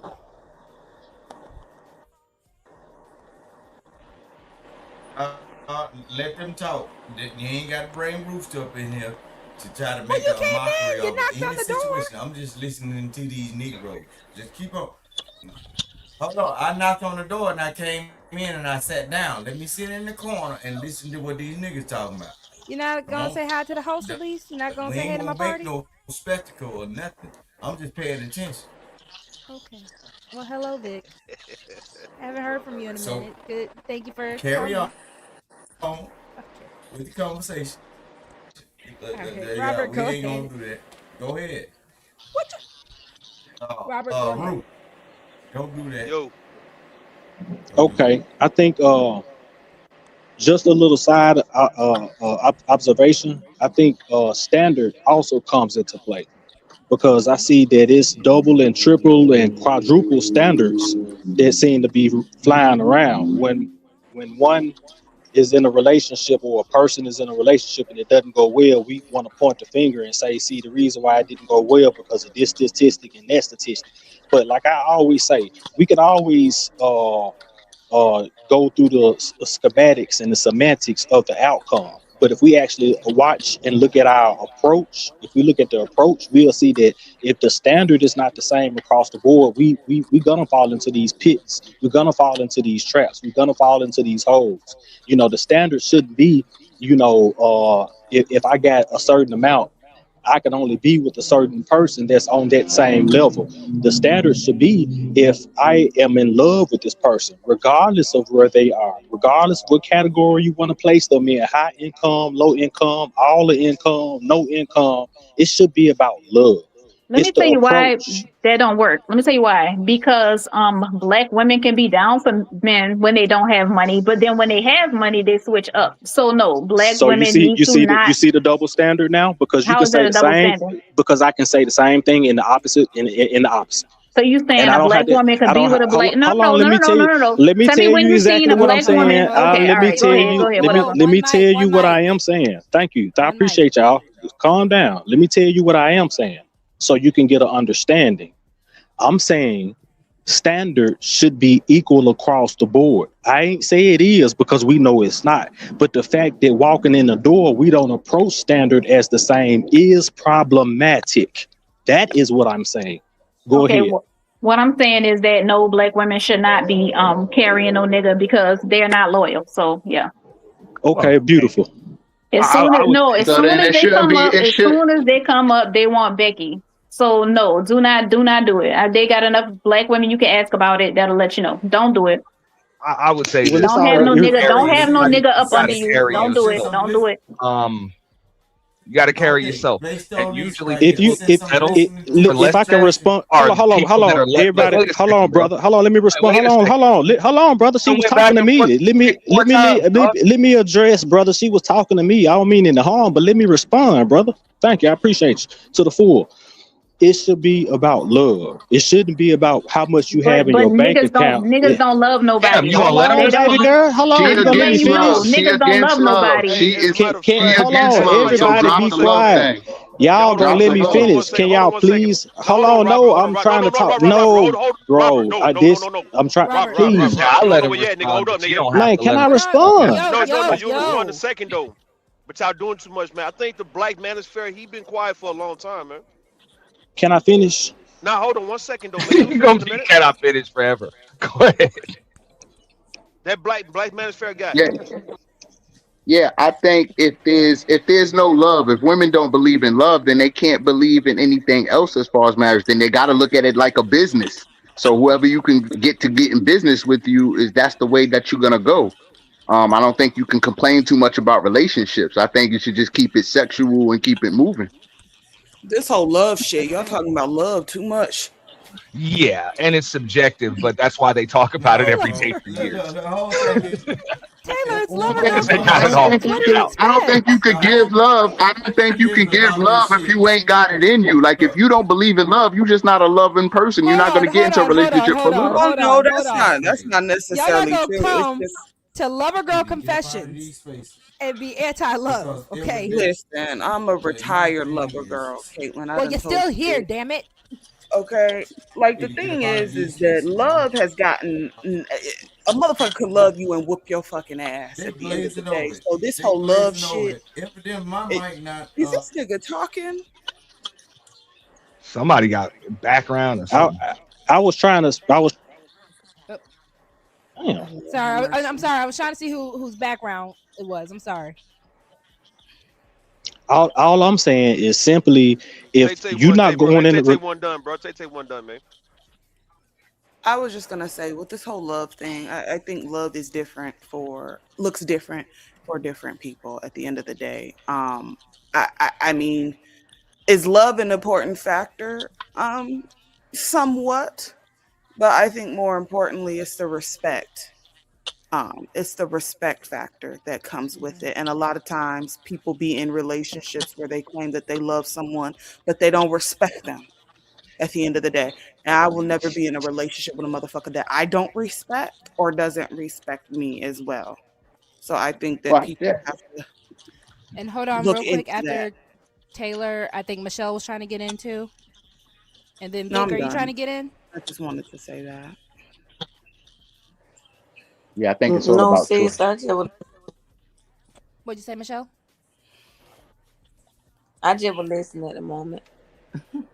Okay. I saw your back chat, so I didn't know if you were trying to get in. Vic, are you trying to get in? And to go along with what she said about respect, what happened with respect though? Watch what's happening. Look, right? Or do I have a delay or something? No, The you hell, just you on the sound toilet far or away. something? Like you talking to the microphone in the other room? But all that same time, look, I'm gonna tell you like that. In any situation in life, bro, you might not love me, but you will respect me just as well as some of you people on the internet, bro. I would rather have a person around. So this where the jokes come in, bro. It sounds far. The reason why it sounds far off because I've been on these YouTube platforms for a long time, and a lot of times people that have internet or connections to me or whatever, they try to use whatever platform to turn your shit down or up. I know the game. I'm gonna get somebody to look into it, and best believe whoever done it, their ass gonna be in trouble. But it don't matter. But I'm just saying, bro. Whenever you in a relationship or females, whatever, females they thrive off stability. Stability does not have anything to do with love. That's a survival mechanism. So if you men were to start thriving off of stability within picking a partner, you would pick the most successful partner, and your relationships will last longer. I don't think Learn from the women. They are not going to stay with somebody that they got a deep freezer and ain't full of food. Start treating these women. Ask these women, what the fuck are you gonna do for me that I can't do for myself, or I can't trick another bitch outside of this shit that we doing? No. See, men thrive off of love. That nigga drunk than a motherfucker, man. You always try to pour into something that ain't worth a damn. Women are not going to do that. You do know he's not gonna They stop, will run right? off to the I'm just successor. gonna let him while I'm sending this. I think people successful person. So what's going on is you do lenses of the eyes of women. Say, hey, Never female, gonna stop. if your ass can't cook, if you can't clean, if you can't do this, if you can't do that, if you can't read, write, or spell, bitch, I'm only coming over your house at 3 o'clock in the morning to All bounce on right, your so head and your ass and leave it Vic, alone. Vic, hi. So No, there's a bro. certain decorum Start that thinking if you gonna run some game, hello, bro, run it like a woman hello, did. I told Vic. you. Hold on, real quick. There's a certain Oh, decorum that I like to nigga, have you at don't know my me space. enough to know what I'm gonna do. He not coherent, man. You So gotta why mute are that you nigga, man. talking? That's that Vic, naughty ice. hold on. I do have a certain decorum I like to Keystone. have in my space. So I'm also going to go ahead and play this real quick. Shout out to Blunt Girly. This is from her show as well. So her show is pretty much, hold on, fair use. So her show is also pretty much about the Ashley's pedalization of white men exposed, talking about the soft life. So again, this is also a trigger warning because this is also a triggering one, and we might go back to 6, we might not. I don't know. So we're gonna see what Blunt Girly had to say real quick. O'Shea Duke Jackson, because I just watched, he did a deep dive. I guess he did a lot of research on who the man is. He's another, just this is the same story. Another white guy that does suspicious things. I don't know. Go check out, after you're done watching my video, go check out O'Shea's.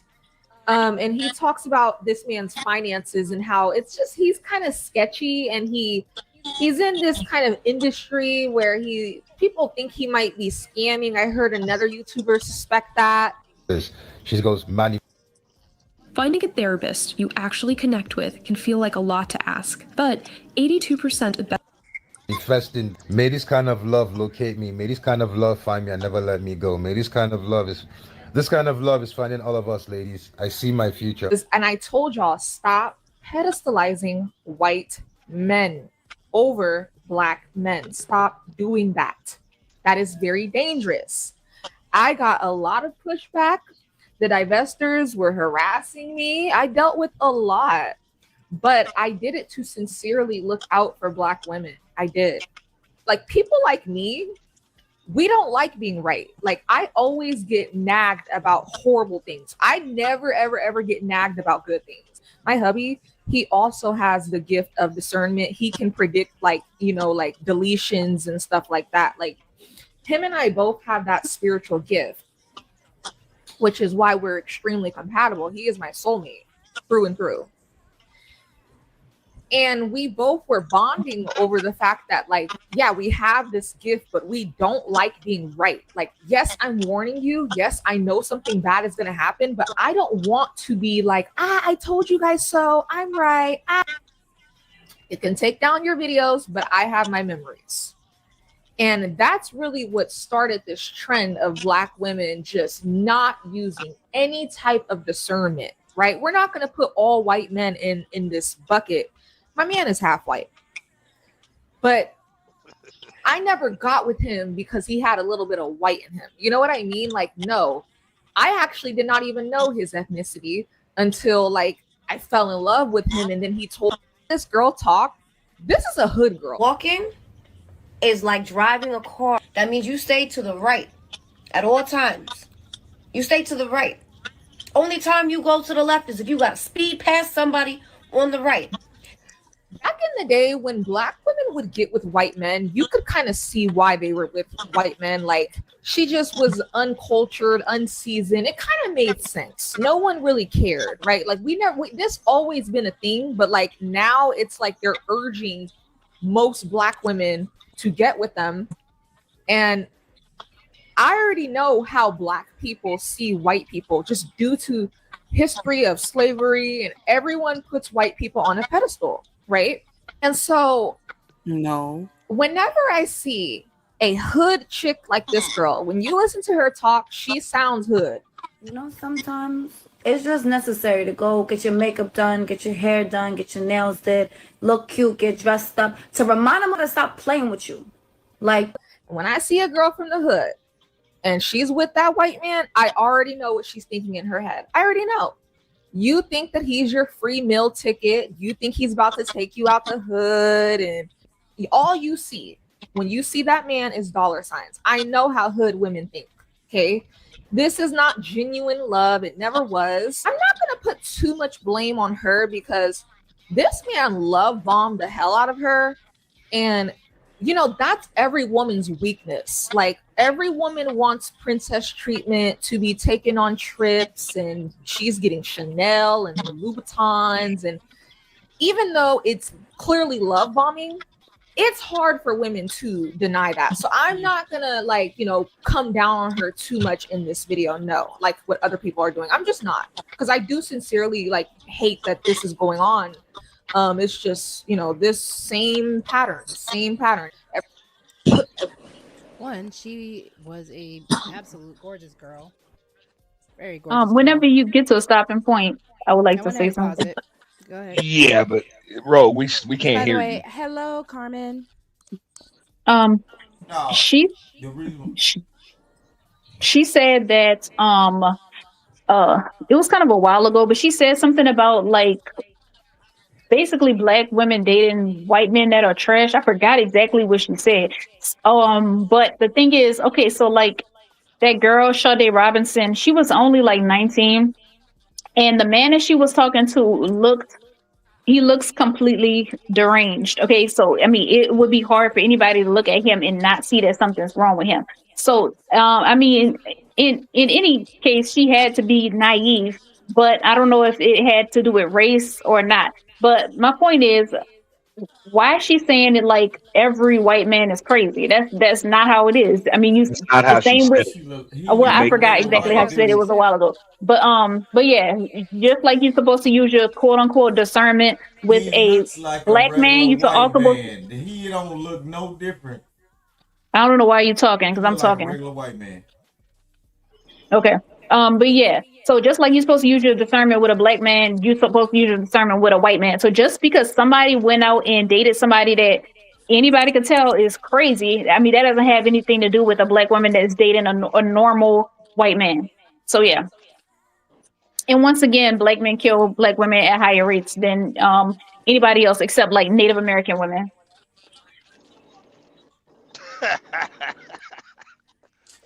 The white man, he looked like a regular white dude, bro. So I don't know why no, he that don't. man look No, he don't. You don't need to respond, Chuck. He don't look no different from the regular. Can you put up the picture? Can you put up the picture?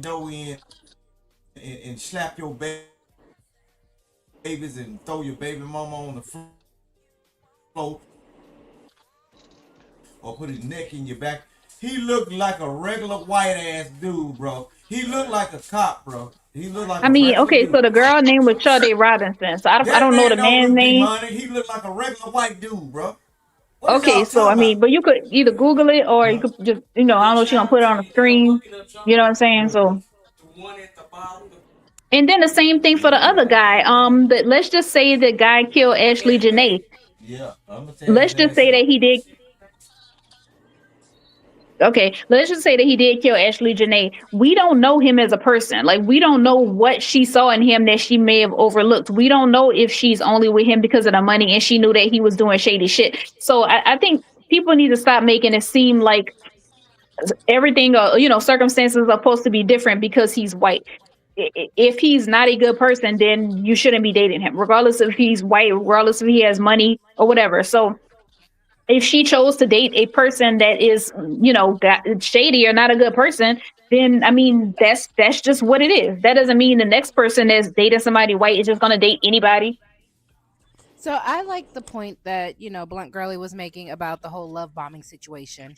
Would we not say that love bombing is one of those red flags that you are supposed to look out for in the first place? Yes. Yes. Absolutely. Yeah, yes and no. I don't think love bombing is necessarily a bad thing. Yes, it is. Yes, the fuck it is. Let me finish. Unless it's done by a psycho nut job that's trying to use it as a smokescreen for the fact that they're a psycho nut job. But that is usually. That's why we need an all-female panel. Hold on. Then you wouldn't have another perspective, and you guys can sit here in the dark and just assume it's right because nobody's Hello. Okay. Sorry. Hold on, real quick. Aunt, one. Yes, that is the whole point of love bombing. It is usually a manipulation tactic. Showing your girl love, showing your man love is not a bad thing. When you are purposely using it to manipulate the situation, that is what love bombing is. That's also, problem. for those who are watching the replay, for those in the chat, your girl has a pre-record about love bombing. If you want to know what it actually is, check it out. But go ahead. Love bombing is then there to disarm a person at the end of the day, to let their guards down. She's a black girl with a white man, so she was using Please a mute church him. tactic. Please mute him. That chick want love bomb. She's a thirst. Thank you. So, bro, this girl right here, her family is Just looking for to get Wait, but the other night, bro, okay. she didn't even have a life. The other night, you wait.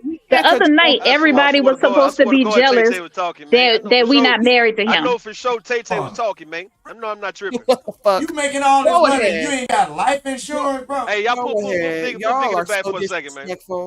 Y'all come back, Vic. Come back, dog. It ain't even about you. It ain't about. Okay, I don't like putting people in the back. I do like for people to have a voice, but yeah, but RogueC, he's not gonna stop.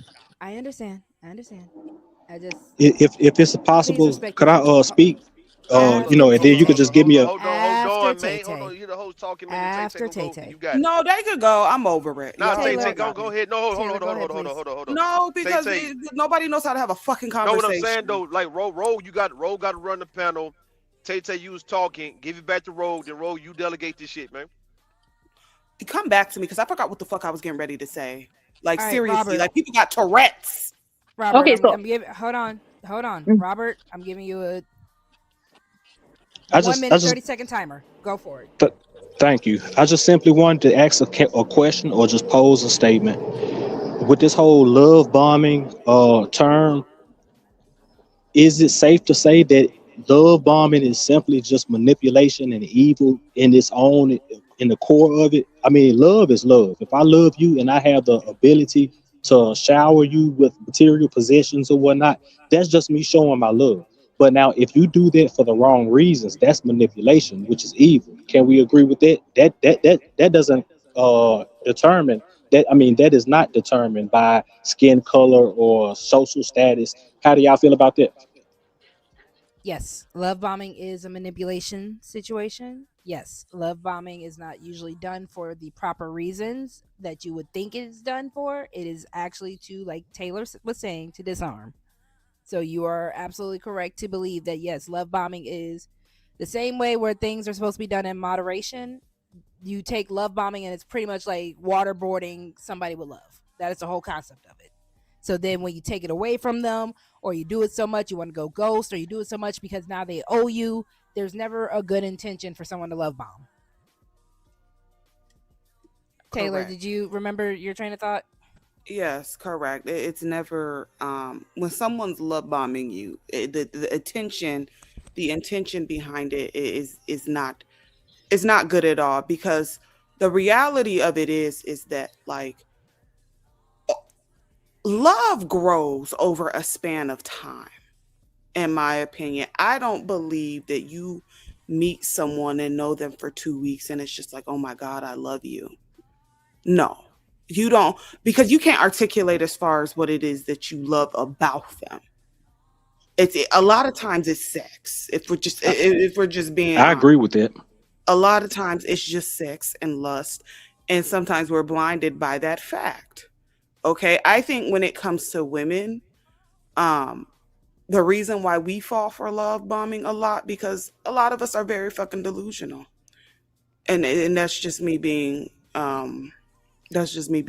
A lot. If you try to take your homegirl out of her delusional ass state, when it comes to her relationship, you're not gonna take me out of being Delulu, Taylor. Listen, and that's okay, and that is totally fine. You can't be, but it is what it is. Let me be in my Delulu. Someone showering you, not even showering you with gifts, but just showering you with compliments. You know, it's very intoxicating. That's how I could describe it. And it it's happens very fast. That's the and it rush. happens very fucking fast. And once you know, the mass drops and they take that away from you, you like, what the fuck? Like, what's going on? What happened? The whole point of it is the speed. Like it literally is supposed to feel like a drug. It's supposed to get you high real quick, and then when the crash comes hard. That is usually the whole concept of love bombing. So that is usually why it is a red flag. So for anybody that, you know, when Choco Kitty was like, did this woman see these red flags? That's a red flag you act like you don't want to see. Or you might say, oh, it's a little pink. I don't know if it's red. It's a little, you know, might be a little more magenta. So I'm going to let it slide. Because it feels good. I like it. I like what I can get out of it. Listen, if you don't know love bombing until you've been love bombed by a fucking Pisces, okay? That's all I gotta say. I think Chaco, were you trying to get in, or Michelle? Yeah, so I just kind of wanted to point out, without being too like messy, that I think that what we saw was kind of an example of like what happens when Black women marry anybody just so that they can say they're married, because that person was basically trying to say like every other Black woman is jealous because he's not their husband. And I'm just pointing out that somebody married this man. That's all I'm pointing out. Yeah, that's it. Well, man, I don't give a damn about what you talking about. Yeah, exactly. All right. Hey, you just a regular ass helper in the abyss. You're right. No, but see, you allowed that. No, you allowed that though. But when I start speaking, you can say whatever you want to say. I don't give a fuck what you think about nothing. Go ahead. I know I can say whatever you gotta drop when they start doing. When they don't fucking listen, you gotta drop them, man. All right. Well, I don't even know what happened. No, because that wasn't necessary if you knew that was going to trigger him. I mean, what even just happened? You know, let me mind my business. Never mind. Subliminals were thrown. It's fine. It is what it is. You dropped that one too.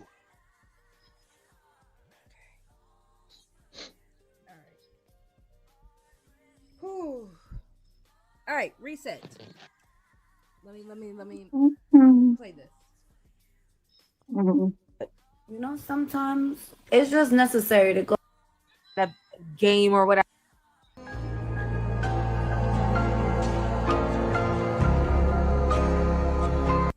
Whatever, and I with paid her man. for your YouTube Premium. You checked your Cash App? Yeah, and the caption says hard I paid for at wood least a month. floors, soft life. You know, Thank so you. just I will totally set it up right in now. the You didn't put it in the comments. when it comes to the divesters and the way they talk and their rhetoric and just all of that. Yeah, she ate that right up. And the thing is, I already knew that. You don't need to see it come out of her mouth to know that she is putting them on a pedestal. You can see, because what the hell is a hood chick doing with a white man? Do I have any mods in the chat right now? Can my mods check the chat for me, please, and clear out what needs to be cleared out? Which chat? I'm sorry. I don't know if it's on the vertical or not. Hold on. Like, no, you thought that they were better than your own. So yeah, this white man, it is very clear. We all know he deleted her. Like, be for real. Like, this girl was living life. Like, she's living every girl's dream. She has Chanel. Like, her Instagram does look like a dream. Golly, Like, that's just living a dream. She's getting spoiled. She had Chanel. My money's still on the husband, and not because he's white, but because this was her birthday trip. She went and got a new wig, got her lashes did, nails did, toes did, picked out outfits, and created an itinerary for her birthday. She had no idea that this man was going to propose to her in such a beautiful place, like Africa. She would have been ecstatic. It's my birthday and my man is proposing to me? Hell yeah. I do not feel like anywhere in her mind it would have been, it's my birthday, my man is here, he didn't propose to me, this is a great time to just end it all. On top of the fact that she black, you want me to keep believing that black people decide to unalive themselves by hanging? It's very hard for me to believe that. It's giving this man found something out while on that trip or before it, and this was all a calculated move. Yeah, They he say found he's out he still in wasn't the only questioning trick. about it, and this is very unfortunate. So on the trip that he took her on, she got engaged and it was her birthday, and you mean to tell me she took herself out? Absolutely not. Absolutely not. No, not with the lifestyle that she's living. No. That's no. I'm a woman and I know that that's not correct. You did it. And we know you did it because your kind, you know, every race has flaws. Like the dark side of white men, they're known to take their partners out. Like, I don't know. Some of them are just very sociopathic. No. Whenever you get to a stopping point. Like, when I look at this man's pictures, I'm like, Give me 1 holy second. crap, his eyes try to get through a little bit. are scary as hell. When I was single, if I'm swiping and the man visually looks crazy, like if he got shark eyes, if he has crazy psychotic eyes, no. Next, like for me, it was as simple as if you even look crazy, I'm not giving you a chance. Like I don't play that. I do not play that because oftentimes crazy has a look. I'm serious. When you look at PEDOs and their mugshots, when you look at serial deleters and their mugshots, it's a pattern. They all kind of look like what they did. Of course, there's rare exceptions like the Ted Bundys, but most of them look insane. Insanity has a look, whether it's. All right, go ahead, Chaco. I think I'm gonna wrap it up a little bit. I agree with what she's saying right now, but what she said before, she said something about white men are known for killing their wives. Okay, so I just need people to stop lying. And she's okay. So yes, men are known for harming women. Men are known for harming women. But if we're going to talk about people that kill women at a high rate, it's not white men, it's black men. So like, I'm tired of them going around here lying and then building, a whole house on top of a lie. You see what I'm saying? Like I just wanted to point that out. That's not true. Okay. I mean, I don't know the stats of who kills more. I don't know. Black women have a 3 times higher rate of femicide. Man, this is irrelevant if you a single goofy ass dumbass chick. That's irrelevant. I mean, I don't know if you're throwing shots, but I'm not about to entertain you. Is a hit dog hollering? Hey, hi. Everybody there. That's all I be saying. People, it's all up. The chicks is always crying about femicide. Ain't got no dude anyway. Okay, but nigga, you twice divorced. So what the fuck is you talking about, nigga? What is you talking about? Talking about what black men doing. You ain't got one. Okay. Woosah. I have a theory, Rogue. Yes. I think that, and this is allegedly, niggas, we like to come online and investigate, solve mysteries and shit like that. Yeah. I think that when she got there, and I think he told her that he wasn't as rich as she thought that he was, or he lied, right? Mm-hmm. And she was like, you know what? No, I can't go through with this shit. Mm-hmm. And then, she mysteriously ended up unalived. That's a theory, though. I'm just speculating. So he was doing it so she wouldn't leave him. Essentially, yes. Because white men do not, I don't know where people get this from, but white men do not have all this buku money the way people think that they do. They are not rich at all. Okay. Could I jump in and say something quickly? I was going to say we're getting close to 5 minutes. So, 5 minutes. We're getting close to 5 hours. So, I think I'm going to go ahead and wrap it up. So, we can start with you, Robert, and you can give your final thoughts. Absolutely. Okay. Final thoughts. I think overall, people in general, not even just a certain skin tone of people, but people in general, we're looking for love in all the wrong places. Love doesn't have a skin tone. It doesn't have a money amount. It's supposed to be about responsibility, protection, provision, respect. If a woman is looking for a nigga, you are already behind the 8 ball because you need to be looking for a man. It's just little things about our perception about how we approach life that I think needs to be addressed. And that's all. That's all I got to say. Thank you, Robert. I'm gonna go ahead and give it to Vic. Vic, just for your final thoughts, please, and then I'm gonna move on. So, Vic, I'm about to bring you back. Please, your final thoughts. Lord. You real disrespectful. You said Vic. My name ain't. Don't read that on the stream. These people don't know I'm me, sorry. bro. So King you a part. Rooster. No. Don't be sorry. Be careful. So we gonna fix that though. No, see, you playing them game with them people that are gonna get you in some trouble. Play that shit. Keep on playing it and stick to the strip. Is that your final thought? That's my final thought. And we will I appreciate and let you. the show go on. Yeah. Thank you. All right, And goodbye. Michelle. What is your final thoughts, love? Wait, who? Michelle. Michelle. Okay. Michelle. Hello, Michelle. All right, I'll give her a second. We already got Robert, I guess. Black man is fair, dropped off. All right, Chaco. I just want to say, if we're gonna have these discussions, people need to stop lying. I'm tired of people pulling stuff out their ass, and then, trying to make a story out of it after the fact. So yeah, just stop lying. Facts over feelings, and put yourself first. That's it. That is fair. Thank you so much. Aunt T, final thoughts? New viral hashtag. Don't be sorry. Be careful.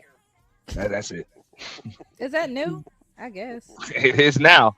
First time I heard it, but I like it. Don't All be right, sorry. Rue. Be careful. Bro, you didn't really talk much. You ain't had nothing to add to this? You seen Friday After Next? Nah, I was just chilling, man. What's up? Hello, Rue? You can't hear me? You're low. Hold on. You hear me? Yeah. Yeah, y'all go ahead. You say Tay going on with me. I was saying you. Oh no, everything's good, man. Hey, good show, man. I appreciate that. Thank you as always. All right, Tay. Final thoughts? Thank you for having me. Thank you for coming. You gonna have to get your audio together, girl, so you can start hollering at these motherfuckers. We gonna invest in And some great new show. mics. Great show. We gonna invest in some new mics, y'all. I promise. One of these days. I didn't plan on coming back from my hiatus this quickly, respectfully. So, All right. Well, while my ladies are still up real quick, I'm going to go ahead and say my final segment. So, are they still ours? Do people stop being ours when they date outside? Or do we just feel disconnected from their choices? You don't have to stop being connected, but people may stop feeling like they can claim you. So maybe the real question isn't, are they still our problem? Maybe it's, why do we feel ownership over other people's choices? And why does it hurt when they choose differently? So again, I appreciate everyone. Thank you for the support. Thank you for commenting, being a participant in the show. Thank you again for just coming back to another Lover Girls Confession Live. Welcome, Tequila. Thank you so much for coming, sis. But I appreciate everyone on the panel. Thank you for everyone who just wanted to support your girl. So we will be back. I will see you all on the next one. Have a good evening.